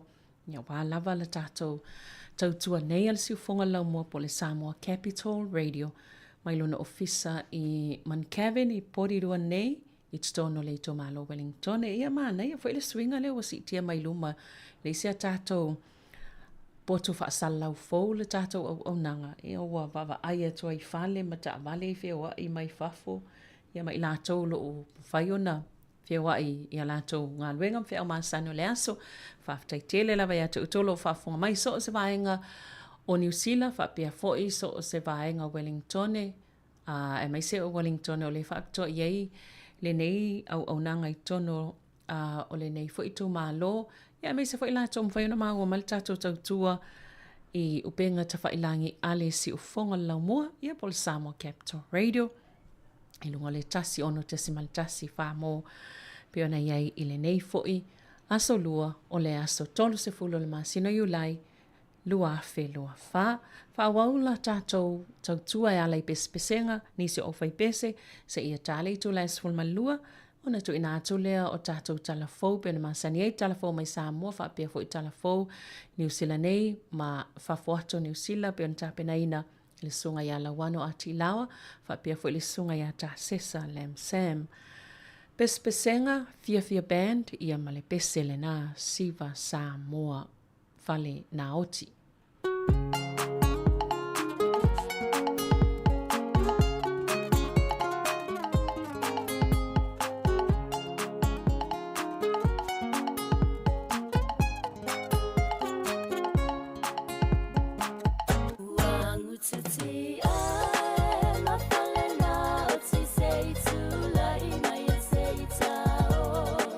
Say follow my le malele,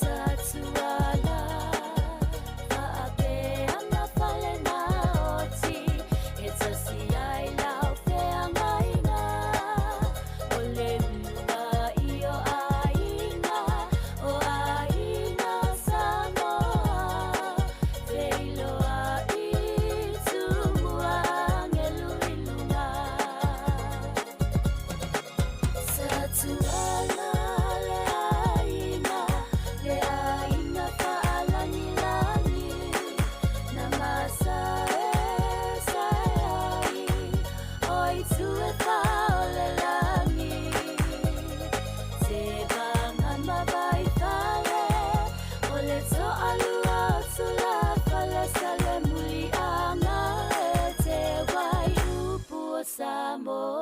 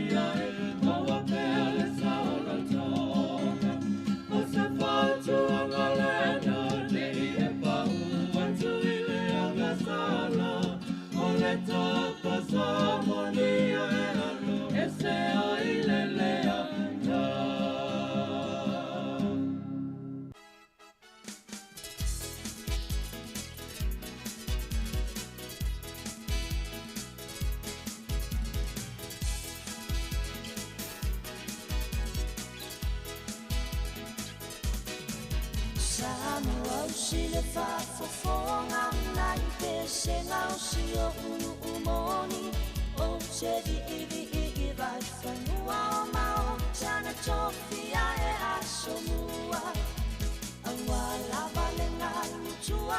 matangi tonga ina sa Samoa.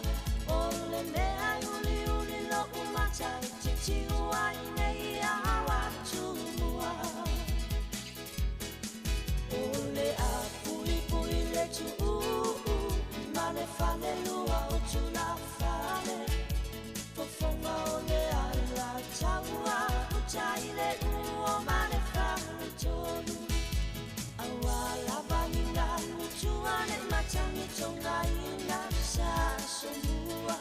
Ole mea uli uli lo umata titi uaine ia watumua.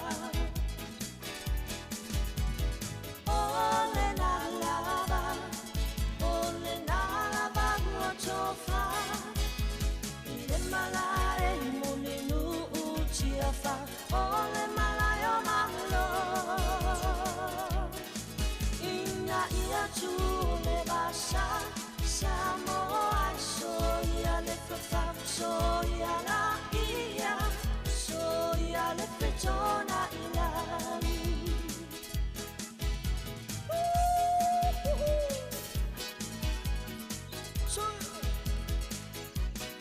Sio umai le ama changa sama nu pui pui na iona tulanga.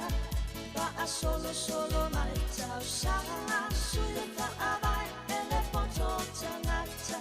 Sili ona fata mo e ile ala se ivalo ia ele tele tangata male malo malo a. Uata apele ala la fanga. Muliva ele maota otofi. Nga le fame anga fulu o oe kule ita ina. Lupe se e maota o asuao. O le sala tutu ma le sala toto sulu le pangota. Ua o la mangosa o loto. Ole na lava, ole na lava muatofa. Ile malai muli nu utiafa. Ole malai o malo. Ina ia tu ole basa. Samoa soia le fafa. Soia la ia. Soia le petona ilai.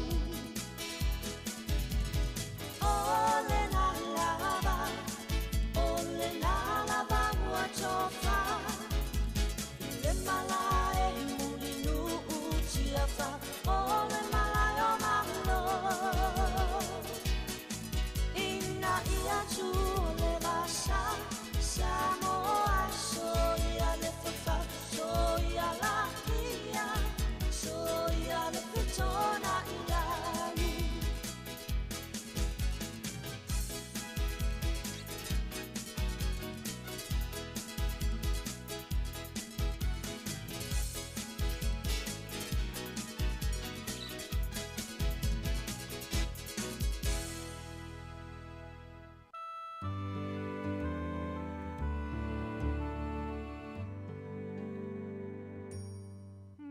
Musu atu isi o talinga. Ai te iane ua e whaliu mapo maita. O te le popole pei o te ita. O na o si o lava tauanga va amasi o fifia. Tai susai toi taliwane toi tai sisifo ele ai se fungala au tau mai lo loto toi taliwane toi tai tai toi taliwane toi ta iuta au wele fungala au sa tu ile maunga Atatu utala ile afi afi ole atafata wi fadi lo lilo lava ile fale mai Wata fie foi E fatali tali Ai o telefa Ngaluino e osia unei tali Lo mana tai sai Toi tali wane toi tai sisifo Ele ai se fungala au tawa ilo lotwa Toi tali wane toi tai tai Toi tali wane toi tai uta Au ele fungala au sa tupu ile maunga No mana tai se sai Toi tali wane toi tai sisifo Ele ai se fungala au tawa ilo loto Toi tali wane toi tai tai Toi tali wane toi tai Toyota Au ele fungala au sa tupu ile maunga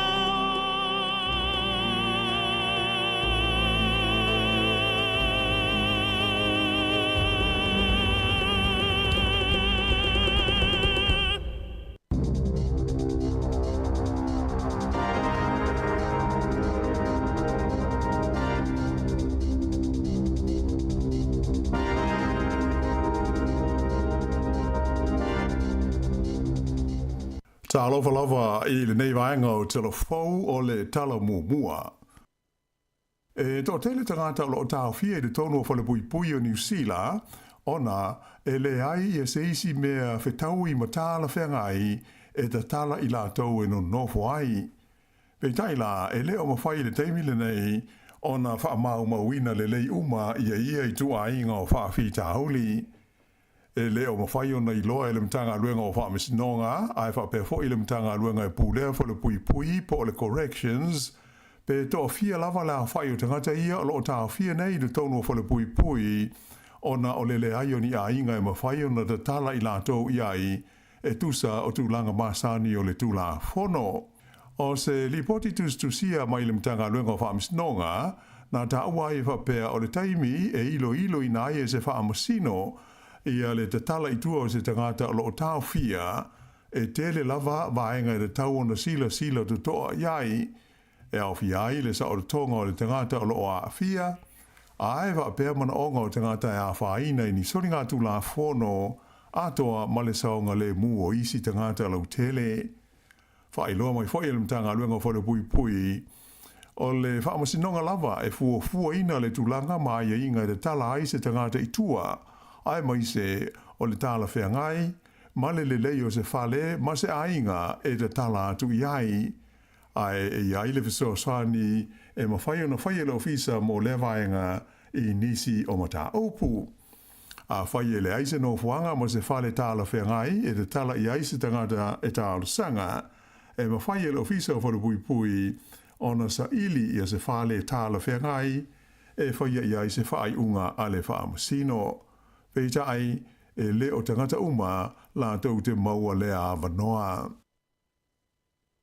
Ua wha ilo mai le wha moe o le company o le Comveta, lea e ngau sia ma wha tawina I whafo le meli sua molie po le hani a New Zealand, e na ia wha malon loa na tangata whai ngā ruenga, ma wha I titia na ngā ruenga whai, taruai le pa ua na tupe maua, mai I o loa o lo wha tawina I whafo, a ato fo I male vai o le tūlanga mo o mia o le hani a New Zealand I le tonu o Saina.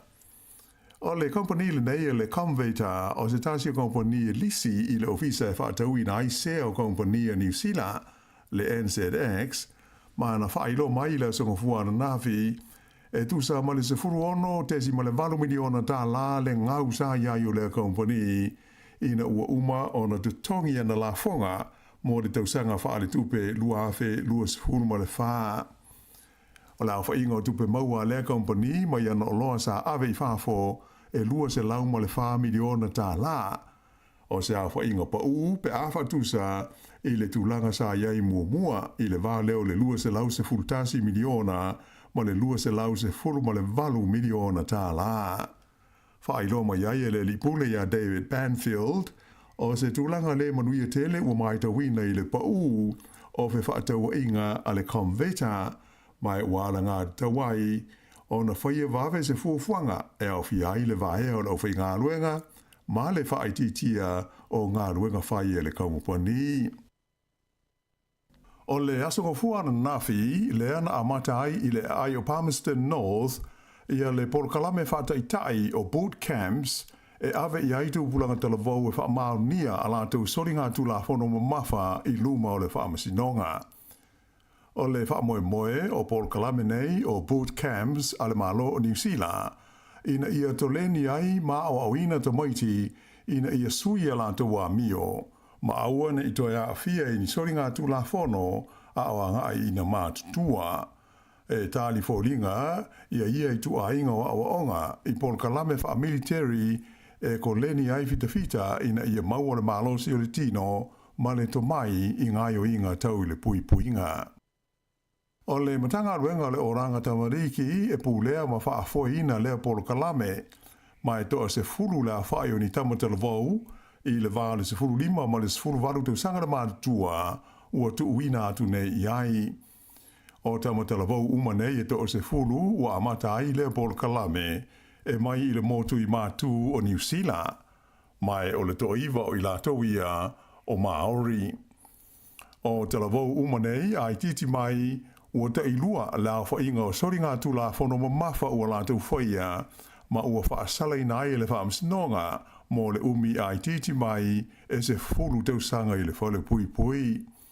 E tusa mo le tolu se fulu la whaai o lau whainga luenga le mtanga luenga le oranga tamariki, sa o oina whaapitoa e le fita ale malo New Zealand mo le whaafoina o la lea Polo Kalame. Ua uma ona sainia se whenga inga e pūlea ma whaafoina i se Polo Kalame whaataitai i le vā leo le malo ni we ma le malo le atu Solomona mo matau putau i ngā ruenga.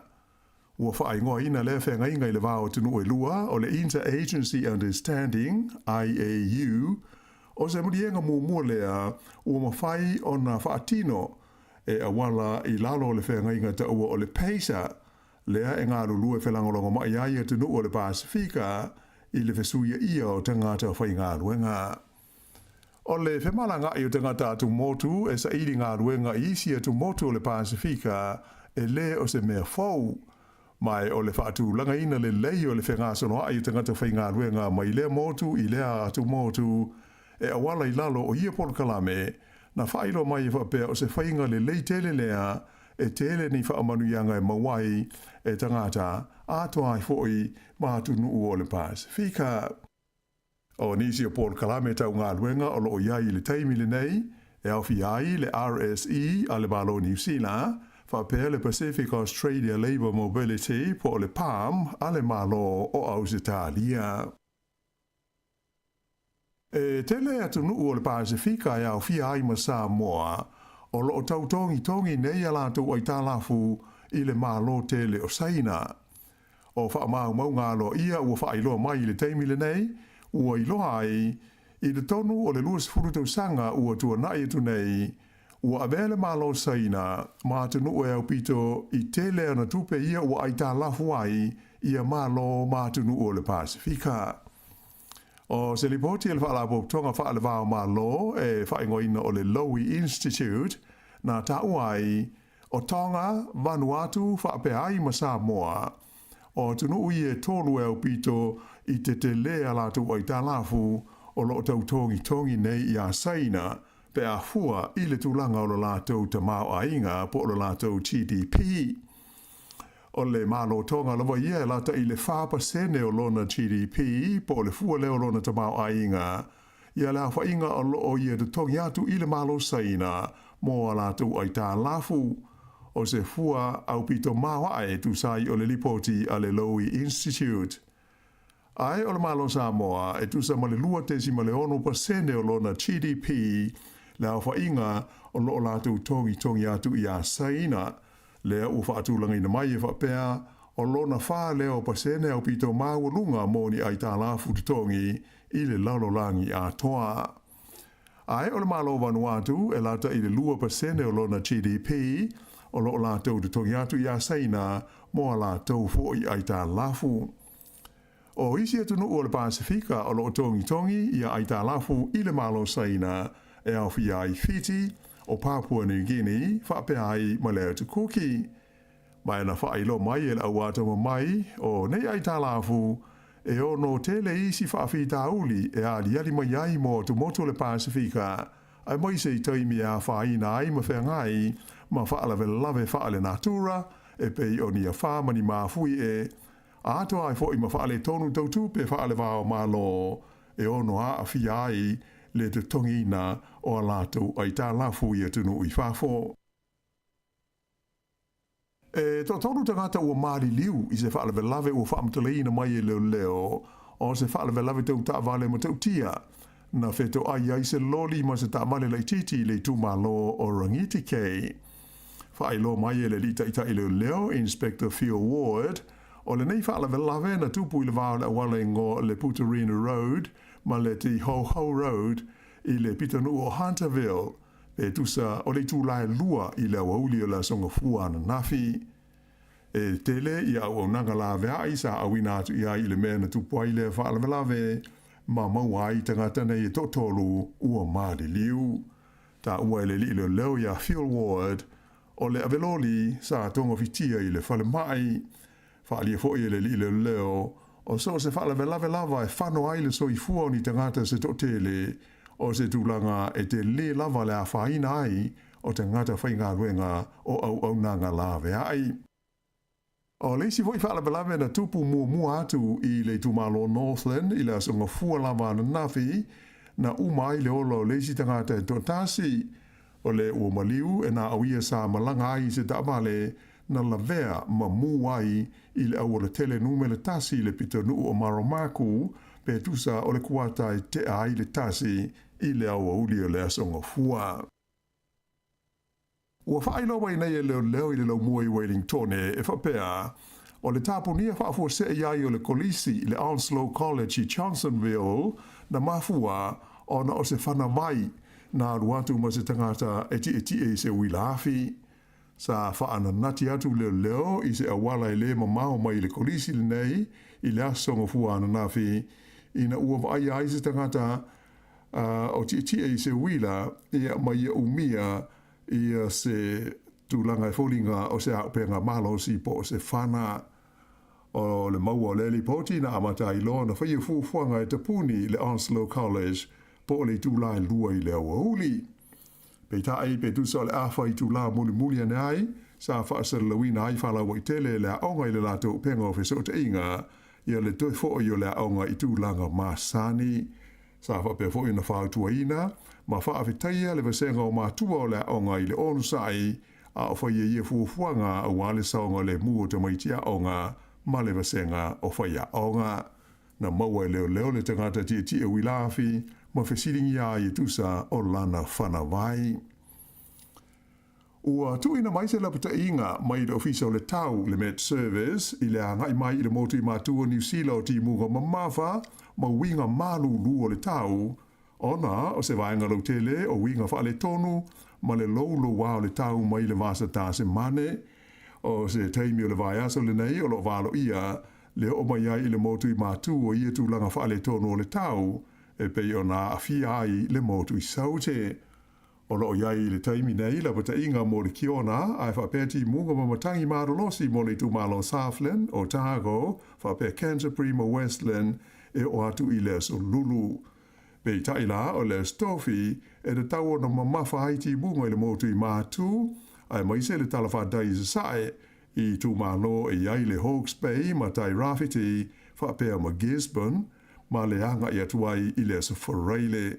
E le ngata i lea o loo i e fo i la pata inga moti munga mamafa i le tūmalo le Bay of Plenty, whapea Taranaki ma Marlborough, ato ai i a Canterbury ma Southland. I au se talia o lo whapea nā fo i ona malulu lava le nei vai aso i nisi vaenga o le atunu, ona o ni au malulu ma le lo wa o le tau o a fiai. O le teibi dei o li putia mai le mamafa o le kiona o pa u I no fuanga ia masani o na whaiai whaase e ngai le aise I le tonu o Ausitalia. O li putia la au ai tau na ta wai o au o sa vidi maru lu mai le poli saute o le a fiai nu I saute sifo ma saute sae o Ausitalia mai o le tele o nu o le amatua I longa lava o na maru lu wai. Ta ua foi e ofisa le tau o le maru losi o matangi o le a wha o popo I tūlanga wha le tonu ma le lolo wau le tau I ia vaenga o Ausitalia o le ai o mele pone o lo maro ia le anga I na tau wha I titia le mamafa I timunga I se taimi o le so. I ta alonga o Olimpeka o lo wha solo nei falani o le ua tolu aso talu ona te tala alo ia ta alonga ai ele I maua lava se pine a New Zealand. Veitai o lo tūlanga le leile taimi nei le au la kapi fitu o ta mai tai le Black Ferns le ua sao atu I le vaenga o le quarter finals. Ia mai tele fo isi ta alonga o lo tau vai e li imta mai tai o le au ta alo New Zealand e ono mawai ni pine a o whaanga solo ia ta alonga le lololangi I le ai o pale I falani. Ai I le teimi nei ua lipo tia mai le amata ona vevela o le tau ma le si o manga I le ai o pale le o mai tawina le anga I na o atu I le maua lunga I tolu se 40 degrees o le fua o le vevela o le ea. A o le I te talaina ta alonga nei a le Olimpeka I le whae unga le mai aso, sa iai le popolenga I le toe tula I mai I le tonu o falani o tūlanga vevela ma tautia I le heat wave le ana la vea ai I le tausanga o mawai ma maliri wai le whaitau fia awhi o tangata. O le vevela o le tau e te le whaafi tau li o no tūla I maiai pei tai na whaalia o lo ngā rurue I a fōmai ma la tau e pūlea ta longa nei I fufuanga a tō fo I ma la pata inga o le puipuinga o auta alo ma I la tau uma o lo o iai nei ta longa. I le taimi nei o tu I nātu I auta alo uma ma tangata mai moa I ta longa I a whautuanga ma la pata inga alo I e tusa o mea de tau ono whaia ma whaautangia ma tā pena iai I le taimi o le ai longa ona bebela ai tu langa o le tau a o whaanga solo ai le Olimpeka. Ea o le whainga le nao le nei vaenga o talo whau.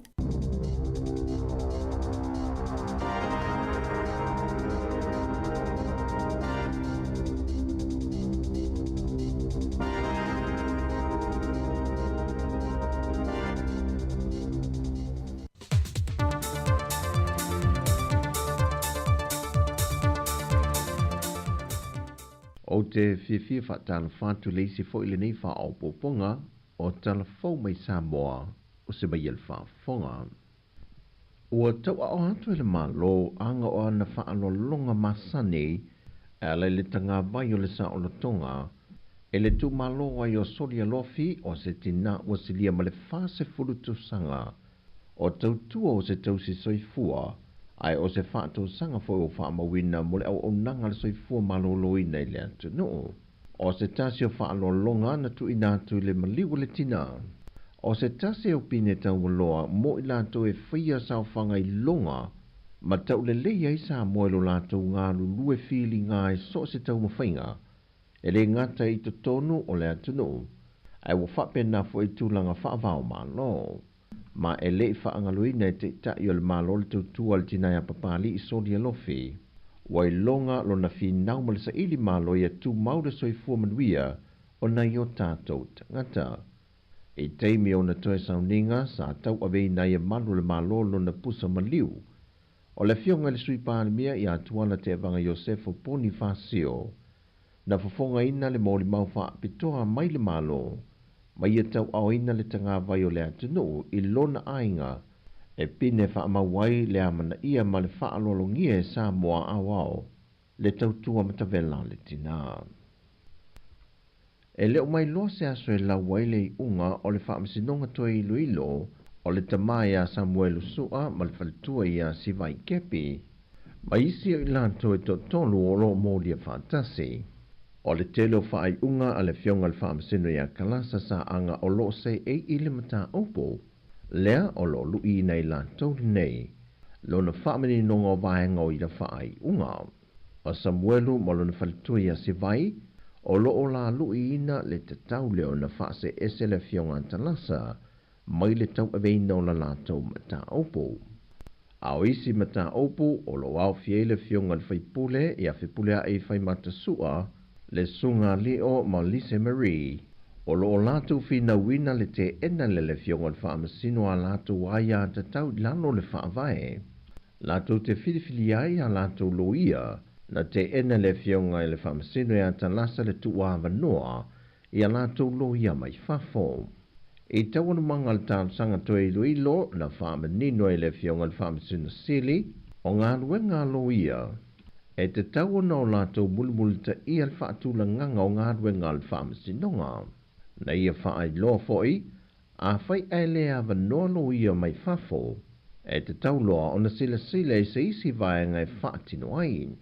Ma pe a whai au sita ia e whaamasinonga ngā ruenga loia, mai ole a whaaono tuwai iei le whaanga solonga o mata opo a le whaamasinonga.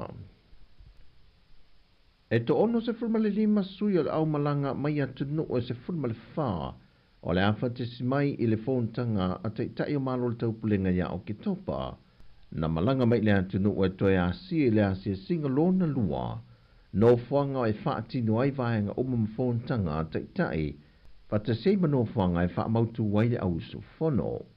O le whaululunga o le mtanga luenga o le waa i whafo, le fionga al pestano mea seme, na ia whaafeilua i le vaenga komiti ma le asia singa, na ia whaailoa tua ia i lantou a wha ngā solo le asia singa, e na ia wha maoni le tu ina mai o whautuanga e tāpena i Sāmoa, mō lea taringa malo tele.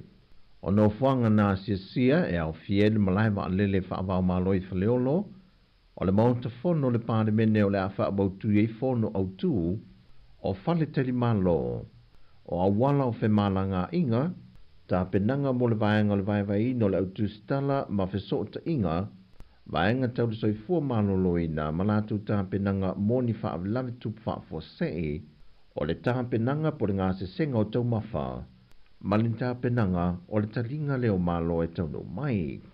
O le vaenga sa tele i eile a se singa, o le siaki na leo le whaatulangana o le polokalame le atinu, i le leo ina leo le saunga le mua le whalefono o le pane mene i mulino. Ina ia mauti no le tāpenanga Sāmoa, e malu pui pui le soifua o taitai o malo le taupulenga, e le anga i atu i mulino, ma le toi o ese mai, a nga i no whanga o lo whamautu wai. O le atadia foi i se whautuanga mai alato reporti la atu whaatasia, ma tu ina mai i tāpenanga le tātou atano. O le vaiaso nei o lo whaamanatu ina i le telo pōrakalame, e whaelonga i nai le atuanga o le se lautau sanga, talu o na whaavai mai le asosiatama ma tene tuai o le Malisi.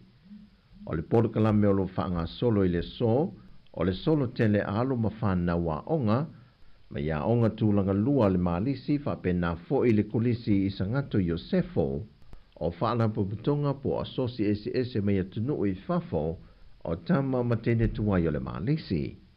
O le pokalame o le asoe a ngai le solo i luma maoto le malo, a mai a le sisina e o le tanga vai o le sa o le tonga o le tātu o tunu, o na whātau teia leo le sauni ngā loto e te tala alo i ail wha moe o le neiva yaso atoa. Mo le sila fia i le pokalame o le neiva yaso atoa lo whātasi e mata amilu sanga o ta alonga teito fitu, neti polo maisi, mo le whaamanatuina o le atoa ngolona se lautau sanga, talu o na whaavai mai, le asosia le Malisi e le ngata i Sāmoa nei, ai wa whapena foi i atunu i whafo. O tala fōwi o le ni aso, manui tele lo tātu atunu, whasoi foia.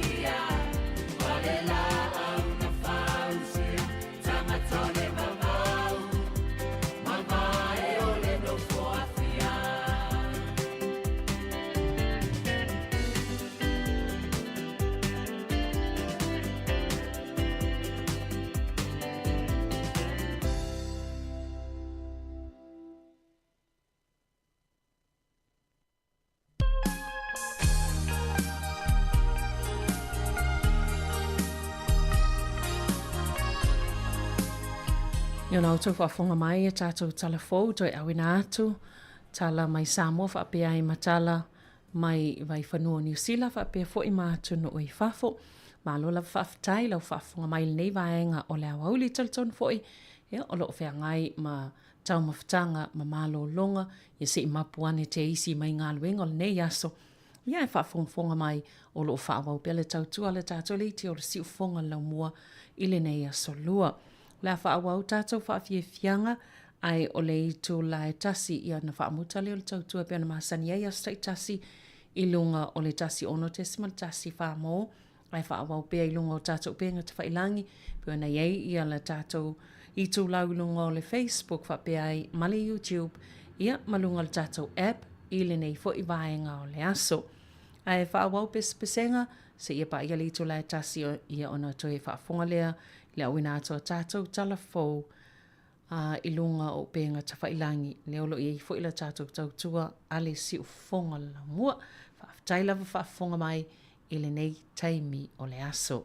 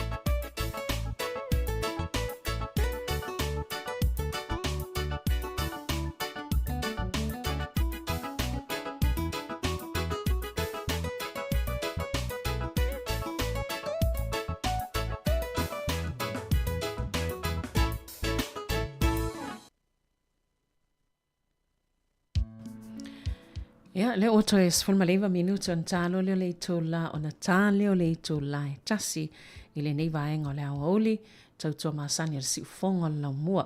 Ma vai atu nisi o tala la tamai, pio le sa iei se i tulanga o taalonga, sa iei se vevesi na tula i mai wairoa le vai ungal vai aso in taalonga sa whanga soloai. Ia, a o le mail moli mau sa a wha o ngā mo me o tuloa o anga ese o sa pelu se i tulou, o toi ia o a umani o tingi fangu na wha o ngai lea misa na tupo mai se taalonga na whai ai whai ungal vai aso. Ia o lea sa ave inisi le mai o nisi fo ina la veis ta avale vevesi na tupo mai lava i tonu le mai ai ole o se taalonga na whai ai. Ia e pe o se tulanga lo pala ai pe fefe ina i tangata i mene o taalonga pe a o lava ina vevesi pe tula e maini wha afi taoli. Ia e ona o la sa ye ma se kengin le nana o fia i pe o le tulanga la na le na wha atele ina i a lea fo i vevesin tula i mai le wha i unga o le vai aso. Tulanga i taalonga o le olimpeka ia a tonu pe o talanga o taalonga lea ua te leili vevesi ma tala fo i ua fe ave i solo ia ono tulanga fo le wha atinonga o nisi o vaenga o taalonga. Pe e fai ei maulangia ia le talitononga kirisiano. Ia ai pe wa avea ma mea wa le mata mai moa ma tapua inga nisi tangata. Tau mawhai ngā fo ia nisi o lo o tau mawhai ei ni ia taalonga. Ia ai o le tulanga le leo le aua tama ita e New Zealand le ua to the semi-finals o le anwhai ina isaina la taalonga. Ia pe o nisi na tulanga le ia se pina New Zealand. Ai o Japani le va atu ua tulanga mo mua le numero pine auro e ono tulanga lua tuai farani e ono foi e tulanga tolu saina e 5 lato pine auro e malato pine siliva ma pine apa me mea ai o sa ili pe se pine New Zealand a manuel tamu whaingai i pine i le taalonga o le taito fitu ia le lope ma o se pine wa o le manuia fo tamu whainga ale awana i tama. To e 15 minute tale i tula e tasi ia whawa pea tātou pespesenga i le nei vaenga o le awa uli. Setina whaamau o te whaamu ia e pei o le tele o tina i le tusipa ia taimi uma o te vaivai e te whaamalo si mai o ana o oe o te mapua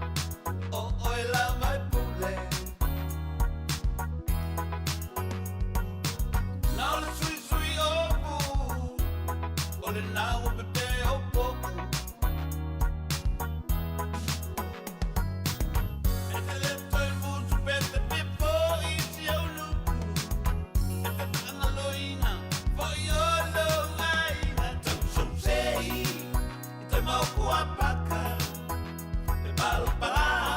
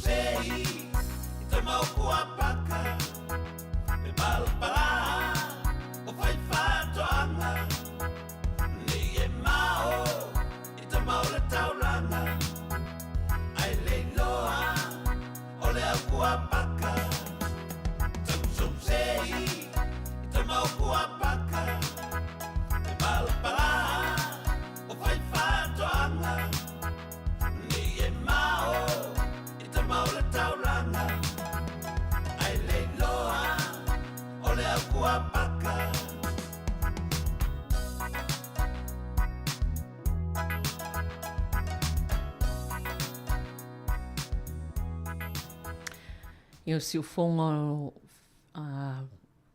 Felise Mikaele, ma le pese le na, ia tau whalong fo ia ui le pese. Wha malu no atul malo le tunu, bea whai ua.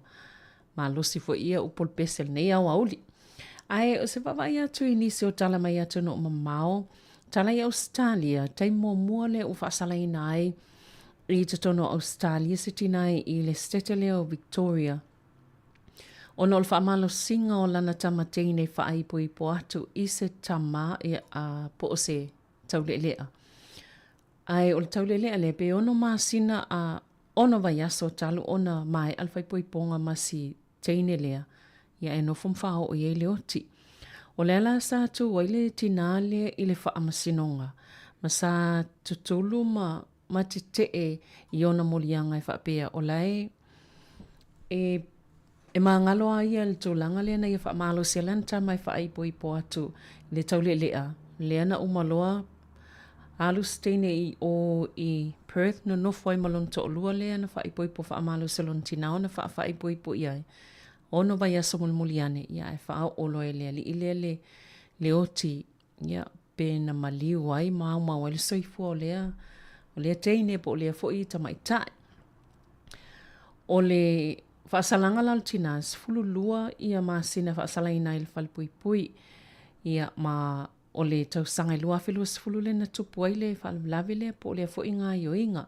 Mo avea i fo i laltina lea matangata mua vai tono Australia, e whaafale pui ona olona solia o le tula fono ia na whaatu ina Australia pe whaavaina Australia mo whaipo i ponga ia whaamalosi. Pe o lea lau tula i mai ai i le asol nei na lau le whaasalanga ia o le tina e ui ai lona tite ai ua au mai la na whaasalanga le sa whaamaonio na molianga ia e luas fultasi tau sanga le matua o Stene lea na umal whaipo i ponga ia alu luanu no fomalon to lua fo i Perth ia ai whao oilo leo ti ate ia. Pe o nisi na vaenga o talafo ia wa au mai lunga whaasalanga li nei fo i vaenga le aso. O se vaenga o Amerika leo lo o tele ia ni mul taimi nei. Pe wana ia i tono California tele lava se muolo o tupo il taimi nei. Ia ila fo ila se tala va pe tasi te sima le 5 maila. Ia po le lua te simal 4 kilomita. Le mamao na tamo o yeise tau le lea po stangata leo atu e whaianga alwenga lawe ai. E whaasao mai se tuloa se tai whau malana tolo ai. Na alu tangata e ana ia tai whau ia malana tolo ai. E tia ai ona ua le angalan ta avale. Ia ole mwhaina alu maave ia ana whangawhau ia po ana tai whau ia ai na alu tangata nei o le vaenga tine i mū, tali atu, ta mo i tutono le meo le mū sa ele a fia whaasao. Ia ai le leila o le samwhena whaasao ina pe ona lipotia i leo. Taimi nei pe ona mai tala o wasilia ma le tole se la wana sifulu afe eka. Le te leo le vaenga lea ua whaaleanga ina le mū. Ia pe ua te lea tuna ilo se vaenga i o le ai o Los Angeles i tutono California. Ai pena o le 10% le tele o vaenga ua mai ona toe tape o le afi silia malvalu afe tangata i ia fo i vaenga i tono Amerika o le na whaamalusiona ave ese ona ua o atu iai masolo atu iai le mo ia ele leini usila o le whaima timu maana ia le tau mo ia maalu maana ia ai o lo whiangaina ia vaenga o lalangi ma ia tūlanga onga whapeana o le tūlanga tau le fo i vavai atu i le Company ale e New Zealand le ua whaapawhala fuanga e mo vaenga fo iwhi au sia o le swing on tau i le luafe to le sifulu po climate targets sa fia au sia ale company ale e New Zealand ia le ufata atia ese ona e whaapea e o puna o e whaatino i e fuanga i le ngaftia ina le company ia i le mawhai fo i ona maua mai le ala foi lau fai lau lo ile so se pe po fam talanga le New Zealand lo ta wele ave senga o ye fo fuanga ne safia au sia mol tau sanga lua fe tol fulu ye safia fa ititi ele ka pone ma ole a fa wi ese foi la mal po kalamele ta ole science based targets ya tono tato te matamata tu e talfo le fia na ne lunga fo televise fa lau tele ye vaenga ya ole o te lua minuta talo le to lai tasi whaftai atu I lātou o loo mawhata mai lunga tasi ono tasi man tasi wha mo malo lava mo la o tau lango e ala ili ki mai pia o tau la au. Ia po o tau lei tio e whaafonga mai le tau tua si ufonga la mua ia po le Sāmoa Capital Radio. Ai to amatalia le whaasala launga I le to la e fito I le tai au a tai au. Ai o le a whaawau pia le tato tau tua pen masani ai lunga le Facebook, YouTube, ma le app I le nei vaenga le aso. Ia ai whaafatai te le lava whaafonga mai. Manuia foi ia nganuenga o whianga iai ma le nei vaenga o le awa uli.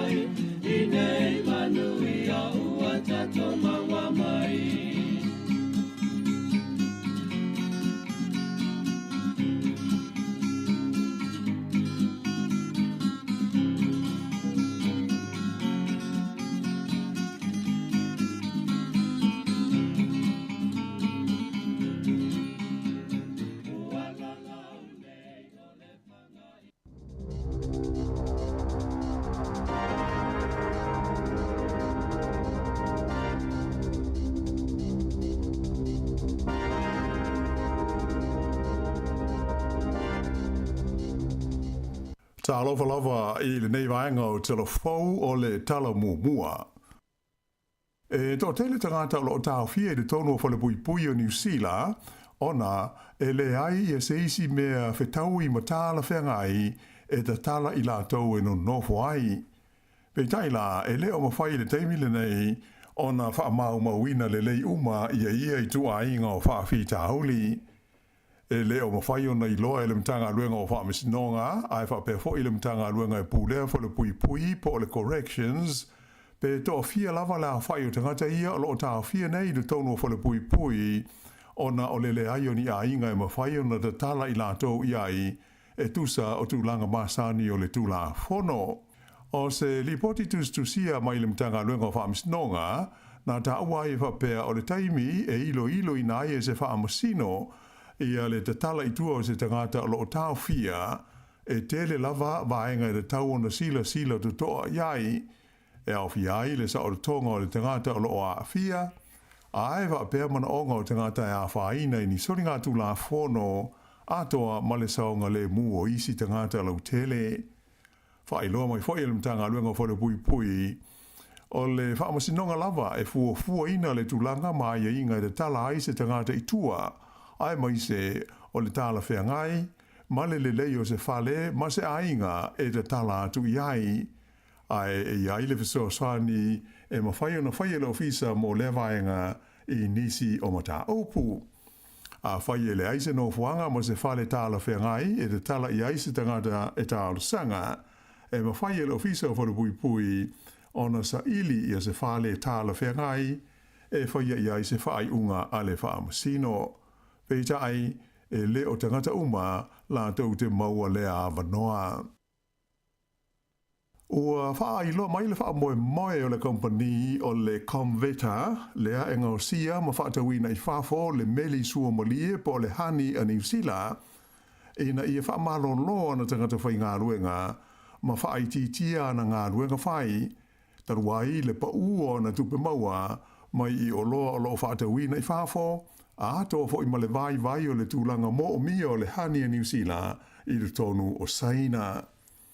O le company le nei le Convator o se tasi o company lisi I le ofisa whaatawina ai se o company a New Zealand, le NZX, ma na whailo mai le songofua na nafi, e tu sa male se furu ono te si male valu miliona ta la le ngau sa ia yo le company ina ua uma o na tutongi ana la fonga mo le tausanga whaale tupe lua afe lua se furu male wha. O la wha ingo tupe maua le company ma ia na oloa sa ave I whafo e lua se lau male wha miliona ta la. O se a wha ingo pa pe awha tu sa I le tūlanga sa iai mua I le vā leo le lua se lau se fultasi miliona ma le lua se lau se furu ma le valu miliona tā la.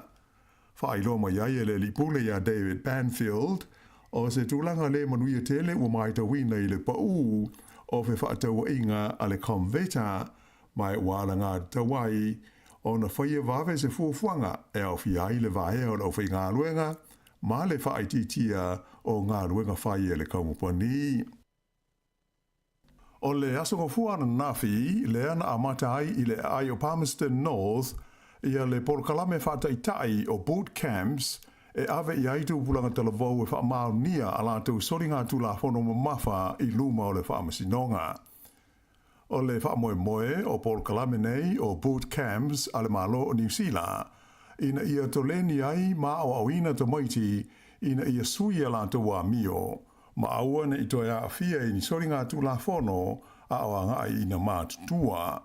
E tāli fōlinga, ia I tu a inga o awaonga I polkalame wha military e ko leni ai fita ina ia maua le malosi o le tino ma le tomai I ngai o inga tau I le puipuinga. O le matanga ruenga le oranga tamariki e pūlea ma wha afoina lea polkalame, ma e toa se furu lea whae o ni tamatalavou, I le vāle se furu lima ma le se furu valu tau sangara mātua ua tu uina atu nei iai. O tamatalavou uma nei e toa se furu ua amata ai lea polkalame e mai I le motu I mātu o New Zealand, mai o le toa iwa o I lātou ia o Maori. O talavou uma nei ai titi mai ua ta ilua la whainga o soringa tu la whono mamafa ua lātou whaia ma ua whaasala ina ai le whaamsinonga mo le umi ai titi mai e se furu tau sanga I le whale pui pui. E tu sa mo le tolu se furu la whaai o lau whainga luenga le mtanga luenga le oranga tamariki sa ao au ina whaapitoa le fita ale malo New Zealand mo le whaafoina o la lea polokalame. Ua uma ona sei nia se whenga inga e pūlea ma whaafoina ai se polokalame whaataitai I le vā leo le malo ni we ma le malo le atu Solomona mo matau putau I ngā ruenga. Ua whaingoa ina le whenga inga I le vā o tunu e lua o le Inter-Agency Understanding, IAU, o se murienga mua lea ua mawhai o na whaatino e awala I lalo le whenga inga ta ua o le Pacer, lea e ngā rulu e whelangolongo mai ai e tunu o le Pasifika I le fesuia ia o tangata whai ngā ruenga. O le whemalanga I o tangata atu motu e sa iri ngā ruenga I isi atu motu o le Pasifika e le o se mea fau. Mai o le whaatu langa ina le lei o le whenga sono ai o tangata whai ngā ruenga mai le motu I lea atu motu e awala I lalo o ia polkalame na whairo mai e whapea o se whainga le lei tele lea e tele ni whaamanuianga e mawai e tangata atoa ai foi mahatu nuu o le Pasifika. O nisi o polkalame tau ngā luenga o lo iai le taimi le nei e au ai le RSE a le malo New Zealand whapea le Pacific Australia Labour Mobility po le PAM a le malo o Ausitalia. E tele atu nuu o le Pasifika e au ai ma Sāmoa o lo tautongi nei ala tu ai talafu I le malo tele o Saina.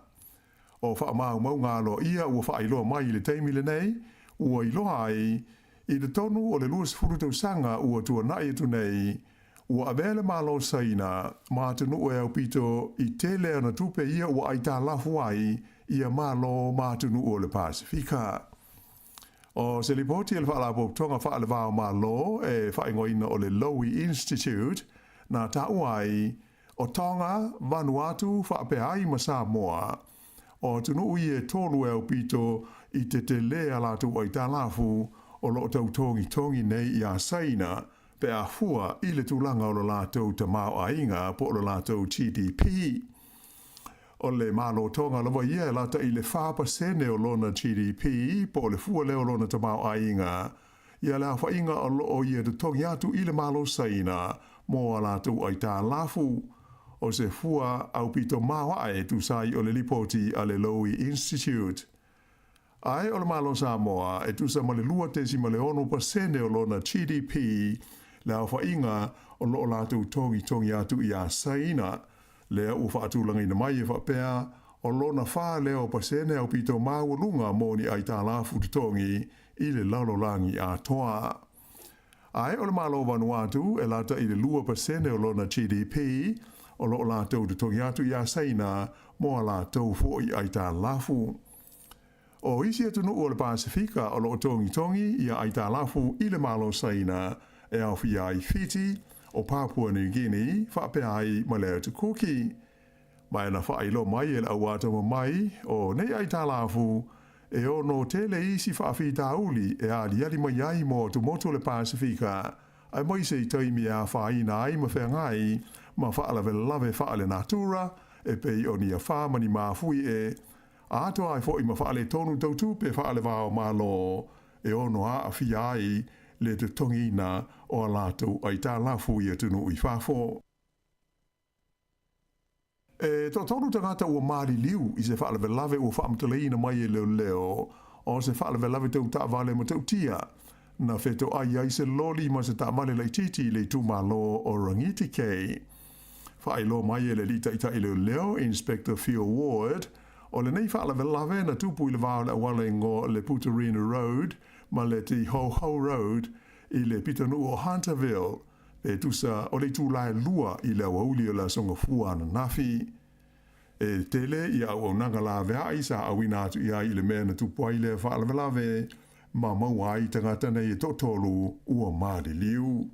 Ta ua le li le leo ia Phil Ward o le aveloli sa tonga fitia I le whale mai. Whaali e fo I le li le leo o so se whaalawe lava e whano ai le soi fua o ni tangata se totele o se tūlanga e te le lava le a whaina ai o te ngata whainga ruenga o au nanga lawe ai. O leisi voi whaalawe lawe na tupu mua atu I le tūmalo Northland I le asonga fua lava na nafi na umai le olo leisi tangata e totasi o le ua maliu e na awia sa malanga ai se tamale na lavea ma muai I le au le tele nume le tasi le pitanu o Maromaku pe tusa o le kuata I te ai le tasi I le au auli o le asonga fua. Ua whailo wai nei e leo I le lau mua I Wellingtone e whapea o le tāponia whaafua se iai o le kolisi I le Onslow College I Johnsonville na mafua o na o se whanamai na aruatu ma se tangata e ti se wilaafi. Sa whaana nati atu leo I se awala I le mamao mai le kolisi le nei I le asonga fuana nafi ina ua vai ai se tangata o ti se wila ia mai umia ia se tūlanga e wholinga o se apenga malo si po se whana o le maua le li poti na amata I loa na whaia fuanga e tapuni le Onslow College po le tūlai lua I le awauli. Pe tae pe tusa le awha I tūla muli ane ai, sa whaasara lawina ai whala wa I tele le aonga I le lato penga o wheso te inga, ia le toi fo I o le aonga I tūlanga māsani. Sa whapea fo I na whautua ina, ma whaawhetaia le vasenga o mātua o le aonga I le onusai, a o whaia ia fuafuanga a wale saonga le mua te maitia aonga, ma le vasenga o whaia aonga. Na maua leo le tangata tia wilafi, ma whesiringi a I tusa o lana whanawai. Ua tuina mai se lapata inga mai le ofisa o le tau le Met Service I le angai mai I le motu I mātua New Zealand o ti munga mamafa ma winga malu lu o le tau ona o se vaenga lau tele o winga whaale tonu ma le lolo wa o le tau mai le vasa tā se mane o se teimi o le vaiaso le nei o lo valo ia le o mai ai I le motu I mātua o ia tūlanga whaale tonu o le tau e pei o nā awhia ai le motu I saute.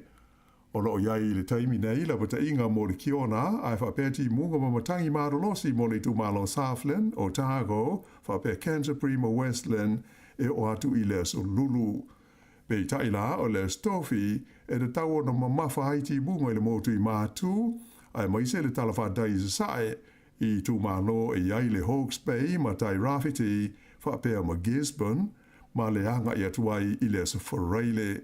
E le ngata i lea o loo i e fo i la pata inga moti munga ma mawhai le tu malo le Bay of Plenty, whapea Taranaki ma Marlborough, ato ai i a Canterbury ma Southland.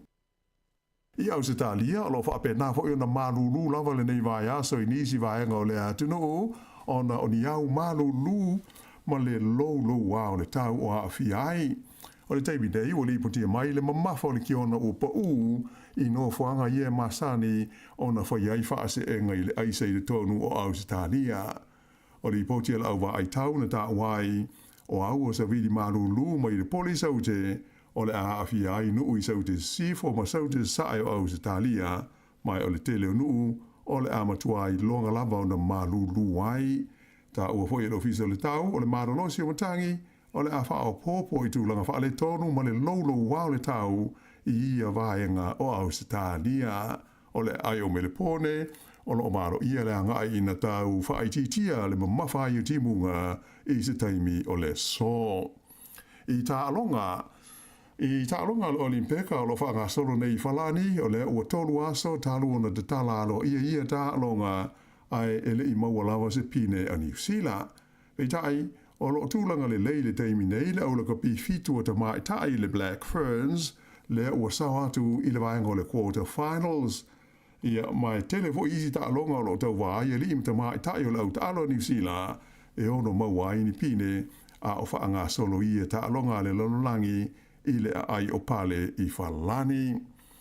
Ai i le teimi nei ua lipotia mai le amata ona vevela o le tau ma le si o manga i le ai o pale le o mai tawina le anga i na o atu i le maua lunga e tolu se 4 degrees o le fua o le vevela o le ea. A o le i te talaina ta alonga nei a le Olimpeka i le whae unga le vai aso, sa iai le popolenga i le toe tūla i mai i le tonu o whalani o tūlanga vevela ma tautia i le heat wave le ana la vea ai i le tausanga o mawai ma maliri wai le whaitau fia afe o tangata. O le vevela o le tau e te le whaafi tau li o no tūla i mai ai pei tai na whaalia o lo ngā rurue i a fōmai mana tau e pūlea tā longa nei i fuafuanga a tō fōi ma lapata inga o le puipuinga o auta alo ma i lātou uma o lo o iai nei tā longa. I le teimi nei o tu i nātu i auta alo uma ma tangata mai moa i tā longa i a whautuanga ma lapata inga alo i e tusa o mea le tau ono whaia ma whautangia ma tā pena iai i le teimi o le ai longa ona bebela ai tū langa o le tau a o whaanga solo ai le Olimpeka. Ea o le whaingo le nao le nei vaenga o telefou.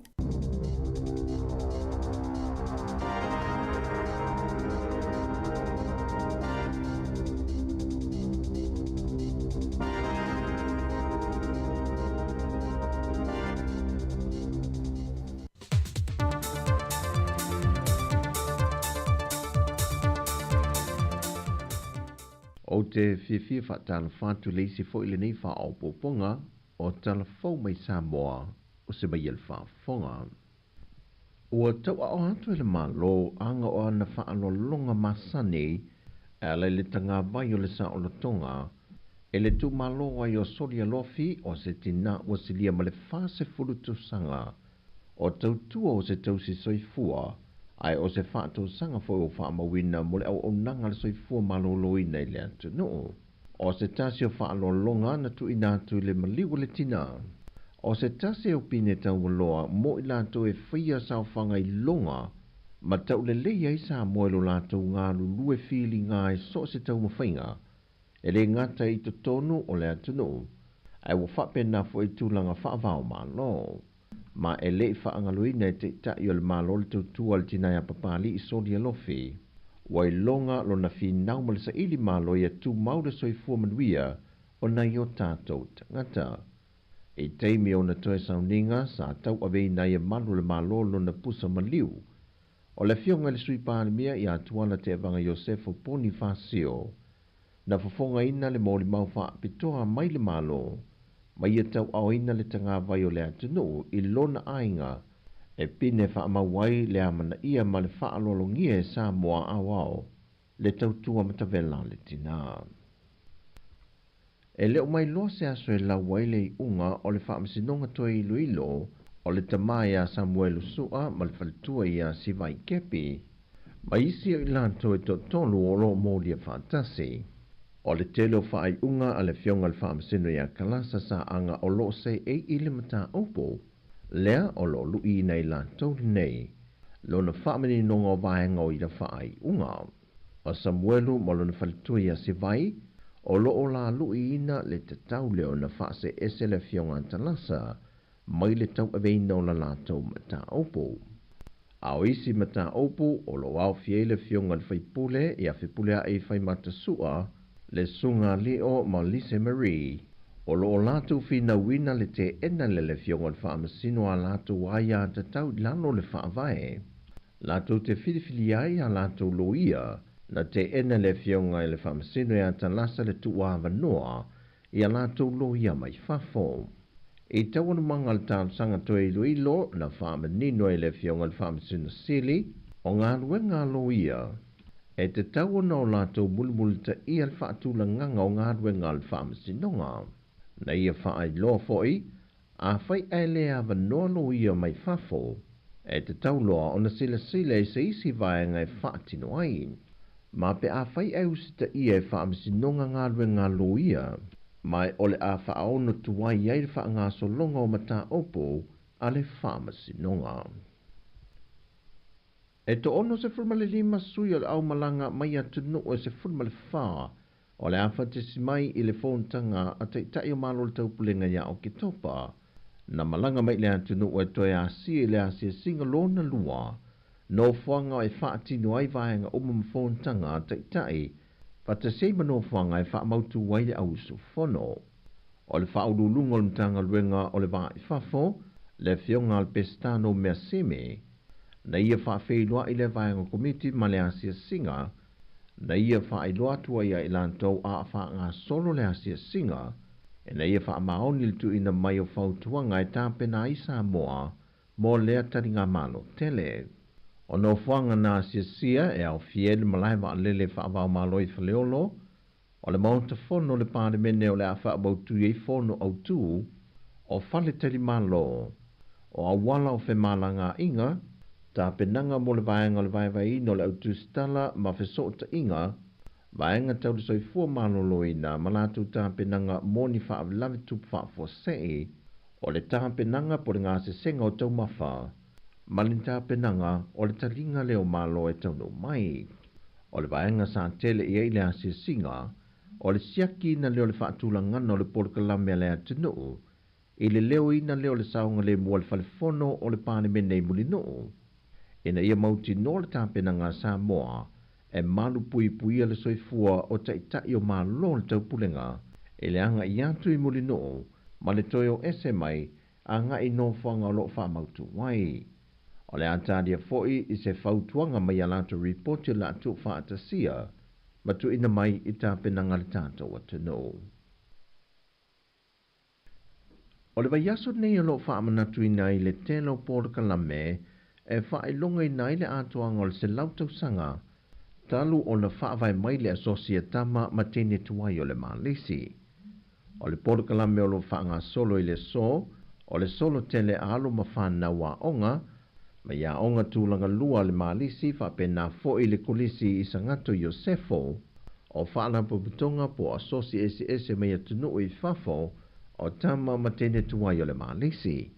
O le pokalame o le asoe a ngai le solo i luma maoto le malo, a mai ale sisina e o le tanga vai o le sa o le tonga o le tātu atunu. O na whātau teia leo le sauni ngā loto e te tala alo i ail whaamoe moe o le neiva yaso atoa. Mo le sila fia i le porkalame o le neiva yaso atoa lo whaatasi e mata amilusanga o ta alonga teito fitu, neti polo maisi, mo le whaamanatuina o le atoa ngolona se lautau sanga, talu o na whaavai mai, le asosia le Malaysia le ngate Sāmoa nei, ai wa whapena foi ia tunu e whafo. O tala fōwi o le ni aso, manui tele lo tātou tunu o whasoi foia.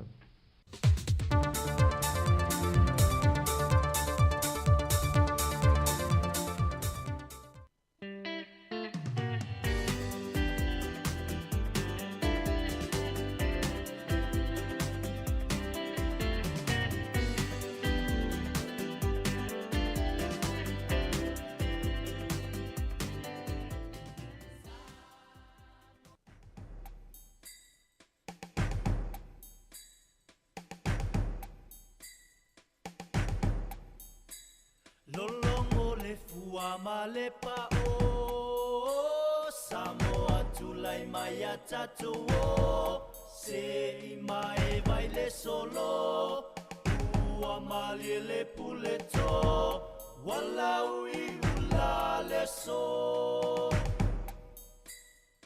wani ufi e tutupu o tatino Watafa-alongo-longo au talavo a poto tawilo-ilo tato loto wa o sau maleloto maulalo etumu ita ile fa-alo-alo ele te fa-ailo aina tama ole laumu e masani tele nai ana fainga Malelo maulalo etumu ita ile faalo alo ele te failo aina tama ole laumu e masani tele nai ana faina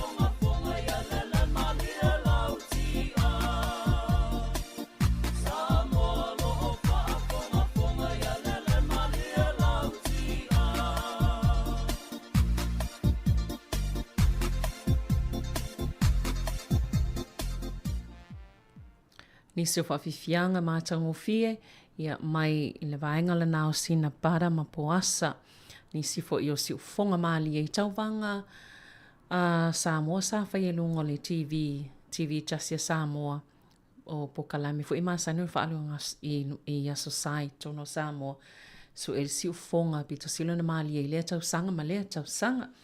Ai, o le maua nisi o tātou tālafou le nei aso o lo o whai asi ma mawha o le kiona ma le o lo palasi i la loi le motu i saute ua tāpuni fo ilani isi o awala titele ia ona o le mamafa ma le titele o le kiona e alfa atase ma le aisa pe ona palasi i le motu i saute ai o lo o iei foi ia la pata inga pe ona utau whaafonga i tātou talafou la pata inga mo le atunu o le a tele lava vaenga o le atunu neiva iaso o le a palasi i ti munga iau fia ma le motu le nei i mātu pe ona iei ia lapta inga alvaenga le Met Service ia pole ofisa wa ai tau atona New Zealand. Toi maul whapoponga o tātou talafou pe no tau whafonga mai ai i le sunga ia lawano ati lao whapea fo i tā sisa le Sam i le asoa tae au i le taimi māsane le i tu lae valu. Ai whaawau pia tātou pesipisenga mwhawhiwhianga nei vaenga o le awauli se ipa ia le i tu lae lua ia o na mai ale o le tautua si ufonga lau mua ia e whaawau pia i lunga le epe toi whaafonga ia tātou po kalame pe ona ia i le nei aso e mantua lunga le tātou pe ngata whailangi a le Samoa Capital Radio o le umwhaiona maua ai ia le script ia po o le po o tala po o tātou tala fōian tau whaafonga iei o le audio po o le leo le sapu eina a le amwhaiona tau maua whaamaunga po tostosinga po o le whaaliliungo ia tala i lunga le tātou pe ngata whailangi e mwhaiona asiasi iai ia ma whaitau atili iai pe a whaina ia se vaenga na misi au e tau fia maua mai a tātou tala fōu mō aso taitasi.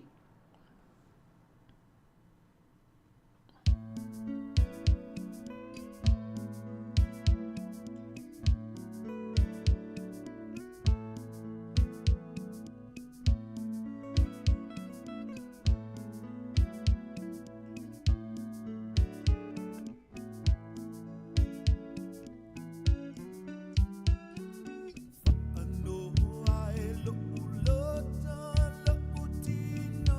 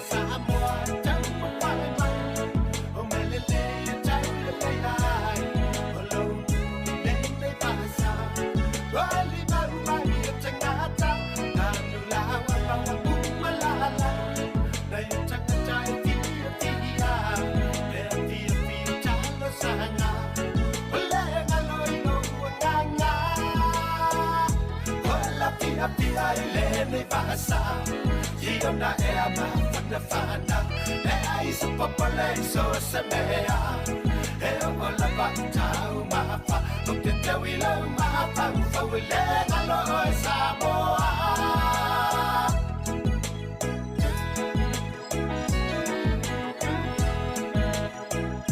Ave mai kalau ta'alo nga Le la kapi o whai pelenga Le tau tua matawela lena Wala wilo ay Samoa Pakirusi ang lomang walunga Ayaw tanga tao la tao tua Le tala ino le atua Obe fungana o Samoa Wala pia pia ilene basa Iyo na e ama whanawhana E ai sa papalei so sa mea E o la vatau mawha O te tawi lau mawha Uwhau le ngalo o e Samoa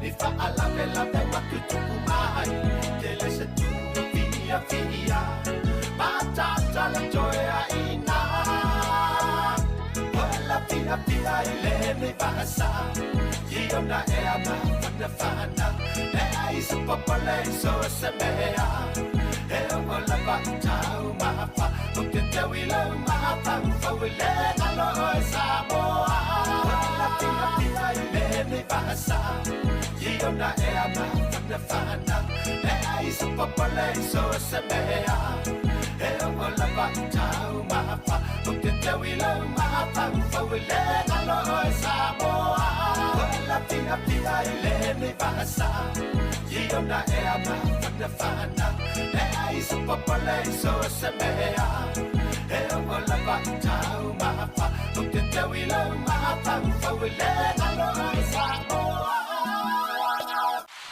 Mana i siufonga o le sungayan seko whalmoel na i stasio vaenga o whaafifianga mo tātou i le nei fwoi taimi o le aso. E ile ripoti wawa i atu i fwoi lunga o talama i atu no mamao. Se whainga malanga i tatono le United States o Amerika.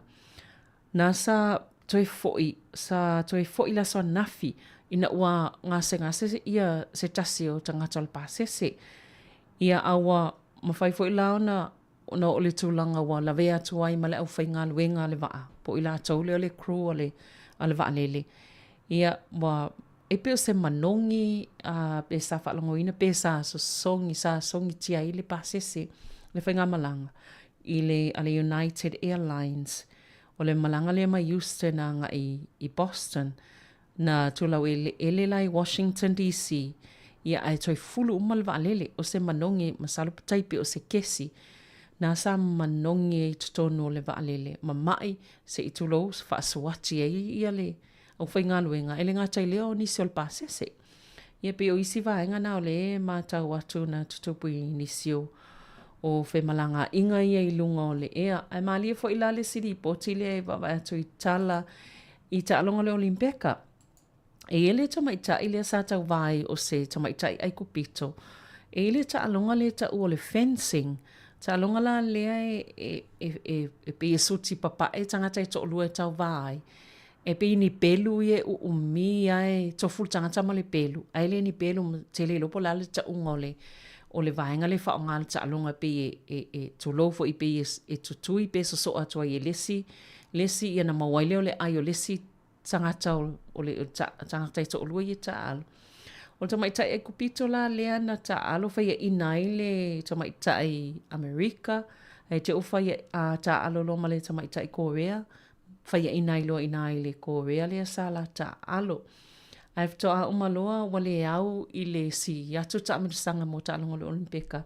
Fa sisi lai lo te maita i le fa pea o ia lai ua fitu masina o maitanga o le ai alai ta alo i le ta alonga le Olimpika. Ana le umala ta alonga i le tus failan tus singa. I elena o ia le ta alo tu sai tolu tanga ta alo le taimilea. Ona o ia lai tau avela na pepe o le fitu i le o masina. Ala sam faiuna ta alo al ta alonga. Ia mana i fo ia ta alonga o lai ma faiuna. Ma o lewa no mo na i tangata i tulang wha pia po tina o lai tau avele pepe. Ia pe olo na mitanga na le fo isa tusi lunga o vaenga o penga wha salalaunga. Ia o failo o langona lona mita ona o le mawhai ona tau ave pea le lana pepe. Ia ma ta alo i le ta alonga. Ia o le Olimpika. Ia ma o atu le ta amnisanga lonas fulu ono. Ia, ai o le mawhai lawan ta alo. Ia pe oni sina vaenga le mol mauina i ta alonga le Olimpika lo ufa ngā solo. Ile nei fo i taimi tono pale i whalane. Ai whaawa o tato whaafiafianga e talo le tu lai lua. Ia ona mai a leo leo tato tautua. Whaatalo whaati e lata umalawa. Ia lo mwhai ona whaafonga mai i lunga o tātou penga ta whailangi o a senati tu ua whapea fo i whai a mose le maa futa mai i New South Wales ia maa loa le soifua whaftai fo i whafonga mai ia tālsia o maupea o tau le soifua manuia i le nei fo i paenga o le tausanga i le nā fo i atunu olo o tō au mawai a au mawai i le nei fo i vai tau o le soifuanga. Emi Fruen Malipese Sāmoa ea.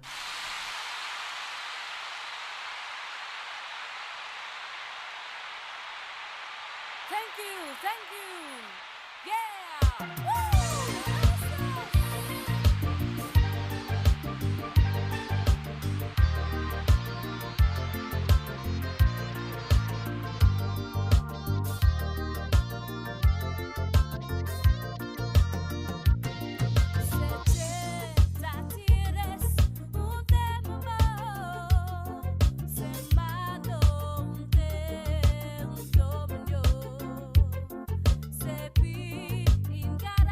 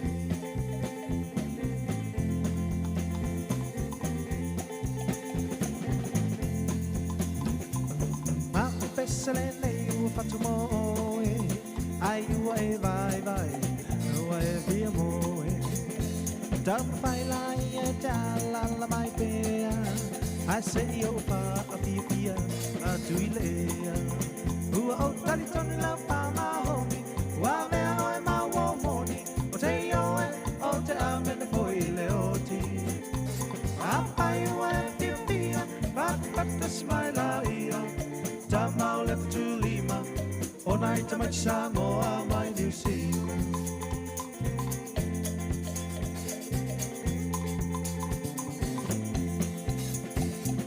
Naya fatuna ese lava te leoina nga motangata apai la ua e pia mala malapa silia pea tu mai oleanga ua au tantoni lo pa maho ua mea oe ma wo moni o te ioe o te amene foi le oti apai ua e pia pia pata smaila ia tamau lefe tu Lima e mai Samoa mai New Zealand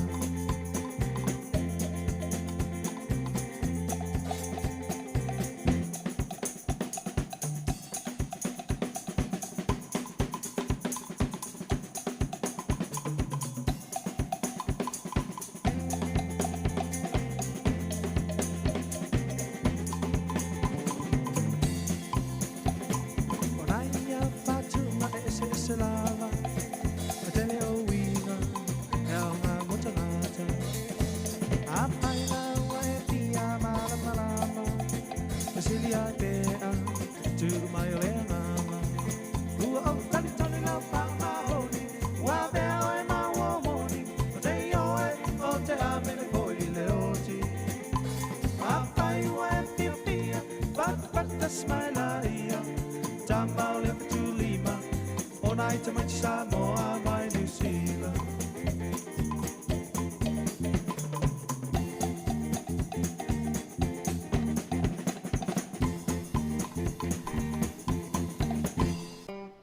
Ia le nā tama o le fitu lima na na utou whaafonga mai ai nei vaenga o le awauli.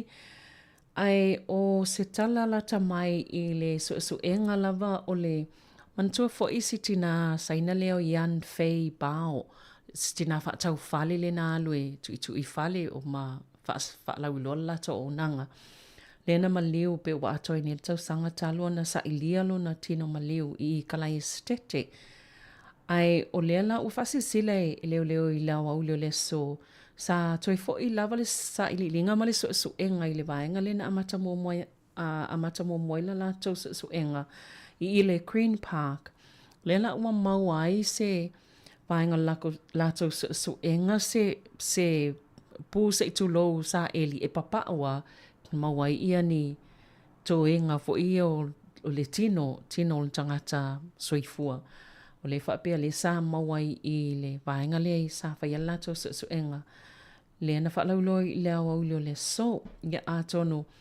O lele o vawe o na whailoa aloa ia po o toenga po o tino leo le tina le na sa ilia lena. Lena fiu o toi whaatali o tauntue fo iane mai la na ngaluenga sa alue. O whaatau whale. Ia ai ato tau sanga lele maolo tino maliu a le ala ua whalauloi le leo. O le ua maua i le vaenga le sanga i so nga momua ai le i whailoa mai pe o whaamau sali aloa ia o le tino leo le tina o tina ia Yan Fei Bao pe o le sin vaenga na o le Yesu suenga i le soa leo. Ai whatalo whato malo lava ave au na ama ave au le whaafonga mai au kilani malo whaftai mo le whaafonga mai le tatou tautua.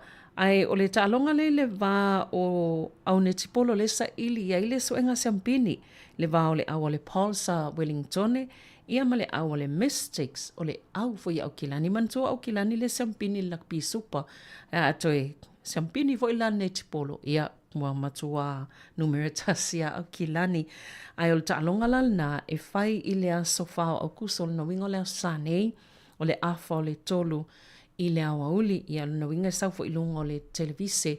Ngaman tua fo ita alonga ia o ne tipolo le sau i le TV. Tasi luna winga tele fo ita ngata mwhena mai moina Ta'alonga le suenga Sampini, i le au a le Pauls o Wellingtone, ma le Mystics au kilani i se tatou ilo atu lava po oio lea manu i lea ta'alonga le suenga Sampini o le neti polo New Zealand mo le nei tau sanga.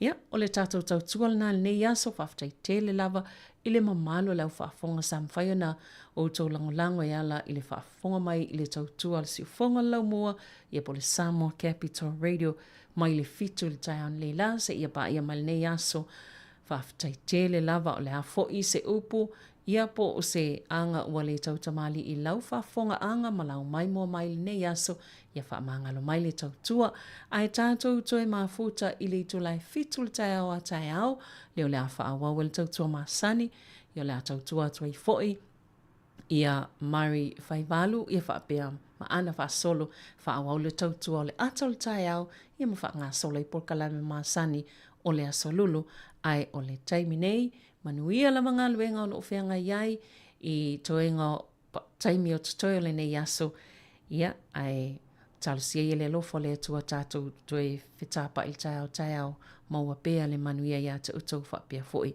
ma i mātou uma ai soifua ia mō le nei taimi.